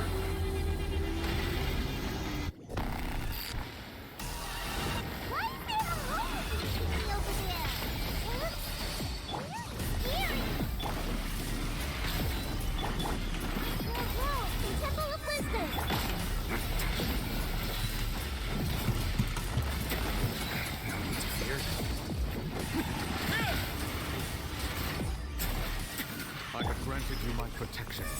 Do not fear. Seize the moment and use my power to suppress its root from within.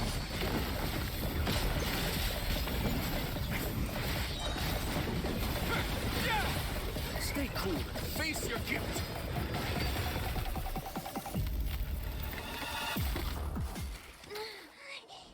Phase 1.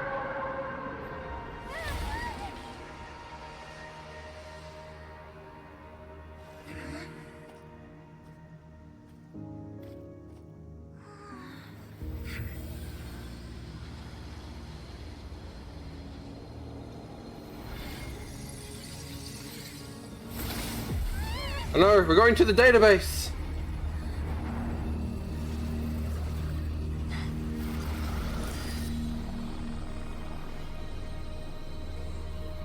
Who the fuck are you? Also, she has a child. Bye, child! Are you the true form of the whale? Oh no, the whale's hot! Helping with the cleanup. It should have been my job, but oh well. It was just supposed to be a short private training session for me. I didn't think that my disciple and my master's pet would start brawling in the meantime. Oh, actually, I had a feeling that it would happen at some point, but they bumped into one another earlier than I thought. What a blunder. I suppose I'll have to swing my sword 3 million times as penance. I feel like you're a 5-star character from a different gacha game. Are you from Honkai Star Rail? That power. Who are you exactly? Paimon has an idea. From what she said earlier, she must be Child's master. Skirk, right? It's just that he gave us the impression that she was the less talkative person. I simply did not have anything to say to the weak. But you, on the other hand, managed to defeat the all-devouring narwhal without using power from beyond this world. So you may speak to me as equals. Would take Noah as a pet? I have to agree. It's a strange use of a planet's primordial waters just to raise an all-devouring narwhal. That kind of power is wasted on it. It's not cooperative. It eats too much. And I have more important things to do with my time than pet sitting. The only thing that creature has going for it is its looks. All in all, it fails as a pet. Miss Skirk? I think you might have missed the point. The point being? Well, being that this pet almost destroyed an entire nation. So what sort of person is your master? Well, child's master's master. Wait, is that right? Oh, right. So you don't know him. Sorry, I assumed you did. His name is Sertologi. I am unfamiliar with that name. Huh. So Master isn't sufficiently famous. How should I describe him then? Have you heard of the name The Fowl? The Fowl? Still nothing? Well, how about the Visionary? Vetterfulnir then? Or Gold Rhindaughter? Ooh, that one we've heard. Rhindaughter's part of the Hexen Circle. She's Albedo's mom, right? Oh, so you do know that name. To be honest, I also heard all of those names and titles from my master. I don't actually know them either. But I suppose you understand now, yes? My master is likely a similar sort to Rhindaughter. They are both pursuing some form of perfection. Wait, didn't you also mention a visionary person? Paimon didn't quite catch their name. Actually, never mind that. I believe it expedient to inform you that the all-devouring narwhal used up nearly all its strength fighting you. Such roiling hydro energies will prove difficult for the planet's deep seas to digest. As such, the fontaine back on the surface has most likely been thrown into chaos. In other words, the prophecy that you've been fretting over should now be in full swing. What?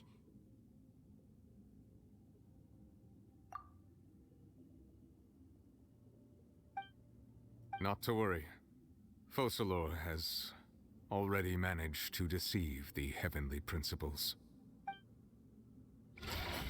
Is the budget coming back again? In the end, the people will all be dissolved into the waters, and only Furina will remain, weeping on her throne.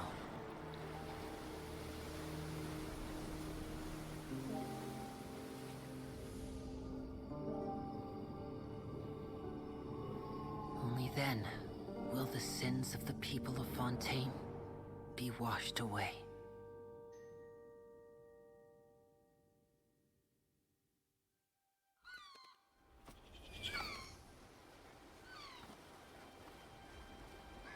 Wait, isn't be Risley's massive boat? Oh. There's still people. Help! Over here!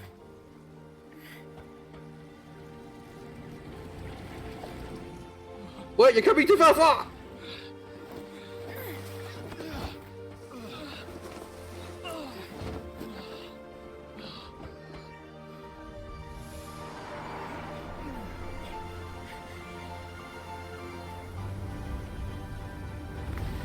And the water's receding.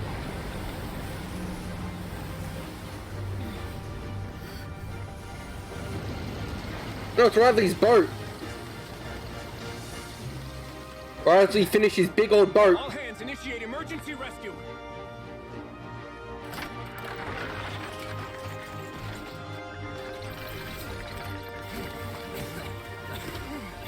Hurry!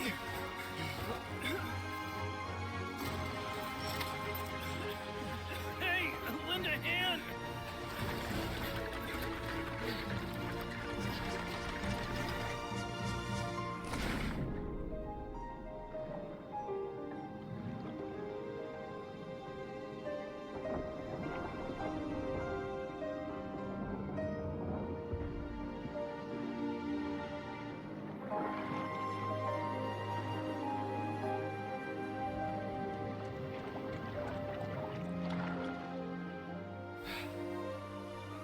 Look! The water's receding!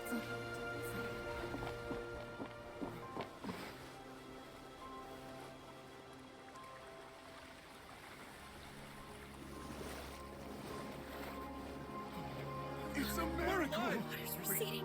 We didn't dissolve. The prophecy was wrong. The prophecy was wrong. Would like all the plants be dead because they got covered in like salt water? Everything would be a barren wasteland from salt water poisoning.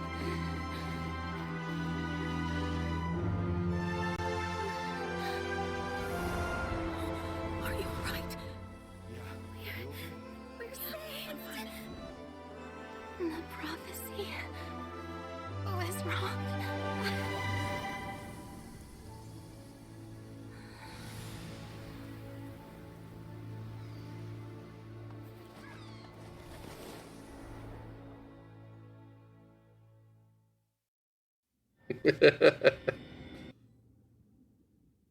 Where's half picture is only half empty? Where's the other half of the fight?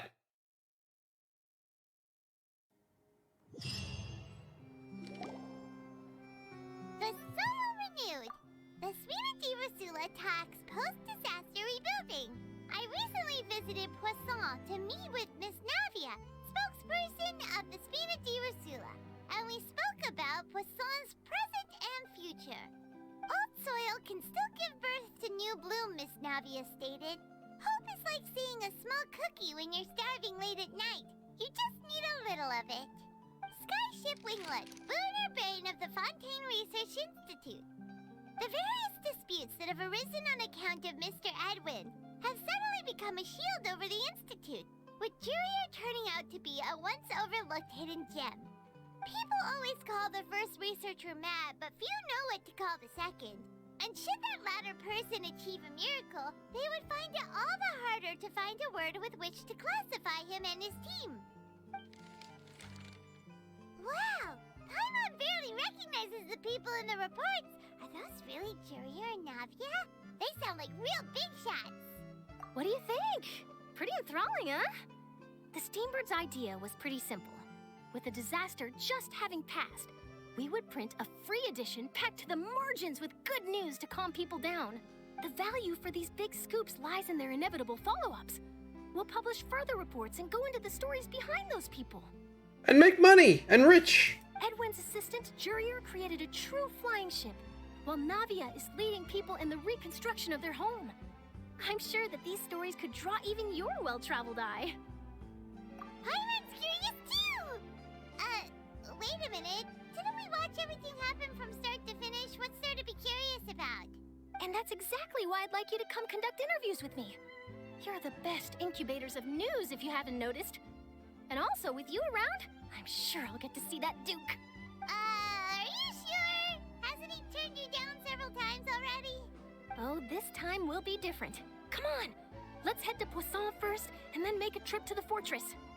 There are some things you'll only know when you get there.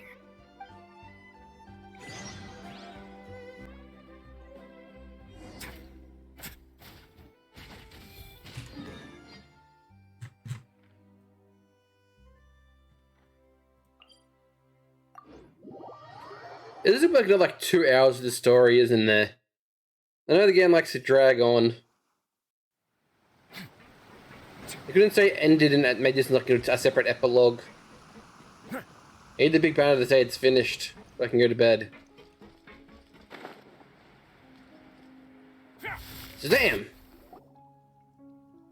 Navia! Oh, it's you. What brings you all here? Hey, we're just having a look around. I'm here to update myself on how things are going here. Oh, the Fatui are here too. Let me introduce you. This is Mr. Garunt Snezhevich. He represented the Knave in sending us a large amount of supplies, and is helping with our work. Our residents are hard at work as well. Thanks to everyone, work is progressing nicely. We've lost a lot of people, but we're moving forward. That will have to be enough. Hello, Miss Charlotte. I'm a big fan of yours. I especially like that article you wrote last year about Fontaine's stray cats. But if you don't mind, could you not emphasize our role too much in your report? It's not charity we're doing here. We just happen to share the same interests as the Spina. I get where you're coming from. I'll keep it as simple as possible. Or would you be willing to feature as friendly neighbors? That would be fine. Thanks. Oh, you're back too. How are things? Soggy. We finished laying down the construction materials. It'll be another hour before the workers are able to go over there. Huh? You're here too, Clarence? Well, her reputation's greatly risen after that whole duel business with Miss Farina. So she's here in Poisson to wait out the heat. All right. She really came here to help me out. There's too much to consider in the reconstruction of Poisson. The Spina has need of more decision makers. And, well, I do already happen to be connected to Mr. Callis. Oh, wait just a moment. Do you mind me asking a few questions? You know, about how you felt before the duel, about what it was like facing down a god. There's lots of exciting material there, I bet. Forget it. I'm sure you can find a better theme than that, Miss Charlotte. I see you're the same as always. Couldn't you do me a favor, for Navia's sake? Well, if we're talking about doing things for my sake, you might as well just take a few more photos of me. Or of the Traveler. It's better than wasting time persuading Chlorand at any rate. Of course I will. I'm not gonna let her off that easy. All right, then everyone who wants to be in the photo, gather up. And smile.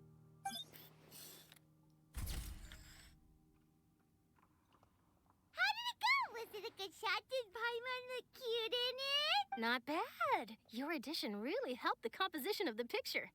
All right, hang on a moment. Let me snap a few more shots.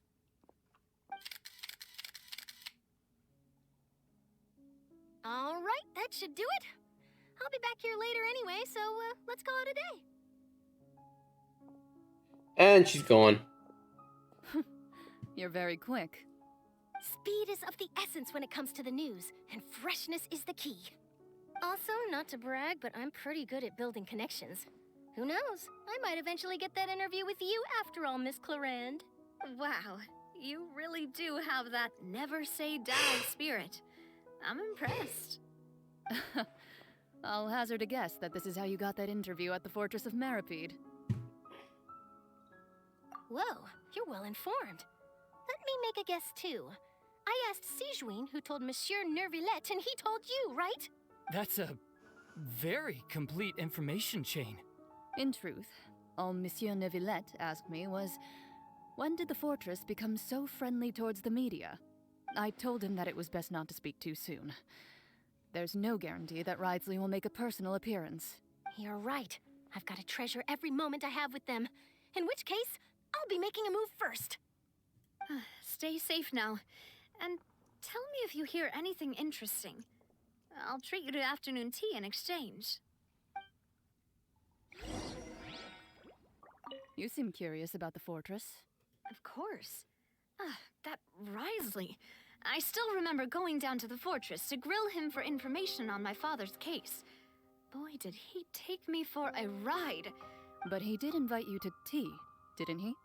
2 large pots of it, in fact. It was good tea, though. I have to agree. The tea there is very good. Speaking of that, would you like to have some today? I mean, you've got time, right? Well, I'd be partial to some shortbread. Wow, it's like we've got a menu or something. Sure. Good. What flavor of biscuits would you like, Mr. Snezhevich? Me? I'm fine with anything. But I would prefer chocolate, should you have it. All right. Leave it to me. I'll go over the newly arrived supplies with you later, Mr. Snezhevich. We should be able to finish the preparatory work today.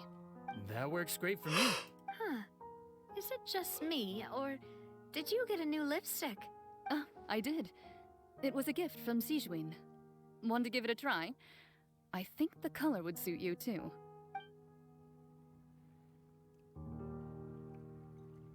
You seem curious. Of course. But he did invite 2 large... I have to agree. Well... Wow. What flavor of biscuit? Me? All right. I'll go over the new... That works great. I did.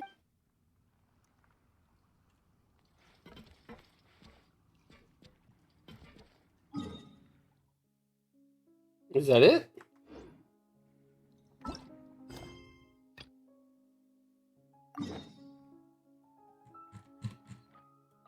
Picture I'm just saying goodbye to this is like the goodbye round. Go to all places, say goodbye to everyone.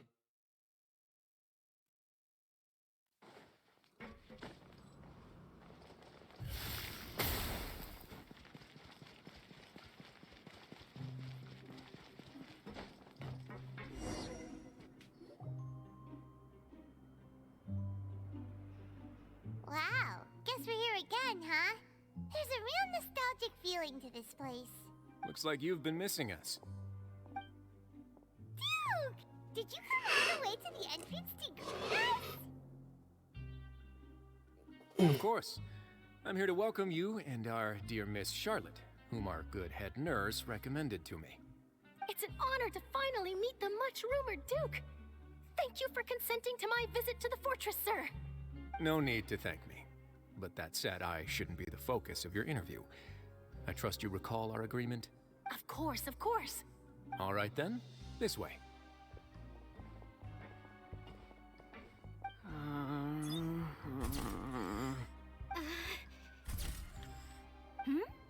Hey, no need to be so nervous. I've already taken all the photos we need. Miss Charlotte, do these pictures really need to be published on the cover of the Steambird? It would seem that Miss Lorvine doesn't want her face to appear beside that of Mr. Jurier, Sir, please don't say things like that. But it looks like dear Mr. Jurier denies it. Might this interview be very important to you then? No, I just... This is my first time being interviewed, and I'm very thankful to the Steambird for... Now, I might not look it, but I actually did meet Mr. Edwin once. And I'll be honest, I enjoyed chatting with you more. You've definitely got more of that genius vibe going on. The boat that brought about a miracle, the ark that saved the people. Why, you recreated a myth back there, like an emissary of legend. A lot of the travelers just sassy face in half of these. That flying ship now? Huh. Looks like Charlotte's trying to get herself another exclusive scoop. I have to apologize, but that ship is presently in the bowels of our factory. I'm afraid it won't be easy for you to get a shot of it. Really? Well, then in that case, could I have an interview with you to make up for that loss? You already know my answer, I'm afraid. Best you interview our head nurse instead. Or perhaps you'd like to take another photo of this couple of researchers? Did you really have to use the word couple? Well, then, 2 solo photos will do. Is my hair messed up? Please, someone help me have a look. Things sure are getting pretty lively here. We've seen this kind of thing before. Oh, seems like everyone's here. Would any of you like to try this new drink I came up with? No, run! Siegeween. Run. Hey, Miss Charlotte. Why don't you, take some pretty photos of our head nurse? Sure. Come on, Miss Siegeween. Over this way. Let's find a brighter spot. Huh? Sure. Do I have to smile? So, how have things been at the fortress? Same old, as you can see. Fontaine's undergone some changes, but this place is still more or less the same. Other than that flying ship, it got a tad too much attention, I think. That's why I decided to let the interview go through. We should direct more public opinions toward the behind-the-scenes heroes. Am I right, Mr. Jurier? Miss Lorvine? You're too kind, sir. I believe that you too should have your day in the sun. Not that you would want that, which is a pity. I'll just leave the spotlight to you two. I see. Lots of things happened that day, huh?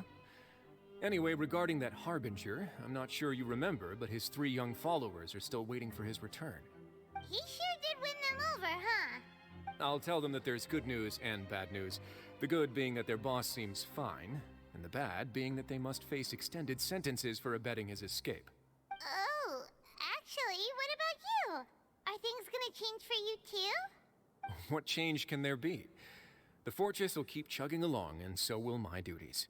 As to what Miss Farina's departure will mean for the nation, and if our laws and governance will be transformed, we'll leave those to the folks in the overworld. Hey everyone, the photo shoot's done. You don't give a shit. You'll hide down here forever. In that case, let's call it a day here. Thanks for your cooperation. Come on, Traveler, let's go. Till next time, everyone. There'll be a next time? Maybe. Who knows? I might write a story about the underwater factory next time. Until then. All right. Last stop, the docks. Oh, you know, I'd love to see you in one of Charlotte's photo shoots one day. Is that really necessary? Our line of work doesn't really require much photographing. It's precisely because we don't need the picture that they'll have value as keepsakes. Maybe I'm just happy that I managed to once again avoid the spotlight. I think this interview went well either way. Yes, you successfully kept prying eyes away by using Mr. Jurier and Miss Lorvina as shields. Very good. You should be happy, Paul. They have a bright future ahead of them.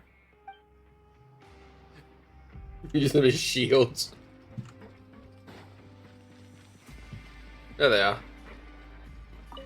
Here are the interview notes. They mentioned that the flying ship may have many uses in the future, and the journalist asked me what I thought of them. Seriously, how would I know anything about that? Flight is just flight. Whether people want to use a flying ship to broadcast good news or organize weddings is none of my beeswax. A wedding?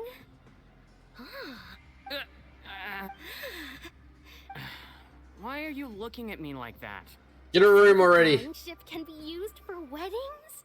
I didn't say that. That journalist mentioned it, and what does that have to do with us anyway? True. What does that have to do with us? Oh, just kiss already. God. The docks. I think this might be the final one. Should be most likely be Linny, Lynette, and Femine. Oh, we still have to find Farina. Okay, then I guess Farina's probably... There she is. Okay. That'll be for next time, though.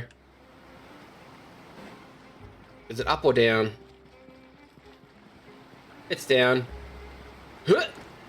Well, I landed in the gap, or we'll hit the boat. Well, I landed in the gap, hit the boat. I'll hit the boat.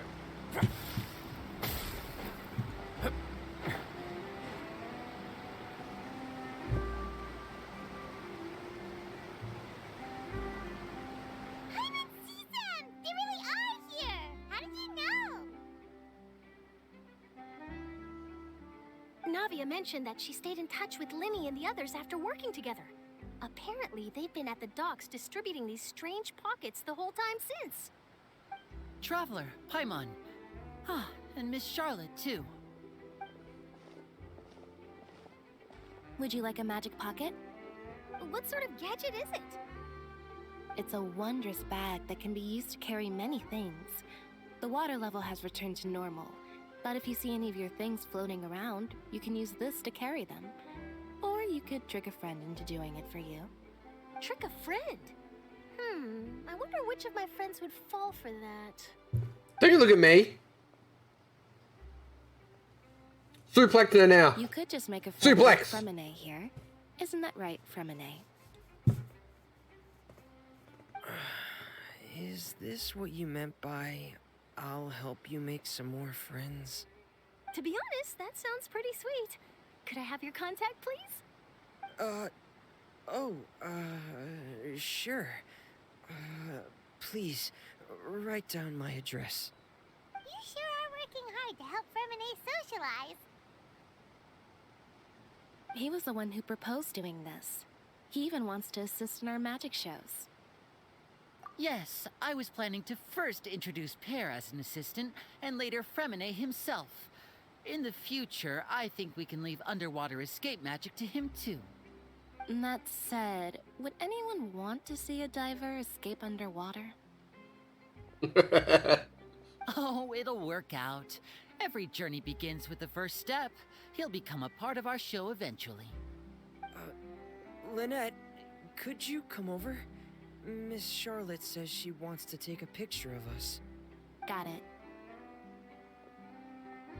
My, that Charlotte is rather perceptive. She got rid of everyone the moment she realized I had something to say to you. Father says that you did a great deal during the latest events. She's very grateful for your contributions to Fontaine. That's all right. We were more than happy to help. So, what's she doing now?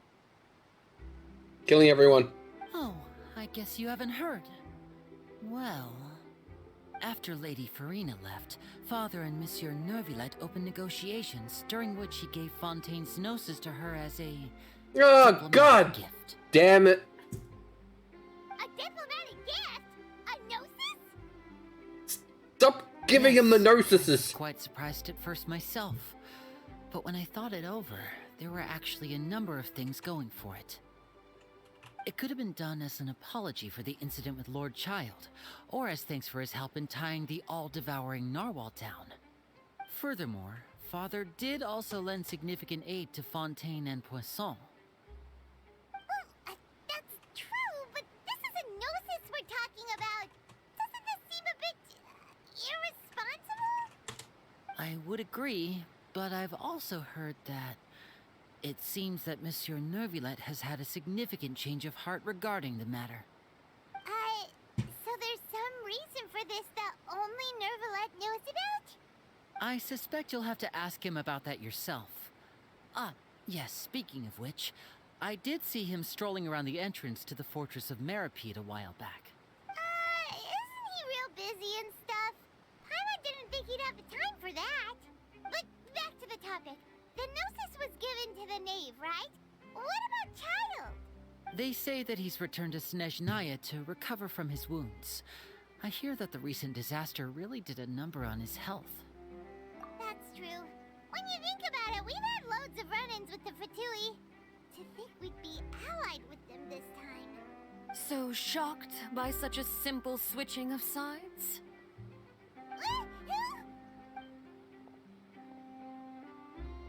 Father! Well, what do you know? Come to the docks to see how my children are doing and meet the Traveler by chance. Please do not pay my accomplishments in Fontaine too much mind. I would have done them regardless. Are you going to take the gnosis back to Snezhnaya? That is our duty as harbingers, yes. Don't be too preoccupied with sides. The goal of the Fatui concerns not a single place or person, but the entire world. With such a grand goal in mind, it is inevitable that we must wear many masks. Switching my masks is something I've always done. Well, that depends on many things. No one truly knows what the future holds. What good is honesty if you can't rely on it forever? As for you, I very much look forward to our next collaboration. Good things cannot be achieved alone, and you've proved yourselves to be great partners. Remember something. Please help us with this. Vision. All right. I'll remember to return it. Thank you for keeping it safe for him this entire time. And that's a wrap for me. Huh? You're... Greetings, Miss Journalist. Hello. If I'm not mistaken, there are diplomatic channels I'll need to report to take a photo of you. That is correct. So forgive me, but I will not be able to serve as a subject in your article. However, feel free to write as much as you'd like about our dear magicians and our upcoming rookie talent. I will. The sea breeze is quite pleasant. I shall continue my walk while the weather remains so agreeable. Farewell. Farewell, Father. Oh, she has such an intimidating presence. I didn't even dare to take a picture. Thankfully, I've already wrapped up all my pre-scheduled interviews. Thank you all. This'll be more than enough for me to write about, I'm sure. Don't be too nervous. Why don't you take a magic pocket before you go? Here, Traveler, Paimon, you take one too. To move things about? That's right. Funny. I was giving out magic pockets when we first met too. And what do you know? I'm doing the exact same thing right now. So many things have happened, but the pockets are still the pockets. I guess this must be life. We will all follow our own paths, and serendipity will lead you to your fated friends. All right then. We'll be handing out pockets in some other districts later, so we'll get going now. Have a good day, you two.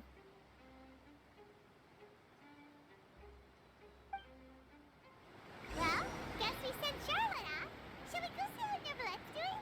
As long as he's not so busy that he doesn't have time to chat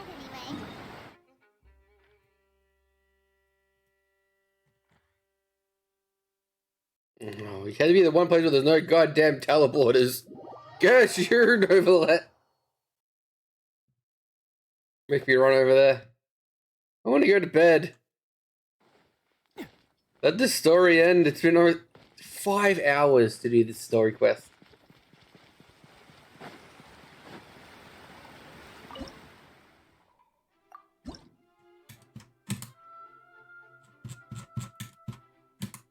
You might be able to hit the 50 now if you find everything. Whoop.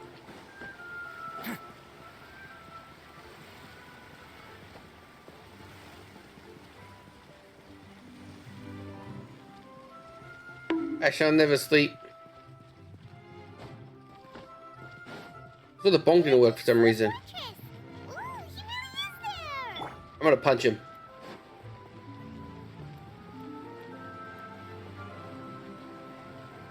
Get away the goddamn nurses, you idiot!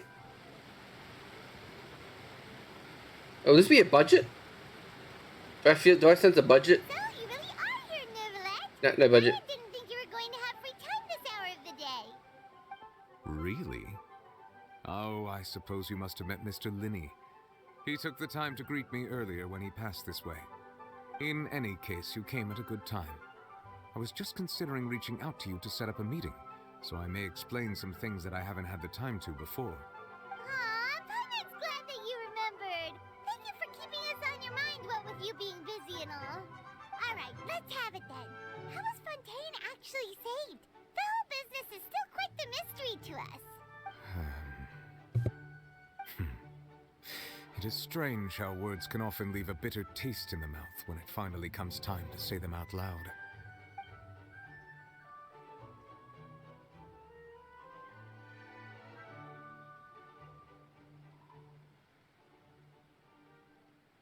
Whoa. So that's what happened? Fossilor destroyed the divine throne of the Hydro Archon and restored your power to you, transforming you into a fully fledged elemental dragon sovereign. But Paimon still doesn't quite get what you did to save the Fontainians from dissolving. For me, the authority of the ancient dragons refers to absolute control over the hydro element. Fontainians were incomplete humans born of Egeria's use of the power of the primordial sea, with constitutions similar to that of mimics. But so long as those primordial energies remain within them, I could use the ancient dragon's authority to grant them true blood, after the fashion in which life was first brought into being on this planet. In other words, when I gave my verdict, Fontainians became true humans, and thus would naturally no longer be dissolved by water from the primordial sea. Fossilor must have counted on you to make that decision as well. Your verdict was the key to making the prophecy appear to have come true while saving everyone. Yeah, and in a manner of speaking, Fossilor finally managed to fulfill the original Hydro Archon's wish to turn Oceanids into real people too! It seems from your expressions that you still have more things you wish to ask. Ask away. I will tell you the truth as I know it. Here it is, the last. When I hit the bottom one, it's over. I have investigated his case along many avenues, and I have learned that he once fell into an unknown chasm when he was young. There, by chance, he awakened the all-devouring narwhal. But whether it be by sentiment or reason, that should not have been enough to consider him the root cause of the disaster. At most, he would have had tangential liability. As for the judgment passed by the oratrice during the trial, whether it was due to that liability by association, or Fossilor deliberately using him to buy time for us on the assumption that he would be able to hold the creature off, I cannot say. Guess Fossilor had Fontainians in mind the whole time. In the end, it was thanks to her that they finally became real humans. Hang on a second. Paimon suddenly got another question. Back when Fontainians hadn't yet become real humans, were the children they had also transformed Oceanids? Life has always flowed like water. Do you recall how Fontainians would often come to the Fountain of Lucine to pray for children? Yeah, Lynette said the In truth, even those couples did not know that such prayers were no mere custom, but instead a form of ritual. Those Oceanids who were blessed within the spring water would later descend as new humans in the coming months. Paimon sorta gets it now. Either way, seems like this ritual won't be of any further use, but it'll probably live on as a local custom. Ask away. I will tell you the truth as I know it. Yeah, about that. Risley said Farina has already left. What's that all about? Ah, Lady Farina. The people are only aware that her death sentence has not been carried out. She abdicated the post of Hydro Archon and left affairs related to that title to me, before leaving the Opera House. I related Focalor's words to her faithfully and completely. After hearing them, she seemed neither saddened nor comforted. She simply said that she was tired and needed to rest. Having said that, she then packed her things and moved out of the Opera House, not unlike how an ordinary person might. But she's still got a place to stay, right? You need not worry. I will make arrangements to ensure that she will not want for food, clothing, board, or travel. In truth, I am somewhat happy for her. The wear and tear on her spirit will, of course, take time to heal. But now that she no longer has to play the role of Focalor the Hydro Archon, she can finally lay down her burdens and lead a normal life. He's also an absolutely broken character. Now that you've regained your full powers as the Hydro Dragon. Kill everyone! After Focalor passed on, the Oratrice also ceased to function. This matter will directly affect our trials. After much careful consideration, I've decided to take over its role in our courts. From now on, I shall hear cases and pass verdicts by myself. Looks like you're still considering stuff from the perspective of the Udex, huh? As an elemental dragon, there are indeed many things that I must do. But this power and this duty, in a manner of speaking, you could say that both were granted to me. As such, before I attend to my other responsibilities, I must first and foremost continue to serve Fontaine as its highest judge. The duty of the Hydro Sovereign and the duty of the Udex shall coexist within my person. Additionally, the Hydro Archon's departure has brought about another problem, which is that the Opera House shall no longer produce indemnitium. That's true. That power was derived from the people's faith in the Hydro Archon, wasn't it? Wait, but the various mechs and machines in the city are all still okay. Where are they getting their energy from? As I am now, I have full command over New Musia, and it can serve as a complete substitute. Another reason why I cannot quite leave Fontaine immediately. Wow. This ancient dragon's authority stuff is really quite useful, huh? Ask away. I will tell you the truth as I know it.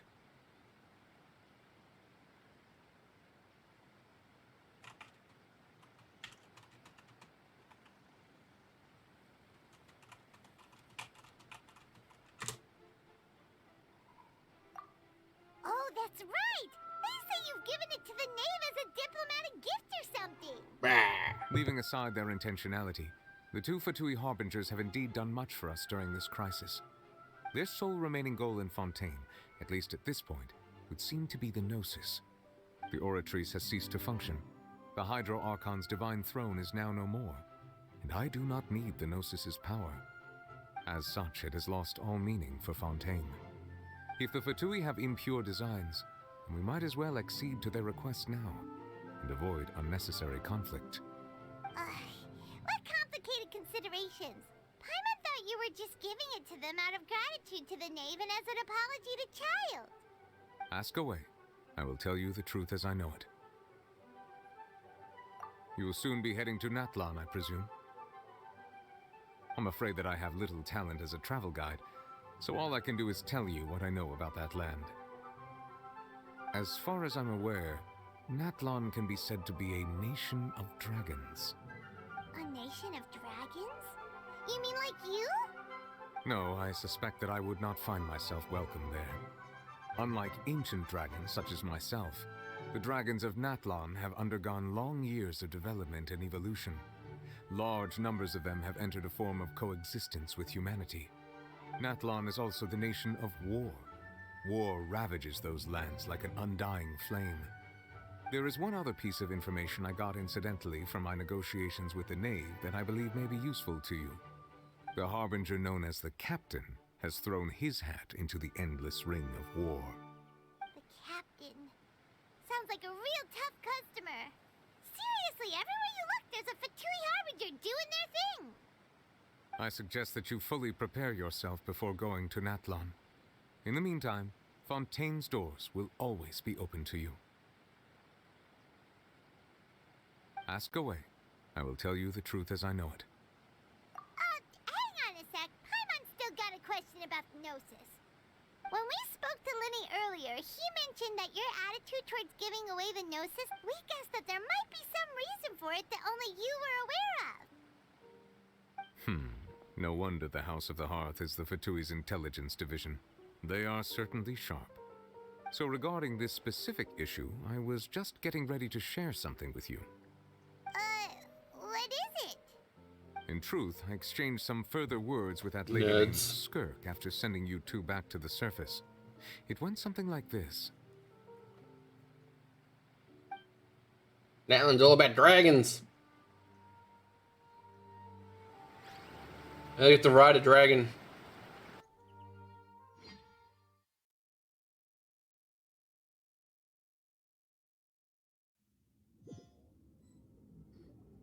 Well, we're going to head topside to see what's going on. You hurry over soon as well, all right, Nervalet? And they're What dead. Next? The all-devouring narwhal isn't here, so I'm no longer getting any interference. I can finally catch the scent of your power, what it's made of. It is the authority of the planet's primordial dragons, but with something very similar to a god's curse mixed in. It's quite a novel blend. I'm sure I've encountered something like this before. What was it again? I do not know what you speak of. Ah, of course. How could I forget? You should have the remains of the third Descender on your person, yes? Remains? I've never heard of any such thing. Huh. According to your parlance, I believe it may be called a gnosis. Well, that much is true. After Focalor's divinity faded, she handed her gnosis to me. But I fear I have never heard of it described in the manner that you just did. I've been training with my master, the Foul, ever since I was young, and I have never returned to the surface since. So most of the information I possess, I got from him. It is only natural for those who are greater than humanity to possess a different sort of common sense, which is why there are so many problems in our attempts to communicate with humans. Regardless, you should probably get rid of objects of misfortune to prevent any disasters from befalling you. To live in itself is a blessing. But once a person dies, the bonds he once had with this world shall all turn to curses. What do you mean by that? No need to fret. These are just my personal thoughts, and my reason for no longer wishing to return to the surface. This third Descender you refer to, who are they? And when did they die? Master never mentioned them to me. Perhaps it just wasn't that important for me to know.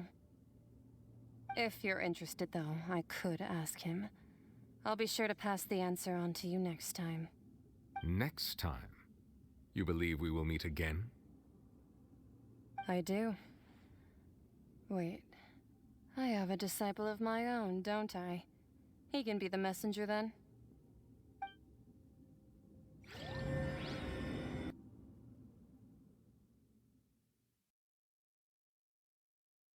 Banana.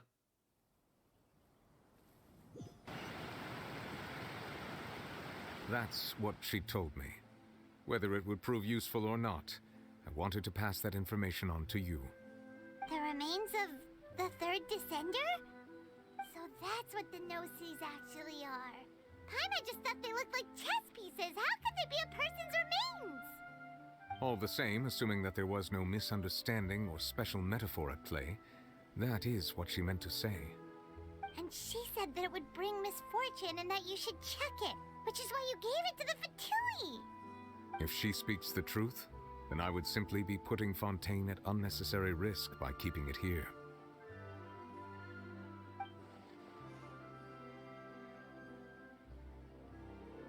I'm the fourth descender.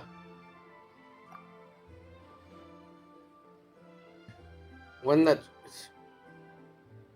ones that did two, they're the ones who came before me and already died. I guess that you might already be familiar with this concept, but I did not expect you to be one of them. That means that the Gnosis, which are exceedingly element compatible and can even enhance elemental abilities, do indeed come from the third descender.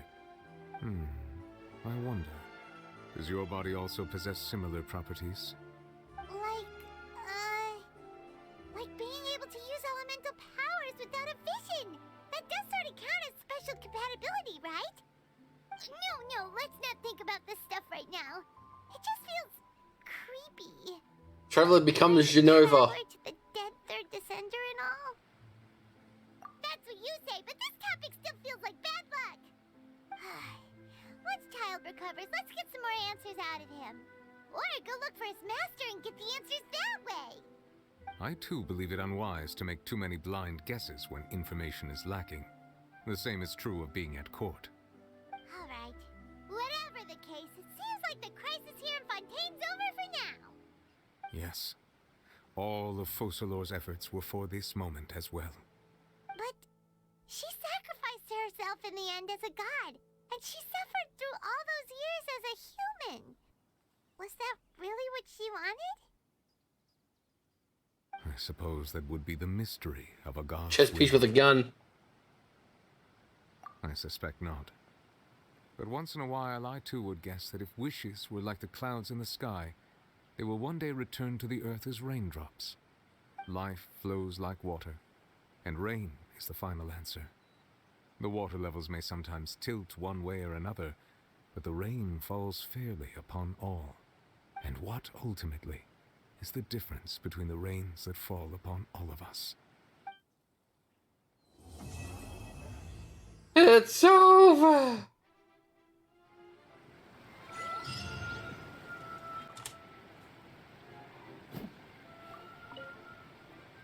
It seems from your expressions that you still have more. Ask away. I will tell you the truth as I know it. I suggest that you fully prepare.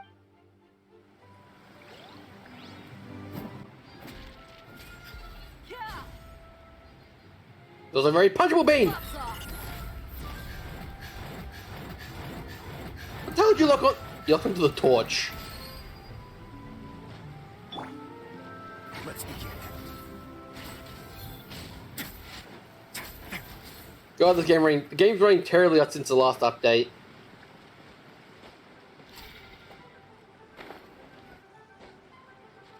And now I'm stuck. Oh. That's a good place to end it, I guess. Whee! Ish.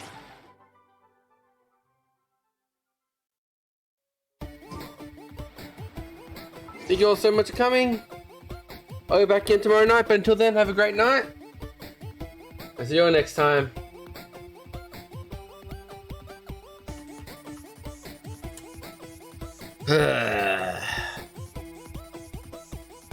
$5 that story quest went for. 5 hours.